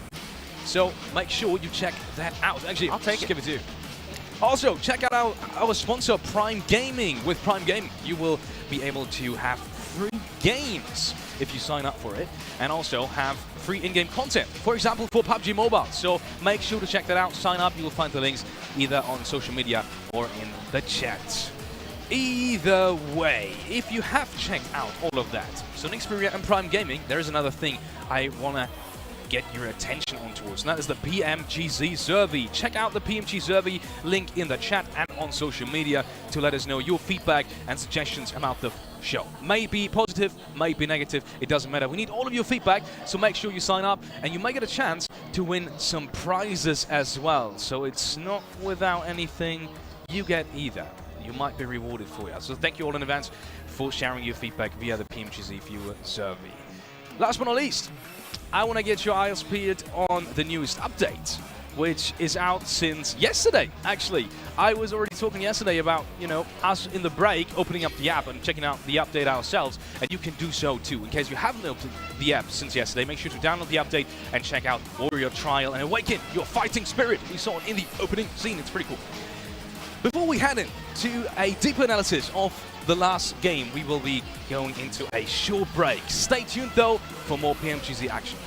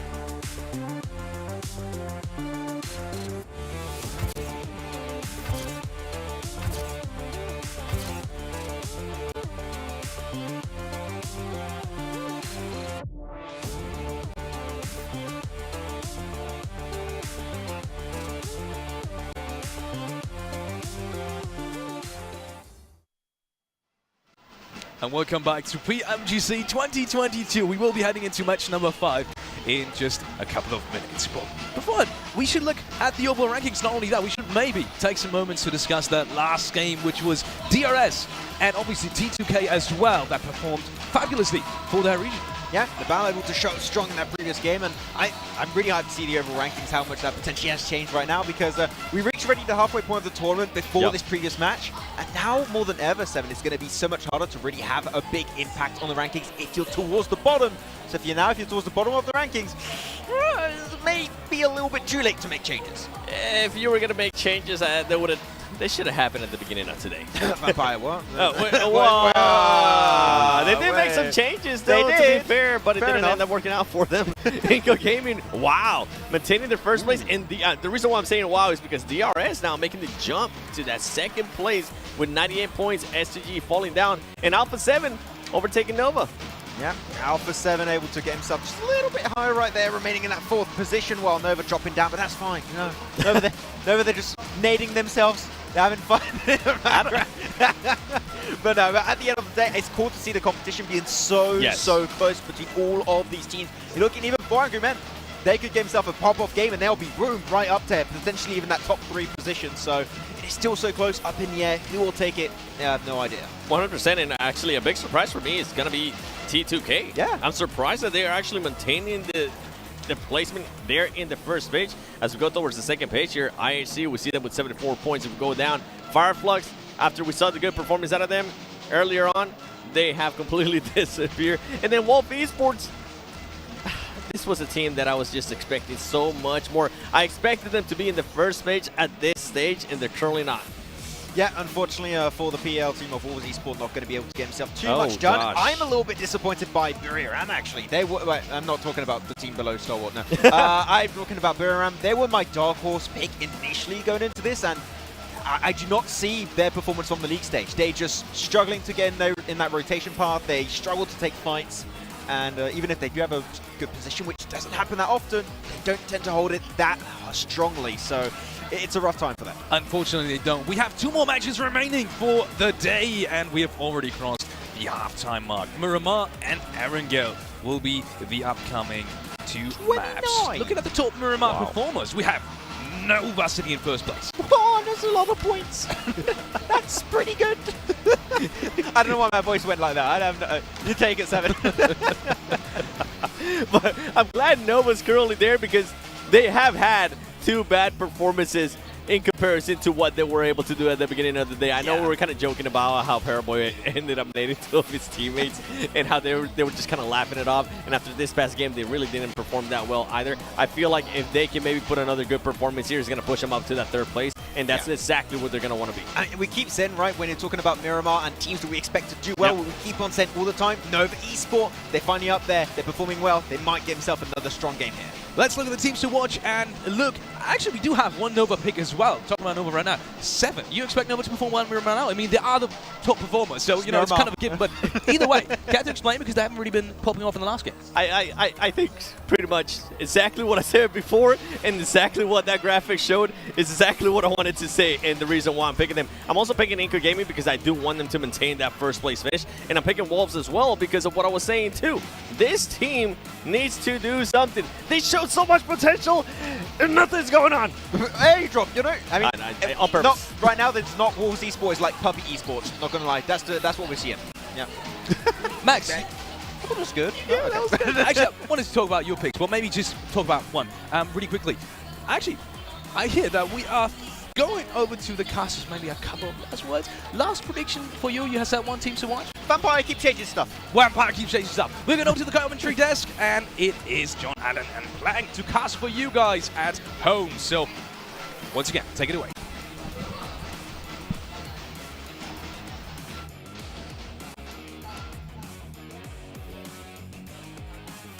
Thank you very much, Alex and the rest of the desk. We are going into Miramar for the penultimate match of today. A couple of substitutions on the cards. We're talking about changes that Vampire can make. This is what they're going to go for. 2 stops in for Schweppes. I think it's a kind of an interesting substitution. I think Schweppes is one of the better players on that squad, but 2 stops also incredibly powerful player. I don't know if it's too little too late now. for Vampire. Maybe it is, maybe it's not. Perhaps they can blast out, but again, I think this is more looking for a high placing finish now for the guys from Vampire as opposed to a podium finish. Keep this one strong, keep the spirits high. This is all about for Thailand at the moment. But over to Miramar once again. So what kind of game we do see here. Geek Fam still keeping it strong so far. Really good to see. Yuhai put an absolute clinic recently, today as well, versus IHC earlier. Versus a lot of teams in the lobby. Really taking his team to the limit at the moment. See how far they can push this one into Miramar. Heading over to the desert for the second time today. We'll be flying from Puerto Paraíso all the way up towards Ruins, a direct southeast to northwest cut on Miramar for our 11th match of the tournament of the series. Teams should find it fairly simple to access most of the map here, Blank. It's not really going to isolate too much away. Late positions over towards places like Cruza Valle, towards Tierra Bronca, also over to Valle de Mar for teams like 4AM, and Los Higos as well, a little bit further south, but everywhere else really going to be very accessible now. Absolutely, I think there's going to be a fair few positions around the map which should be accessible for these teams. A very fair playing path here on Miramar towards El Pozo. DRS obviously out nice and early. An Eastern team most of the time. This has been throughout most of PMGCs who've seen DRS take up this kind of approach as well. It's nice to see this continue for them. Buradam in their vicinity, just not able to get through onto a lot of these positions they'd like to take. Many teams around their areas shutting them down nice and early. Impala for Buradam. East side, Alpha 7 out a little bit later, potentially heading up towards La Cobreria and the Crater Fields. A south circle will bring them back down south. Alpha 7 had the wind knocked out of their sails just a little bit so far today. Only 2 more chances to prove that it's still there, but they were just tacking into the wind. Influence Kemin though, they've been keeping that pace up just a little bit further. 85 to 83, Alpha 7 to Influence Kemin respectively. But Inco stretching out ahead. 12 points ahead of DRS after DRS's chicken dinner. Inco still sit firmly atop, and they are the first team to break that 100-point barrier. Still doing some really good work for Inco. A little bit blessed throughout today in terms of circles. They've translated that into points though, that's the main thing. Doesn't necessarily always mean you get points even if you get the circle. Does not work that way. We saw that from T2K up in Severny anyway. They dropped in that spot, weren't able to get the points available to them. Down to just Jane in the end, taking himself out. Again, 3rd place, not bad for them. 81 points in 7th. A real opportunity to move up towards that upper echelons. 4th place, definitely accessible. Like to see a 4AM game here, though. Still putting up those numbers, but again, a little bit more needed. 4AM's at 4, they look really good, but losing players early at the moment, not ideal for them. Nova, I think this could be another big game for them, John, honestly, here on Miramar. There has been some oopsie daisies through the last couple for them. I think Nova can definitely turn this one into a win. Nova down in, I say down, they are in 5th right now. Maybe should say up in 5th. It's certainly very much still in that conversation, which is where they wanted to be. We questioned their presence and their power in this lobby, in this final, from yesterday's performance, but we knew that they've always had it in them. 30 knocks for Matic over in the last chance qualifier. It's just such a shame that HVVP didn't make it. A very powerful team, but when the chips were down, when the cards were being counted, it just didn't go their way. And that's sometimes just how it goes here. The PMGC found the top 16 teams in the world and has brought them all together here. And at the moment, Inco sits atop that pile, the Brazilian squad. It's a cruel finish as PMGC. Like I said, John, things don't necessarily always go your way. You have to work with what you're given. Looking at 4AM on our screen at the moment. Currently down towards the eastern side of Minas del Valle. just passing up past Los Higos and a couple of players underneath Empire Esports in Los Leones. Potential for them to get a good game here, considering the circle down towards that southwest. Fireflux also maybe looking for a big game here. You'd hope anyway. 65 points right now for Fireflux. 11th place on the tables. It is very volatile still on these tables, and in an 18 game set, it can all change at the drop of a hat. So you do need to keep your wits about you. Seize any opportunity that comes your way, should it be presented. Wolves moving quite early on this one, able to get central towards Chumacera. Valuable position. You're talking about it with Fireflux holding that area as well. They will be getting some neighbors fairly soon. For Angry Men, they left south from Los Leones. They are coming in towards Minas de Valle now, but the hills to the south of Chumacera could prove to have value, and the value that they are looking for on 4 Angry Men to try and catch up to Nova.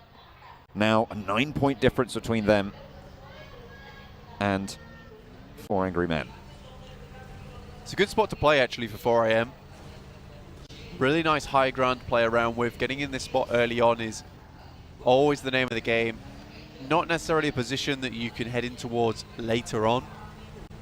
This is one of the positions that you bank on, so I like this play from 4 AM, splitting Svan, Kuziao, Ching Chen and Co. on a 2-2 split, allowing them to regroup together wherever the circle goes, but always on high ground, and giving support to one another from afar. It's a very smart play. Let's see if this one works out though. That's always the question. Inco barreling their way in from that northeast side. Getting caught up between a few teams though in the process. Still quite a little bit of space around them. Miramar obviously being so large, there's a lot of rotational paths there. To their east side, there's T2K. To their west, they have to deal with the Wolves, who made this rotation a little bit earlier than they did. Vampire potentially coming across T2K as they head west from Los Leones. Ravenclaw very, very close by, and it looks like they might be looking for this engagement. 2 players moving forwards. 2 stops wanting to swing out wide. His first entry for the squad so far in this tournament, looking to elevate them from the 39-point bottom table performance that we've had from them so far. T2K, 2 players are there. The Vampire aren't going to push for them either way. Not going to take too much damage from it either. They will maintain for the time being. Keep the course on the heading. T2K, 81 points in 7th place. I feel like this is a team we haven't really talked about too much, but there is a lot of power there behind them. I think T2K have been steady away for the majority of this tournament. We haven't been able to talk about them too much, John, but honestly, regardless of that fact, they're still making stuff happen. 81 points is one hell of a result. It just hasn't been any of those pop-offs. It's mostly about just getting towards that end game, picking up those points where they can, and then going from there. Influence Kevin and another team on that same kind of hype, trucking away on those points. Alpha 7 were able to overtake them just a little bit up towards 85 now, head them by 2. IHC shots over towards Alter Ego. Alter Ego skirting around on the headland there. Will be able to get to safety for the time being. 4 of their players still alive. And playing on the southwest side near Valle de Mar, as Alpha 7 going to be moving in from the north edge.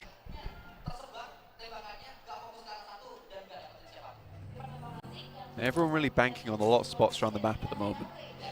Trying to figure out what kind of spots will be ideal here, or trying to take at least whatever is suitable. Monte Nuevo in this one though, very hardship towards the northwest. 4 AM really put out by this one, as our DRS down towards that south side. Influence Kevin got a long, long way to go. Can't even see them on the screen for you guys, but they're all the way over towards Puerto Paraíso at the moment. Inco, again, shifted to 5th gear. We'll get a move on up towards Monte Nuevo's side. 4 AM equally trying to get down off that mountain as fast as possible and back on the road. You can see them zipping, flying over the top of these ridges. A lot of teams making rapid movements now. This is a very hard shift, Blank. This zone 3 will put the cat amongst the proverbial pigeons as Nova moving in from that east edge.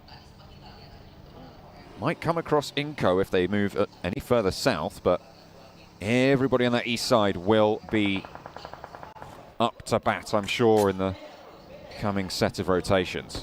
4 angry men rolling on up. Actually, in the meantime, over towards Nenebete. Goes 1 for 1 on the trade. Becker moves through. Nenebete flushed away. 4 angry men moving as a unit. Squash able to do some damage. And now up the stairs they go. First down, but again, they traded off. And 4 angry men are winning this out by the sheer fact that they're sticking together. Becker, low HP close by, will need to get a heal off if he wants a chance in this engagement. 2 versus 1 right now. Has got a backup now coming through in the form of Vitali. But they are splitting this fight nicely. And in comes order from Nova as well to slow the players on the inside. Vitali down and out, and Inco fall early, 16th place, 0 points. The door is open for teams to try and catch up now.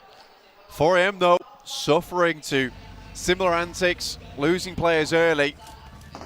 But Inco going out is not great news for them whatsoever. Gives a chance for DRS, S2G, A7 to potentially catch up. Pretty much everyone all the way down to 7th place in T2K, 81 points. Reachable for players in that bracket, should they have the circles align. Inco, 110 right now, which sits 29 points ahead of T2K. We've seen those chicken dinners happen before. Nades from Nova, continuing to bombard on the 4 angry men's position that they fought so hard for. And Order will not let them rest. Another one sent on over. Not going to land any damage, but certainly going to be scary as a prospect. Shots actually coming through from T2K. 4M at least do get a resupply on the guys from Inco there. Should give them enough meds, enough supplies to restabilize. 3 players, not ideal, but not the worst thing to happen to you in the world. And with, I think that was at least 3 eliminations going their way, yes.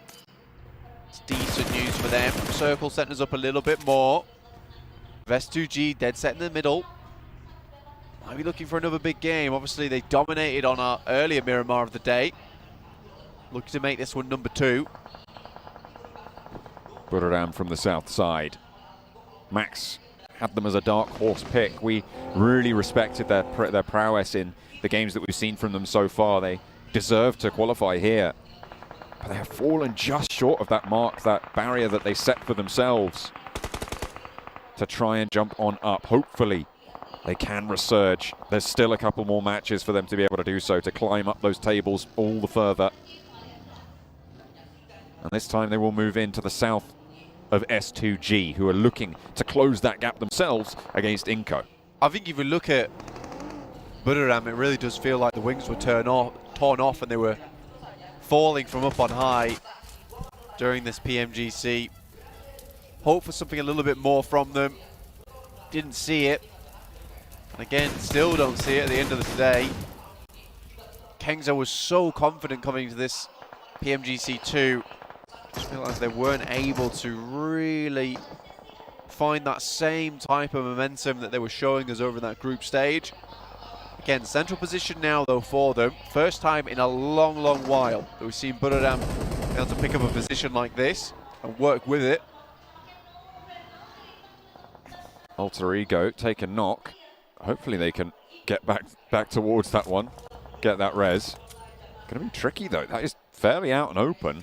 A vehicle is really the only cover, the vehicle that was dropped out from. The smoke blooms under pressure from Alpha 7. Carrillo's low, so will be forced to heal off there. Can't really afford to go for this peak, but Alter Ego seemingly really want to invest the resources to get this one back. IHC don't have other ideas. They are going to control the ground around them. IHC, really big lineup at the moment with Alex further back, Demo down towards the southwest. Still have to keep eyes over towards Fireflux and DRS, but DRS look like they are moving up towards Fireflux's position. Rules gets dangerously close. He's on the ridge side. You look at Wolves though, they've got a nice little split for themselves towards the centre of the map. With that ditch right in the middle that Buriram currently hold. They're not going to be taking too many fights with anyone anytime soon, but it will give them a lot of time to just live towards the end of the match here. Fireflux now needing to hold off against this push, but they split up a little bit. Now facing off against 4, Killer will waste no time in opening up the bidding. Solke immediately dealt with, and look at that, Solus just sends away. Not really too much else to do in that scenario. They know that they're going to have to move further forwards north for Fireflux, so why not get ahead of it? You've already lost your teammate, and now DRS are hot on your heels. You need to make the most of every second you have. Yeah, DRS are just an encroaching team. Once you give them any kind of space available to them, like vines, they're just going to creep on forward, take them all that space towards themselves and constrict you. I think for any one team in their vicinity, just has to leave, get out of dodge. My name P, surprisingly, down towards that south side of DRS. Not regroup with the rest of his team for Budoram. It will be a long run to get towards them, and he is heading dangerously close to DRS in this moment. The circle at stage 4 will be hitting very hard. Nova eastern side. Frozen at the back on the east side. Influence Kemin looking to shunt in just a little bit further south of that. They are really struggling. 3 players are alive. Federal knocked almost down, but not out of it. Kayovski's handling business in the meantime. T2K not ready for it, it seems, but Kayovski's finally dispatched. And in a difficult position for Influence Kemin to get the res, but they're going to try nonetheless. Both players up and into the buggy. Swinging down low. Federal on the back is the moving turret. Not going to be able to get the knock on the approach. Has to swap weapons to the UMP, and not enough bullets are available there. Jane, one of the few last to fall, and now it's just Rig for T2K to try and stay alive. Kayovski did go down in the meantime, but there is retribution now on the cards. A nade from Federal could be all it takes. Rig forced around by the blue. Law is playing off Federal as well. A little bit lower on the HP, so waiting for the players to get a little bit closer. Now they're going to try and trade it off. Rig pushing on in with the blue zone moving. They have to go for the fight. Rig to the tree, finds one, looks for a second. T2K holding out around the tree. Federal, oh, just able to sneak it through, but the blue zone's there. It's going to be cruel. It is not going to be easy for them. And now Nova have to fight off against 4 angry men. They've been close by for a while now, and Jimmy is able to get an opening knock, but Chingchen able to look for more as a trade happens across the way. Order down, backs off the hill. Jimmy and Paraboy looking to try and re-envelop Order into the fold. Smoke's going out, providing Ching Chen with a little bit of base of operations here. Moves down, tries to spot the player behind the wall, gives it the pre-spray there, but won't find anything much more. Order, I think, has now regrouped. Players from Nova up front, providing that backstop. Svan, the back there, the veteran from 4AM, looking to put more damage through towards Nova's side. Oh, Jimmy catches an ankle. Not going to do too much, but certainly opens up the possibilities here. Frozen is going to break out wide, but Jimmy gets a lovely angle through the window, and it's another one to go down for 4 angry men to leave them out. 14th place, 5 eliminations. Jimmy is resable, but they'll have to crawl forwards. The blue zone not going to be able to heal out on that one, and you can see Paraboy lobs him over the shoulder. The lift to the circle keeps him alive. Wonderful stuff there from Nova. Really, really good understanding of the map and the terrain. It's the only way that happened so cleanly, and they knew they had to finish out that fight quick, considering how close they are to the circle starting to envelop. Yuhai heard this engagement, made the operative decision to head down this way and maybe hold out a team that's just come out from the back of a pretty hefty engagement themselves in Nova. With the time that they've been given, Nova are going to be able to regroup quite effectively. Yanti, oh no, finds Solus lying in wait for whatever reason for Fireflux. And DRS are down now, so S2G, the only team that can look to really push realistically in this game. Nova on the east, sure, they might be able to make it. Alpha 7 actually as well with a shot over on that western side. But to be honest, S2G's position is so powerful. Look at the high ground that they have. It's just so difficult to deal with for any team nearby. S2G, said it before, very strong here on Miramar. Great at finding these positions around the map. Fireflux, lose one more in the process. There's another going down. Some great long shots there. Over towards on board with Alter Ego. Alter Ego will have to push a little bit closer to the next zone as well. Fireflux fall on the south side. Alpha 7 to the north of Alter Ego. And where do Alter Ego go now? Because S2G are going to spot everything they do as soon as they want to move. Alpha 7 there to catch them if they move north. IHC crunching them in on that south side. It is brutal for them on the southwest. Nova squeak in on the northeast side in the meantime. Good stuff from them. Difficult run for Nova, but they've found themselves a position to play from. Oh, great news. Snipes already moving further towards the center. Wolves locked in combat right now. Vampire trading off. Remember, it does go down. Ravenclaw knocked, but safe for now. For the time being, Pick Feet close by, spotted over the hillside. Fluke tries to go for the spray, but he hits the deck and fades the shots there. Vampire playing together, playing solid. Beautiful though, finds a little bit of an opening, tags it on, and finds a second knock onto Vampire. Fluke tries to control the ridgeline, but it's just not going their way. Two stops, not going to be able to do anything as there's a second player from Wolves to move through. And what a push coming in. Beautiful, beautiful over that ridge. 5 eliminations for the Wolves, and Vampire cannot stand up to the test. Clean engagement from Wolves there. Vampire looked like they were doing so much better already with 2 stops in the fold. They just get crumbled by Wolves on 3 different angles. Wolves just play through the pressure. 7 eliminations already on this game. Looking to end their Miramar strongly. S2G still playing out the game slowly. Now looking over towards IHC. Incredible spot for them. Very difficult to play against this position from S2G. The circle moves further down towards the southwest. It's almost a guaranteed S2G win. Will be difficult to wrest it from their control. But how far can they go? They sit 15 points behind lobby leaders Inco. A chicken dinner would see them there, and the eliminations would see them even further. IHC trying to roll over the top now into Alpha 7 sightlines. Mafioso and Carrillo lighten teams up left and right. Will have the forward position in Carrillo to be able to regroup towards as well as they control these teams on the south. Alter Ego, this is the difficult push that we were talking about before. Fnatic lobbing that nade up towards Alex to try and isolate an angle, but Alex sends one back and it's good for 2. And not only that, it's good for the 9th place finish of Alter Ego. Circle centers up, still doesn't matter. Even the barest ridge side of this spot from S2G still in. It will give them major control over the majority of this match. Stalwart, looking to pump some more numbers. Down in 15th place, really not the PMGC they were looking for, not the PMGC we expected from them either. Nova though, taking massive amounts of damage. This is always going to be a difficult push, and they want to go for something drastic.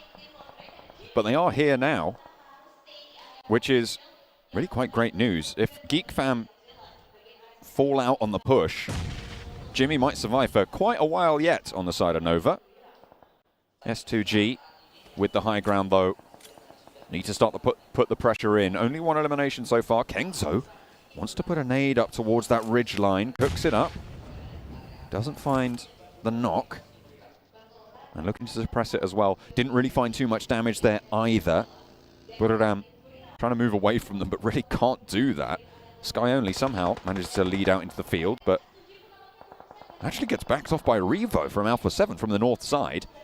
A little bit maybe overzealous on the rotation. Top from Godlike Stalwart, spots Sky Only rocking up to his shack, and actually he's not going to waste any time in just going straight out into the field. Sky Only under pressure from all angles, but Top, you can't afford to be out in the open like that, not when everybody's looking your way. Sky Only has a nade in hand, but there's one coming through. Oh wait, no, hang on a minute, that was from himself. Okay, I thought that was from Top, but no, it does go up in flames, and it is actually Pika to get the point. Stalwart looking very dominant on this northern side. To push even further down. Buradam, great chance in this game. Really given an opportunity here, John, and done next to nothing with it. Mine MP being away from the rest of the team. Now Kengzo going down to some great shots coming through from S2G. Now starting to really leverage this position of theirs. Nature of Godlike Stalwart towards Alpha 7, who have themselves been quite the terror on this northwestern side. moving over the ridgelines. Top wants to go for a spray, but Pika has already fallen and doesn't really have the cover on that flank that he needs to be the force on this 2-2 split. Mythic over the side of that ridgeline around the tree. A lovely nade to the back. Over onto Mafioso for top, and he's still holding strong for now. Doesn't really have so much mobility with the sightlines that S2G hold, but Alpha 7 are going to think twice now about pushing around this sideline. A nade over the top doesn't really go far enough, and Mafioso can get rezzed here. Mythic close, crawling in towards top on the UMP.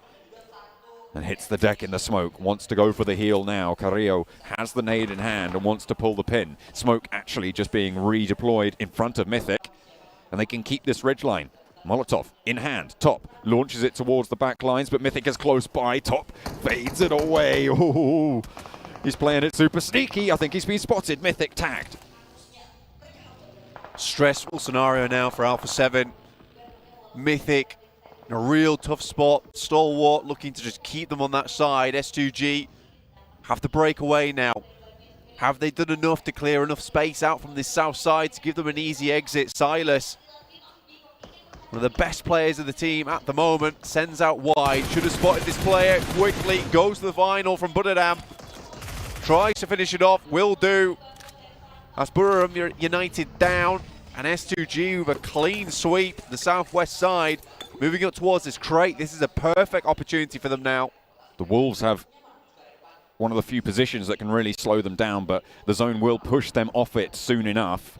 The question is, what can they do before that happens? Can they get an opening towards S2G? Alpha 7 gets spotted out by Razee. Mythic taken super low and starts his movements forwards in the buggy and stays alive for the time being. Just that sliver of HP keeps him in and actually allows Alpha 7 to have 3 players moving central. They've already given up on Mafioso. Wolves have to move from that position, and they will move up north and swing out to sweep against GeekFam as Memory swings out wide on the ridgeline, and Pitfeet leapfrogs over the top of him to put more damage through. 1-2, 1-2, and through. Memory pulls them back to mortality. Great stuff there.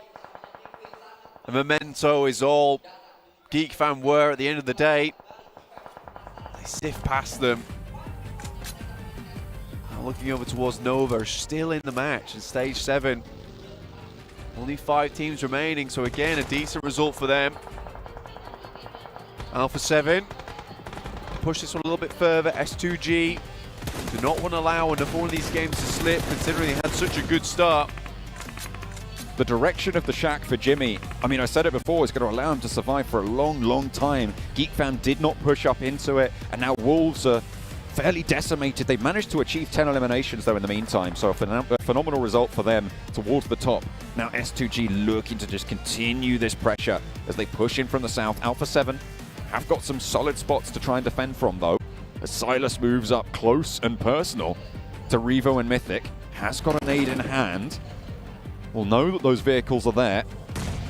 Should be able to place it nicely. Mythic will receive the brunt of the damage, but can start to heal that up very quickly. The rest of S2G will have sightlines, and they'll know that there's a player by this rock now. Bandages only, and only the one for Mythic. Those stims not going to last too long, and he's no helmet either. Yo! Throwing those bandages over from Revo, actually going for a second deployment as well. Such a crucial position, and Carrillo steps up for Alpha 7 to move Silas back. Slow S2G, but they've already taken down one player from Wolves, only Pitfeet remaining. Looked like a good grenade over towards Alpha 7, but a bit too short here from Stalwart. S2G taking a lot of casualties at the moment, a lot of damage going their way.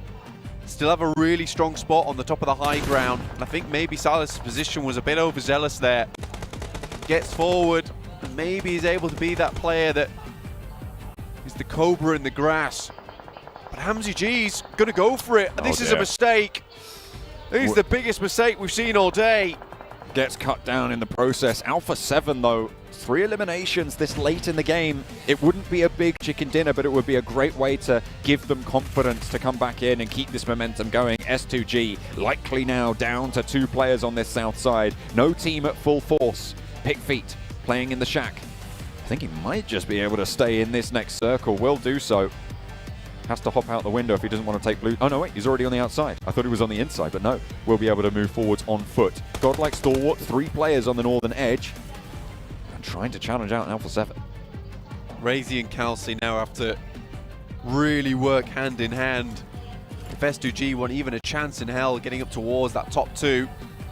Stalwart tossing the smokes out, creating the train. Good shots from Alpha 7 though, and Stalwart's picked to pieces. Mythic pulling them apart there on the push. Top already down, action low. Scry, the only one really healthy at this stage for Godlike Stalwart. Ooh, action so close to going down there. Managed to get the first aid off just in time before it tickles too much. Mythic close. Loves crawling around in these smokes. Nades over the back and a Molotov to slow down that ridgeline. Will pop the nade further back and Revo suppressed. Carrillo up the top, going to be pivotal in this engagement. Mythic needs to land a shot as well. It's traded 1-for-1. Scry with the blue zone coming through, goes for the flush instead, and now Carrillo can look to stand up, spots Scry, and takes down Godlike Stalwart. But that is an excellent go time for S2G themselves. Klausy and Razy, the last 2 players. Find Revo at the back, and S2G looking to step up tall. Carrillo over the ridgeline. And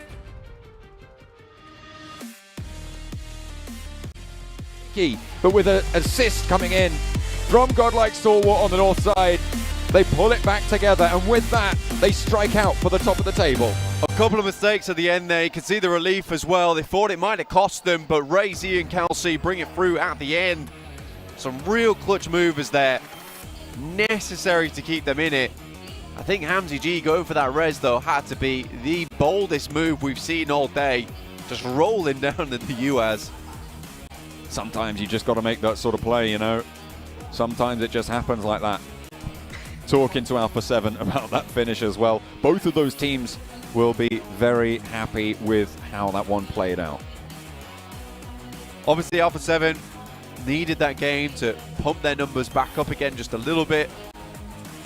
Your S2G, who just missed out on that chicken dinner on Miramar last time around, but this time they're able to pull it all the way through. Really, really good stuff from S2G. Played that map out very nicely, which is a real boon for them tomorrow. If they're going to dominate on that map 2 times in a row, and they can continue to do that tomorrow too, wonderful stuff. That's going to give them a real boon coming in tomorrow, knowing that, you know, by the end of the day, they're still lacking some points. If they want to get towards that #1 spot, take home the grand title for Turkey, you know, there's always Miramar still available and ready to give them those points that they need. How cool would that be to have a defending champion team at next year's PMGC?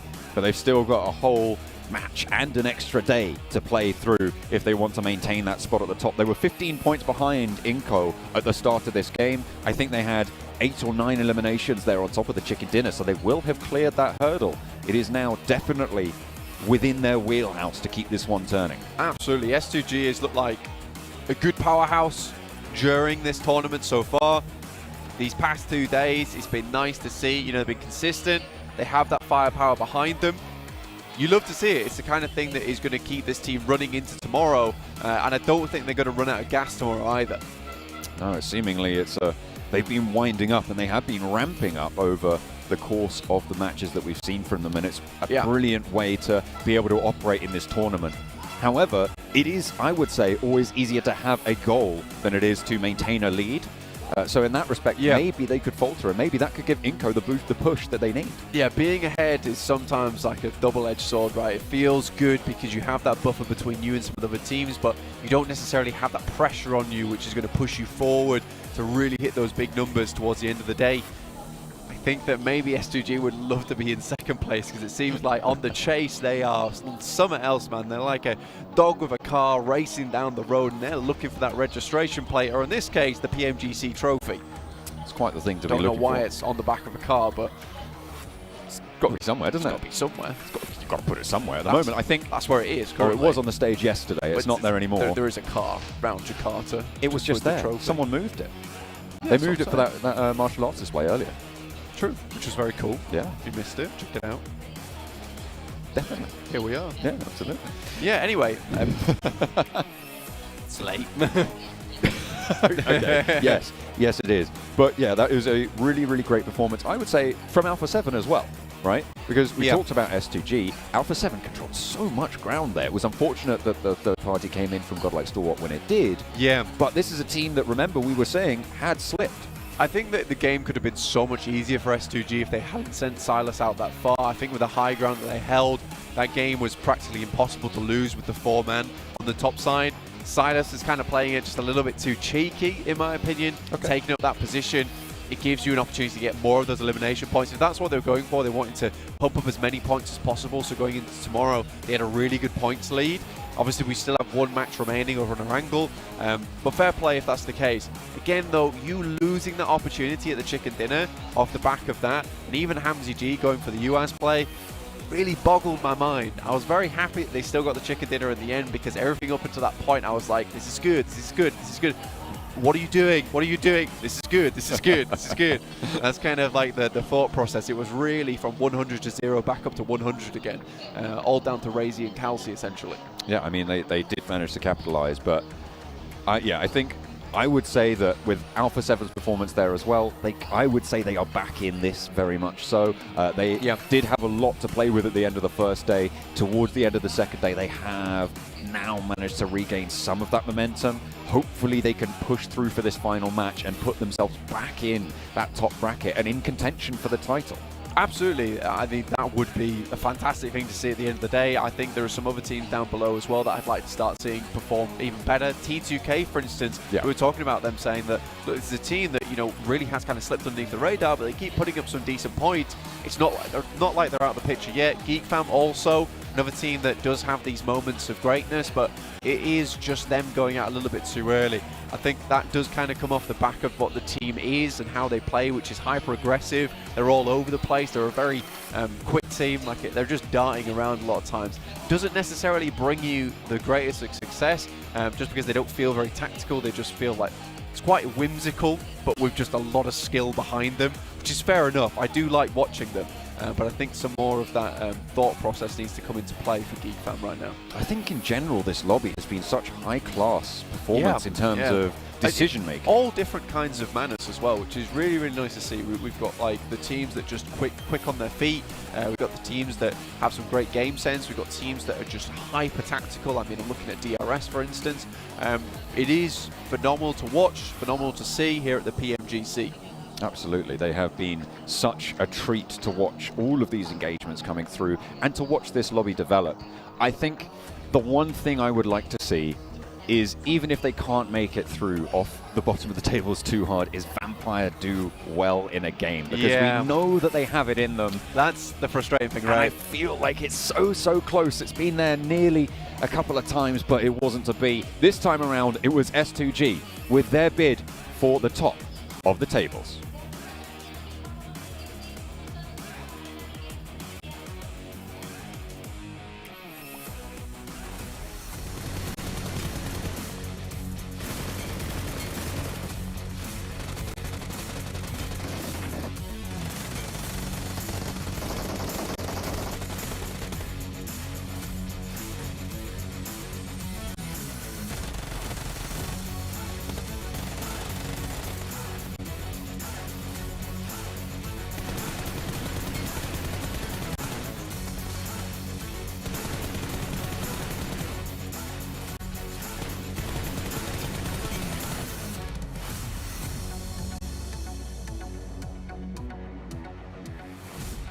S2G coming in clutch in match number 5, ladies and gentlemen, here at the PMGC Grand Finals. 24 points for them. They are back on the leaderboard.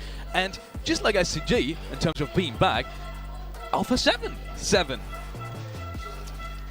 Yep. Like number 2. 77. And with 7 eliminations too. 19 points total. I mean, this is what I was hoping to see out of them earlier, but I'm glad that they're finally deciding to pick it up right now before the day ends. You love to see it. I found it really funny during that game. You really just have that pinpoint moment where Alpha 7 are just trying to play edge the entire game. They're like, it's really rough, the terrain's not really to our advantage, and at some point you're just like, screw this. Yep. We're just going to send it in the circle.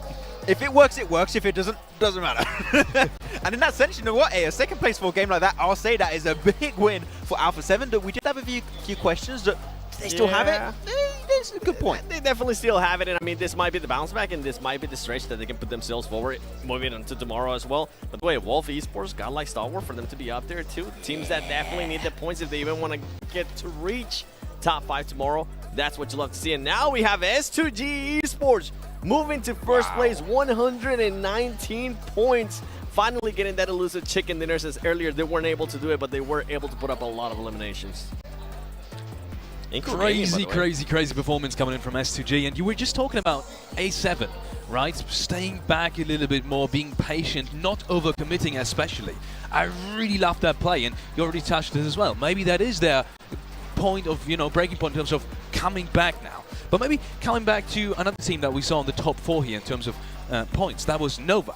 10 points out of that really bad position. That's exactly what they need, right? Yeah, exactly. I mean, the really tough part of that game for them was crossing that road. Once again, they have those splits, right?